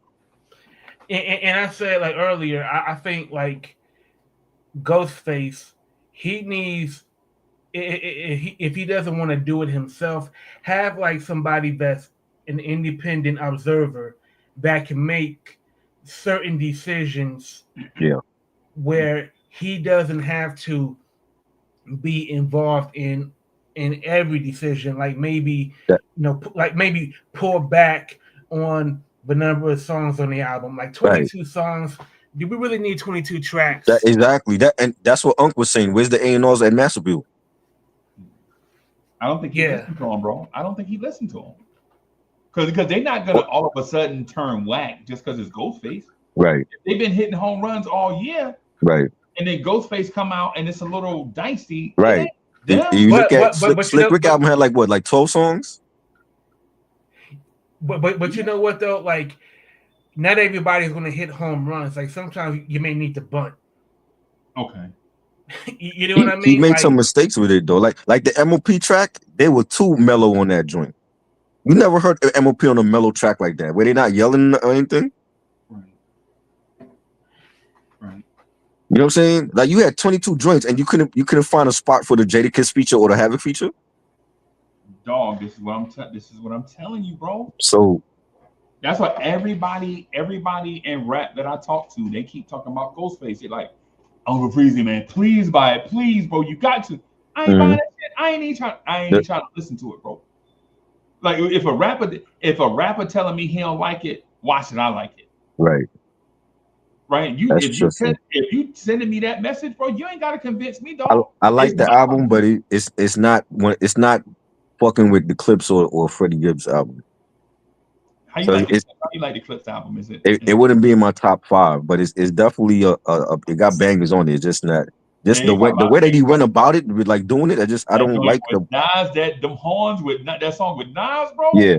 They should have threw that in the trash can Oh God, you are not going to do this again, then yo. took the trash can and threw it in No, the river and Damn, then dog. that feature was fire. I don't know what you're talking about. You're crazy. You know I love Nas, right? I never heard a bad Nas feature. I did. You Yeah, did? Which one? that one is. That one is. The shit with Hov on Magna Carta album. Oh, that was it Billionaire or some shit? Yeah, I ain't gonna lie. That Oh was some yeah, shit. He gave it to Timberland. And yeah. Timberland, I didn't like that whole whatever. You know album what I though. mean? That whole album And was not Yeah. good. the joint on Ludacris album with him and Jay. The Virgo joint. I think that's it. The one. It was Luda, Nas, and Dougie Fresh because they all Virgos. No, not that one. Not that Not one. that It's one. the one with It's the one with Him, Jay-Z, and Luda. Nas. Yeah. So Oh wow. Yeah. it's something. I love hip hop. Something like that. Yeah, I remember And that joint. whole hip hop still out in the park. That was the Primo joint. Primo did that beat. I I can't remember. don't know if it was Primo. I'm not Yeah. sure if it was Primo. That was from the was it that Masterpiece Theater? Theater of the Something like Mind or that. some shit? Yeah, I have that yeah, album. yeah. Yeah, Primo did. Yeah, Primo did the beat for that. When he cut his shit off, when he cut his dreads off or braids off, some shit like that. Yeah. But still in all, man. Man. Yo, before just to switch gears real quick. Like I said last week that E40 is a better rapper than Snoop. Oh shit. Then who? Snoop Doggy Dogg. Oh wow. This ain't nothing but a G thing. I can't even comment. I don't listen to E40, so I mean, you don't listen to E40. No, I don't listen to E40. I've said this before. This is nothing to do. Oh my God, Me neither. I just thought he was whack. I wasn't into this stuff. Oh my God. Sprinkle. If I say I listen to everybody, you would say something's wrong. Wider. Oh my God. You don't listen to No, I don't listen to everybody. No, I don't listen to E40. I never liked them. You don't like G-Eazy either? I don't like them Jeezy albums. Who's feeling like Jeezy? I fucks with Jeezy. I don't like Jeezy. I never like Jeezy. I got a blast from the past. This is my man. You don't know what you're missing, man. Jeezy? I'll try to listen to him. I couldn't get into it. Not G-Eazy. I'm talking about E40. Oh man, nah. He missing. He ain't missing nothing. hey, let me ask you. This is the litmus test. This is the litmus test right here, right? Oh, so of course you got the E40 albums. Of course, bro. What are we doing? Try. Yo. How do you like the rapper MC Breed? You remember MC Breed? Yes, MC Breed is dope. I gotta be mine. He was dope. I didn't rush out and buy his albums, but I know who he is. You didn't buy MC Breed? No, I didn't buy MC Breed. So my car didn't get revoked because I didn't buy MC Breed stuff? Yes! Ain't no future in your front. God. Why? And when they give a joint, got Breed on the chrome. Bro, there's other West Coast artists that I fuck with, like Dub C, is highly underrated. But MC Breed not from the West Coast, bro. Nah, he from the Midwest. Oh, I thought you from the West. My bad. See, that is going to show you. That's what I'm saying. I don't know who I'm talking to, y'all. I don't know who. I know who he is. I wasn't like rushing to buy his stuff like that. So that definitely means you never heard of a DFC. I know the joint he did with Pac. That joint. So you ain't heard No Future in Your Front? Nah, I never listened to that. Same, what up? Yo, I never listened to MC Breed album. Yo, Breed also has another song with Tupac on it's on an Ant Banks compilation. It's called Damn, I ain't heard that name in a long time, yo. Another one I ain't listened to. I know who he is. Yo, look up for the Hustlers. It's Breed, Tupac, and Too Short. Unc, you got homework for me? Because I see your face already. I don't know who I'm talking to right now. Yo. I legit feel like a New York bias. No, it's no New York bias. I just told you Evidence had one of the best albums this year. He from the West Coast. Cool. I would listen, my okay, like Who from the everybody West from the Coast? West, I didn't like that. Like I like certain artists from the West, but I Right, was right. more in tune to like the LA underground scene out there. You know what I'm saying? Like when you talk about like Dilated Peoples or Hyrule Crew, people under the High Rolls stairs, from the Bay. huh? High Rolls from the Bay. From the Right. Bay. No, but I'm saying like they West Coast though. That's what I'm saying. Okay. Like I'm more like West Coast underground than like the gangster stuff. But I did fuck with like Did you Richie like Rich, Macklemore? You like Macklemore? like Macklemore and Ryan Lewis. Yeah. Yeah, they do. No, He I'm saying, okay. I mean they broke up, so he's like solo now. yeah, I know. Yeah, Yeah, but that's been years, right? But I'm yeah. saying, You heard? I'm You not. heard I of, mean, I got like one album from them. I'm not like in tune with everything that Macklemore put out though. you heard of a Freestyle Fellowship? Yes, because that's what AC Alone came from that crew. Mike and Nine. Yeah. The best to me, the best freestyler in that crew. Oh yeah, for sure. I You know ain't what I'm gonna- saying? Like I like there was like I don't listen to everybody from LA, but I like certain artists from there. like Vince Staples. Nah, he alright. I don't like him like that though. He okay. You I know see what what? Unc is doing, Ham yo. sandwich. He okay, but I feel like he overrated though. I'm like he ain't fucking with Earl Sweatshirt. Earl Sweatshirt is better. Bro, I feel like you doing this straight to my heart, bro. No, I'm saying like I like this. I like the album. I like the album Listen. Vince did with Mac Miller, the Stolen Youth. I like that one.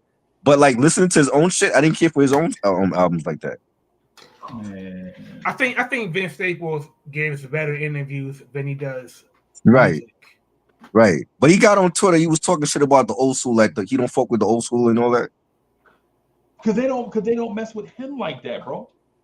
Nah, that's the cop out right there. Yeah, You can disagree with older artists and not disrespect them. But right. But that's your. But would you say the thing if you're an older artist, not messing with younger people and not disrespect them? Not necessarily. And see, Because veteran artists, they have proven their metal. They have proven that they are great. you Like, talking about the greats, but you're talking right. No disrespect, and I'm sorry for cutting, but you mean the greats of an era can do that. But I'm here to tell you, bro, there were some artists from back then, bro. They wasn't that dope, bro. Everybody from the old school days was not good, right? Yeah. Anybody remember the last Boy Scout? Rampage. I don't- Rampage was fire. Rampage was You didn't alright. like Rampage? He was okay. He was like a pair of suede Pumas, bro. Like he was. What are you talking about? I ain't saying nothing bad on Rampage. Yo. You know what though? Like the way you feel about Rampage, I feel that way about Lord Have Mercy. Me too. But Right? they never got a chance to shine because Busta was taking all the shine, no? You know, Rod Digger put out a phenomenal album. Dirty Harry was the dope album, and it didn't get enough promotion. Yeah. I felt like Baby Sham got the Him least too, amount of right? shine. And he was from Queensbridge, and you would never know it. Yeah. But You know what I'm saying? The thing about Rod Digger is that she was really the best spitter in both flip mode and the outside. Yeah, hell yeah. Yeah.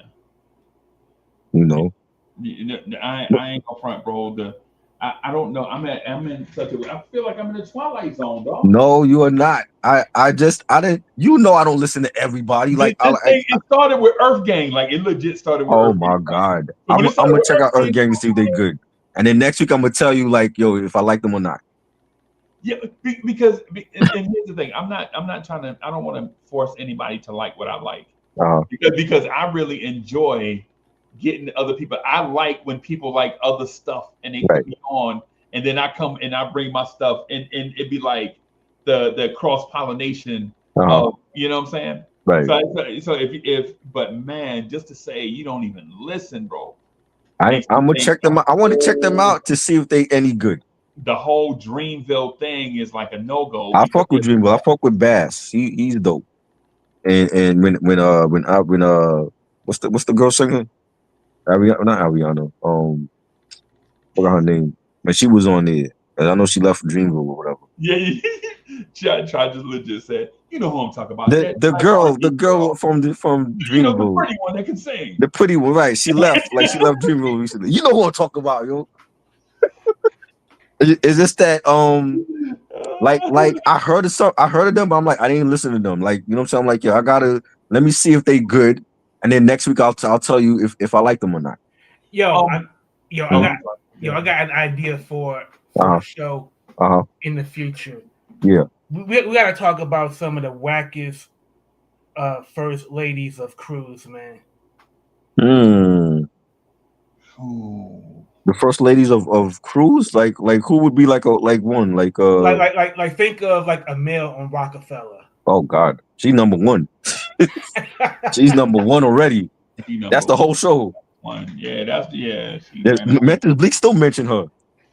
Yeah, yeah. You know, even Bleak. I Bleak mean, had a solid album this year. And you know how much I couldn't stand Bleak before. yeah. I'm giving Bleak his props. Like Bleak had a solid album this year. And they need to promote it, whatever label he's on. Bleak first album and Lil C's first albums to I didn't me like his first album. very Little C's first album was not great.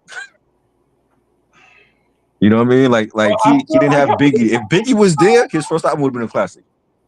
Hey, Rock, I feel like I'm in the Twilight Zone, bro. If I don't know how Biggie was there, his first album would have been a classic. He didn't have Biggie. I feel like Yo, even Lance Rivera said that Little C's album was a disappointment. Yeah, it was. every and on the low, I'll keep it a stack, right? Every time I have a conversation with like real hip hop heads, right? And not I'm not saying that this. I'm talking about like personal, like how you go to somebody's house and you be chilling or whatever. And I'll be like, yo, you got that Lil C's album? Like, Nah, I never bought it. now, because they'll have it, like they'll have it, it'd be like at the bottom or something. I tell you got the Lil C's album? And they I never like, bought it. yeah, and they be trying to wait for you to say something bad about Right. it. And then if you don't say nothing bad, they be like, nah, it's kind of dope. Nah, Okay. You ain't like play around? it was alright, but the album itself wasn't good. You didn't like Girlfriend Nah, hell no. with Kelly Price? Nope. The Hell fact no. that you could talk about these songs, Right, you still remember the album? Yeah, Hey, I heard it once, and that was it. Rocket, they don't have anything to do with Lil C's. That got something to me. That's something something to do with me having a bad habit of listening to all types of rap.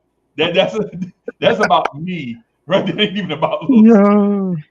Nah, I didn't like that album at all. I can't help it, man. You know. But I'm just saying, like, yeah, like I'll check out Earth Gang and see if they good. Yeah, bro, man, come on, man. I like that idea, but the thing with that rock is like how many bad female MCs were part of Cruise, because Emil is the only one I could think of. Bro, you don't remember Silk Times Leather? They were part of a crew? Yeah, it was how many? It was like what, 2 or 3 of them, or 2 of them? Yeah. Or are you talking about good. like? Are you talking about a mixed crew, or just like one? You talking girl about like Rod Digger in Flip Mode, or like Eve and Rough Riders, or Mia X? Or I don't think Mia X was bad. I just she think was I didn't. dope though. I didn't fuck with No Limit like that. I'm talking about the. Are you talking about like the one female in a crew with dudes type? Emil is the only one that comes to mind. I mean, I don't know anybody else that was bad in the crew. I'm talking about like the female in the crew that is positioned as the queen. Like she is like she's like the femme was it like in movies like the femme fatale. Like she's she can be feminine and sexy, but she can still spit as hard as any man in the crew. Yeah, Emil is the only one that comes to mind though. Like Lady of Rage? She was dope. She was dope. Yeah. Okay. You know what though? Like I'm gonna say, I don't understand what people saw in Shauna from DTP. Interesting. I didn't like Shauna album. I remember her first album. I didn't care for it. But she was dope. I don't. That whole crew didn't get a chance really to come out, like Little Fate in them. Yeah. You know, it was Ludacris. Chingy somehow came out before the rest of them, and then he won it out, and then you had I-20 came out. I think Shauna kind of sounded like what Emil was supposed to be. Right. They had a similar voice to me. Right. So Sam said Dirty Harry or Anarchy. I still like Anarchy, even though Anarchy they didn't Electra didn't promote it, but that's a solid album. and just real quick before I go, man, I want Yeah. to ask you. Yeah, we ending it now, yo.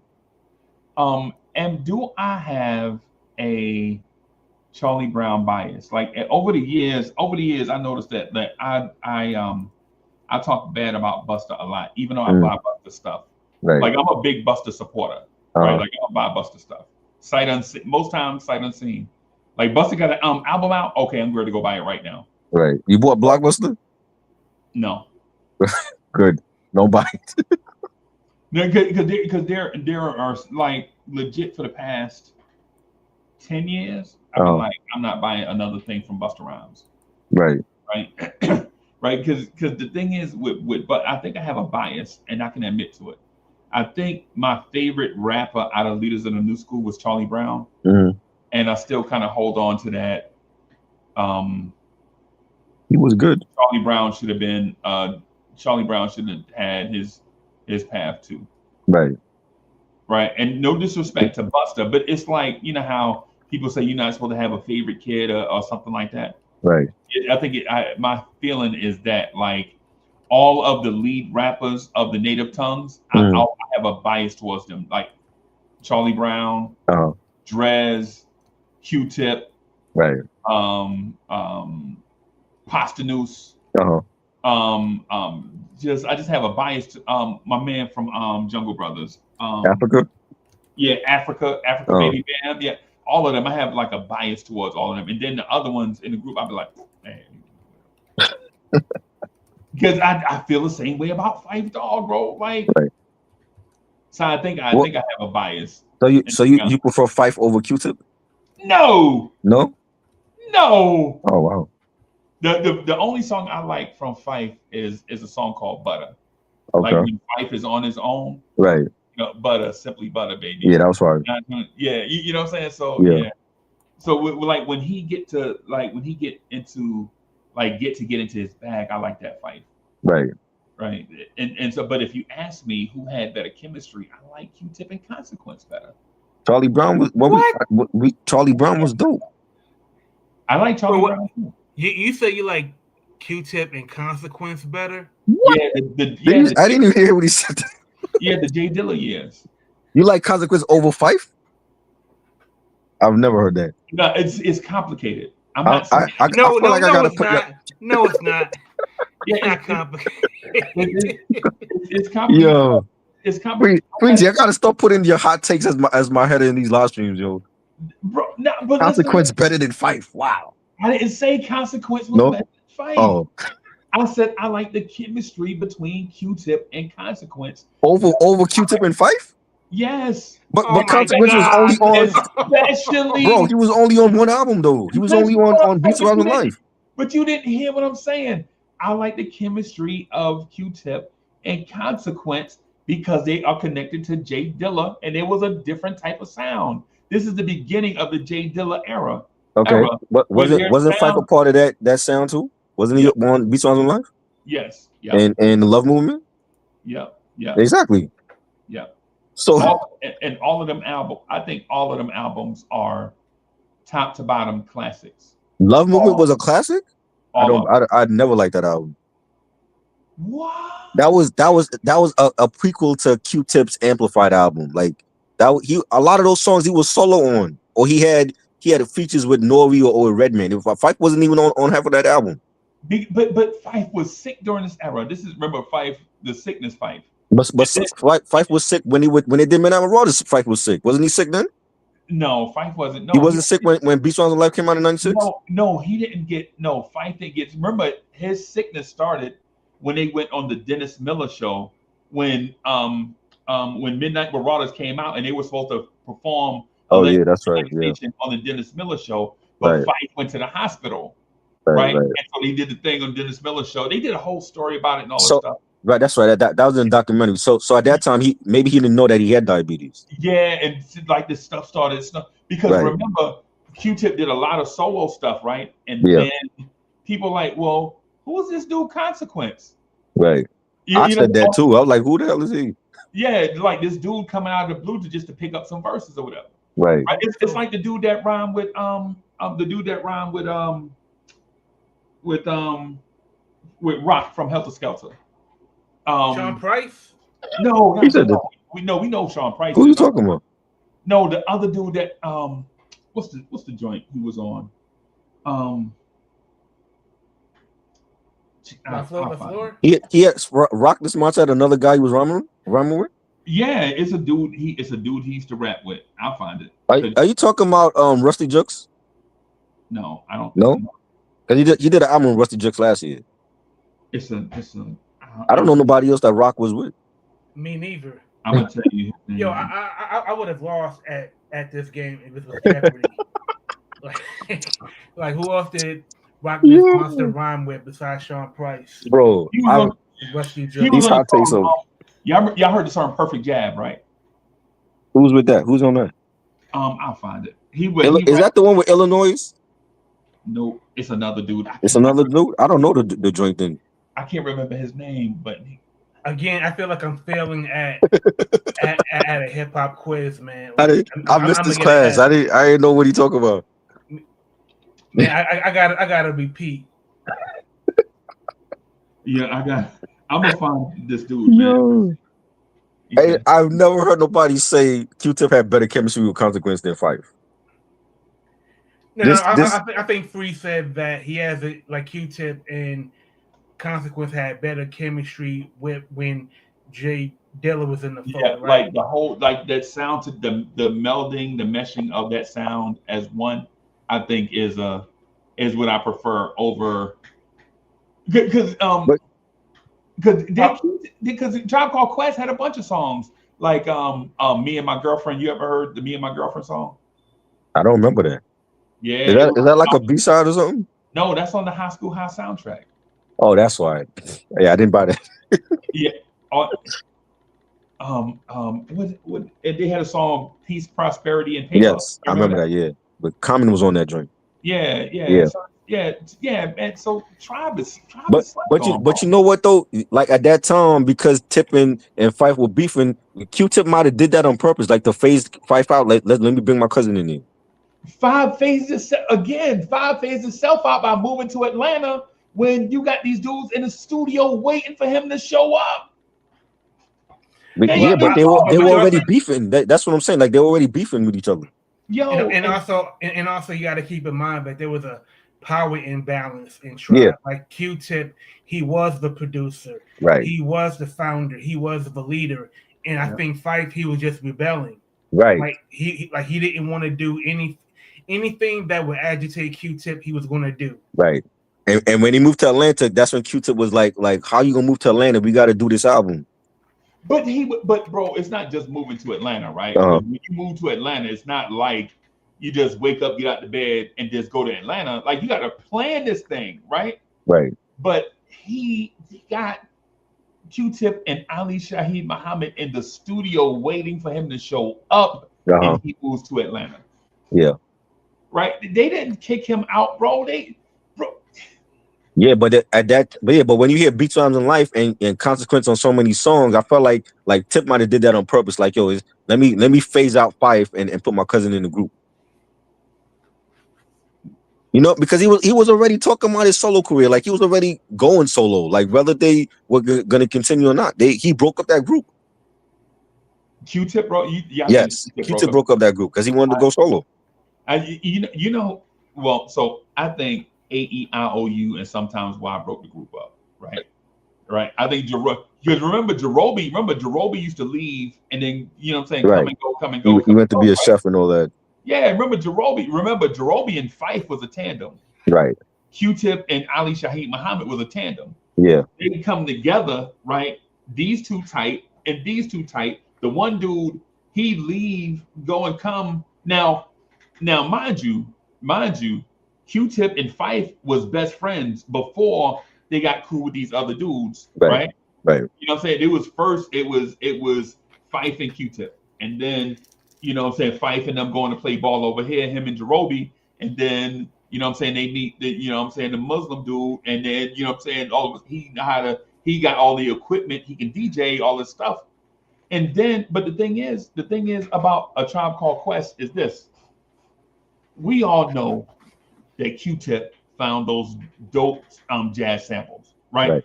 Anybody dispute that, No, because right? he was digging. I always heard about him digging with people. We all know that the style and look of A Tribe Called Quest was Q-Tip. Right. Some of that was some stuff from the Jungle Brothers, and some of it was a little bit from De La Soul, right? Right. We know like it was kind of like a thing, Mhm. like a tribe is like they baby brothers, right? Right. Right. The thing with Fife is in the first two albums, all you heard about was Q-Tip begging this man to come to the studio to lay vocals down, and this dude was trying to be out in the street. But when payday come, he like, nah, the check's got to be equal. I never heard about no riff with them until like after Midnight Marauders came out though. Bro, That's when I started hearing about them beefing.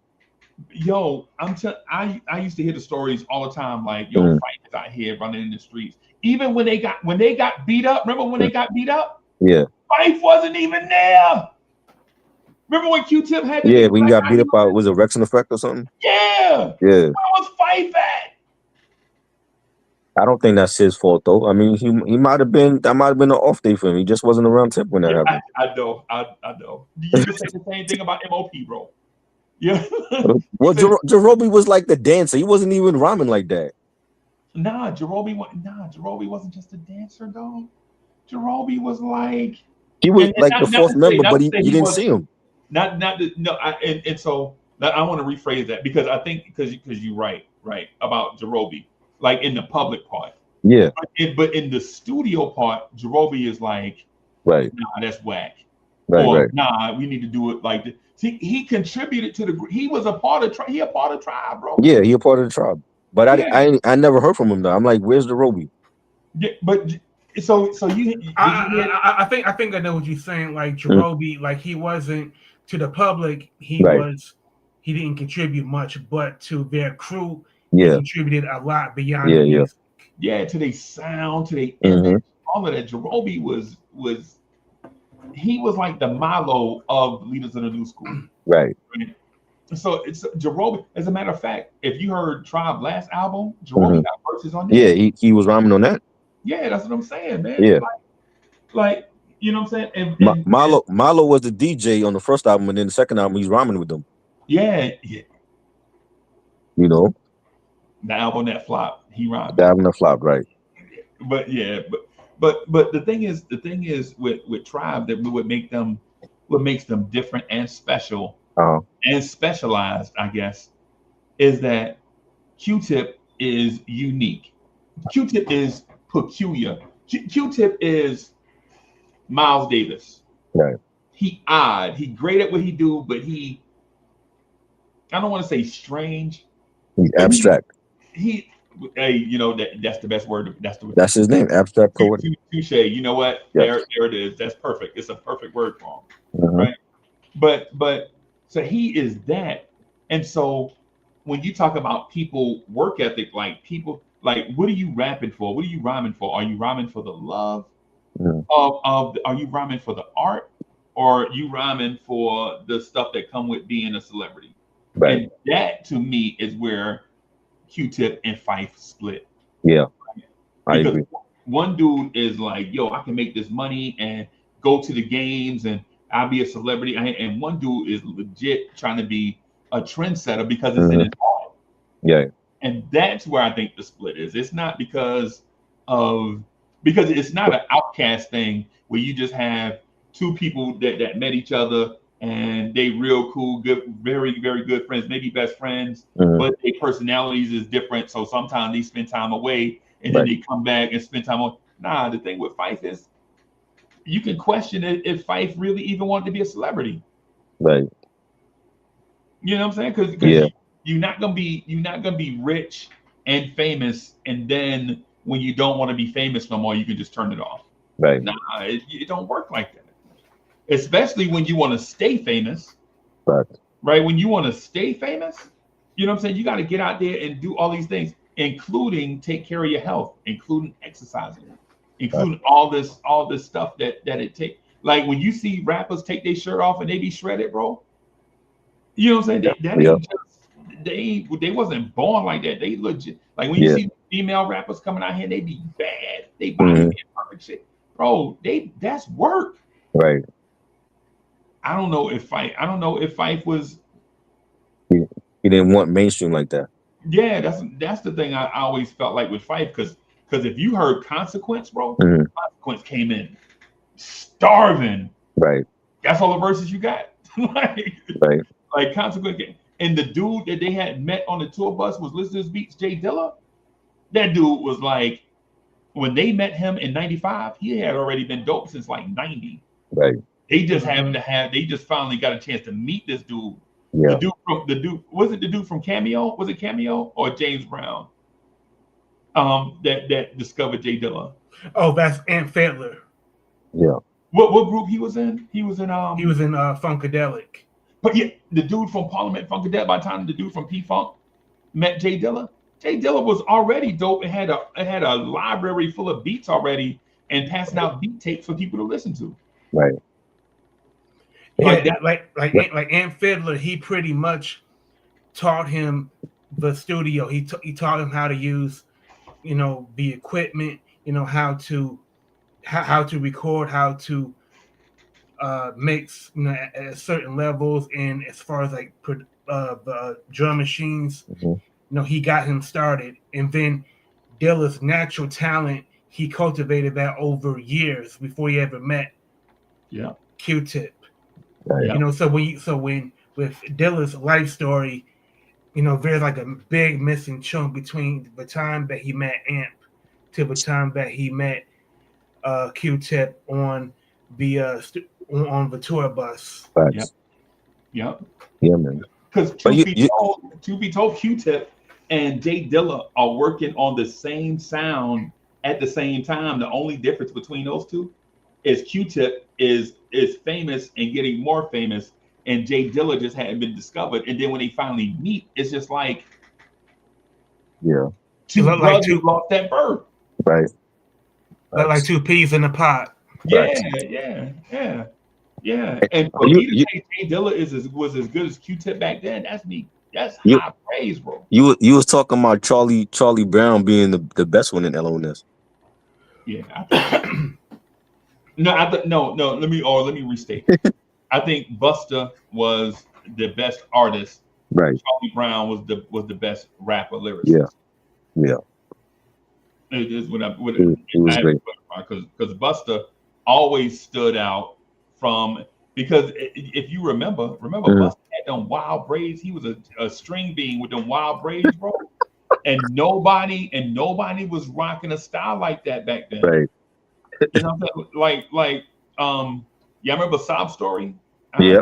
If y'all remember that video, Busta Rhymes, my infamous. Yeah. Yo, if you see him in that video, you knew he was a star right then. Like, I'll give you an example. If y'all remember the video Peach Fuzz by KMD. Yeah. KMD had a rapper, right, that just popped on the screen. Like, as soon as you saw him, you're like, hey, he a star. He a star. I don't know what his name is, whatever. I think it's Zev Love X or whatever. I don't know what his name is. Zev Love X. Right, but when you saw him, right, you was like, he gonna be bigger than Q-Tip. Like, as soon as I saw him, everybody in the room was like, yo, you know who else? The first time you saw Onyx, you was like, yo, that dude right there, Biggie Fingers. Yeah, he is a star, bro. Yeah. Like, you ain't had to see him a million times. Like, as soon as you saw him on the screen, you knew he was gonna be a star. Right. Facts. So, because some people have it, and then some people got to work. The difference between Big and Jay-Z, like, Jay-Z is a megastar, the most famous rapper to ever breathe breath, right? Right. Jay-Z, in my opinion, doesn't have it. Is he very skilled? Is he very skilled and driven and determined and to be the best at his craft? Yeah. But then some people just wake up, walk across the camera one time. Eminem has a video with a crazy different beat. He's speaking, rapping in a weird tone. You know what I'm saying? And you like, oh, he a star. Like, hi kids, do you like Promise? Do you want to see? You're like, yo, this voice is weird. This beat is quirky, but he a star. Yeah. You know what I'm saying? Facts. And that's not me knocking Eminem. That's me saying the first time you see him, you like. You sounded like Big Bird just now with Grover. I'm like, that's not how you sounded. To me, that's what he sounded like. Because it didn't sound. Think about it, he didn't sound like Rakim, bro. Right. He sounded quirky and different. Right. But he had the talent to back it up. Yeah, that's why nobody will battle Eminem. They MGK he put up a good fight, but people are scared to battle him. Bro, I'm saying some people have it and some people don't, right? Yeah. Like, I mean, why do you think Joe Budden did not take Eminem up on his offer to dance?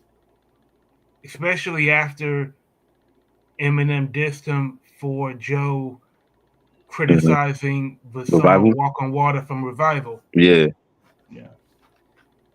He ain't want no smoke with him. Yeah. So, you know who else had it for the first time I saw him? I saw this movie Crush Groove, right? And I saw 1,000 rappers in Crush Groove, right? One rapper walks in and says, yo, box. So he said that, I was like, yo, he a star. He a star, bro. So when I saw him, I was like, yo, that dude got on a Latifah shirt? Right.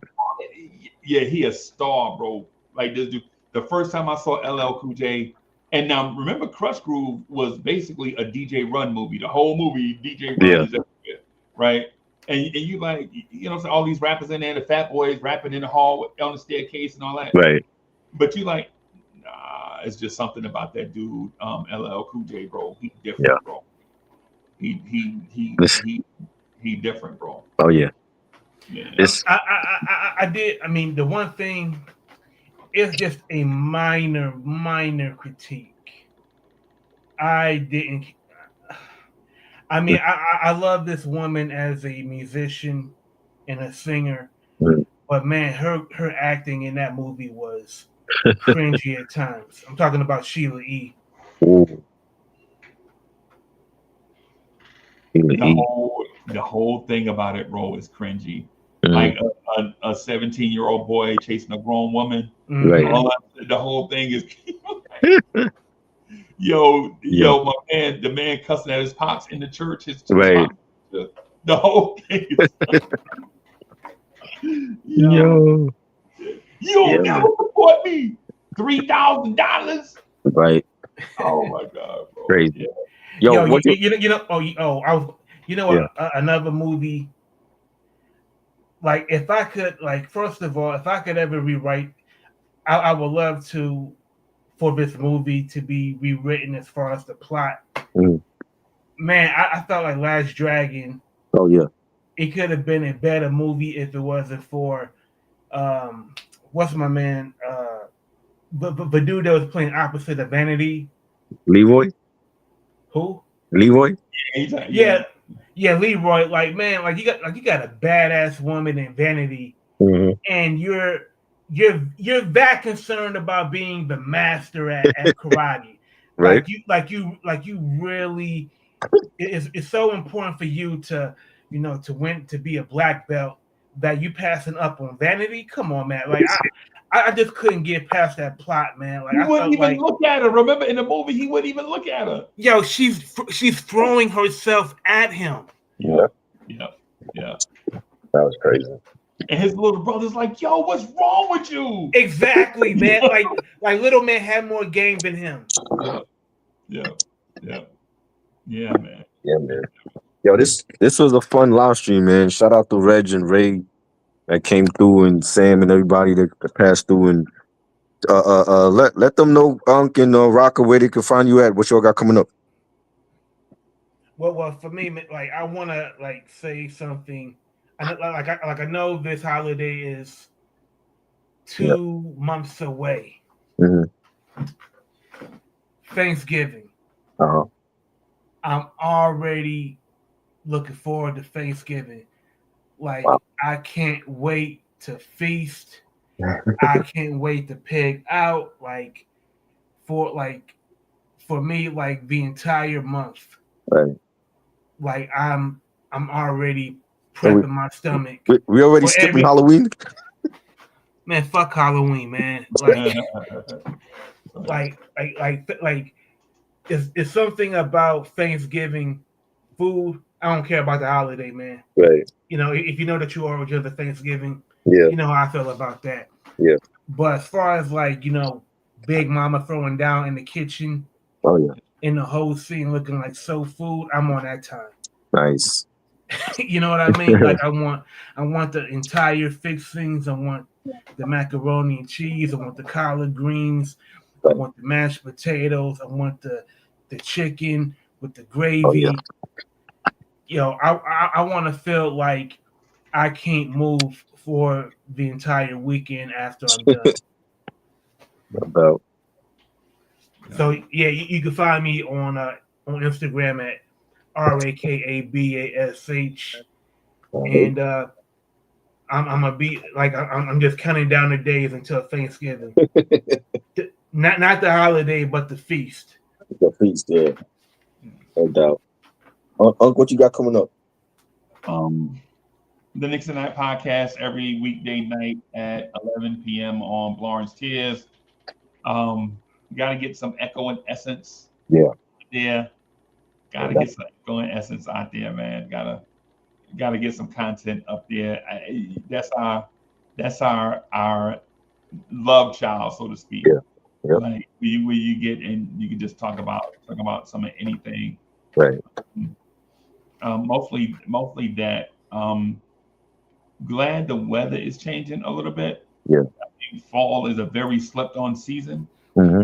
Like, you can pull your Timbs back out. Yep. You can kind of dress for any occasion. Yep.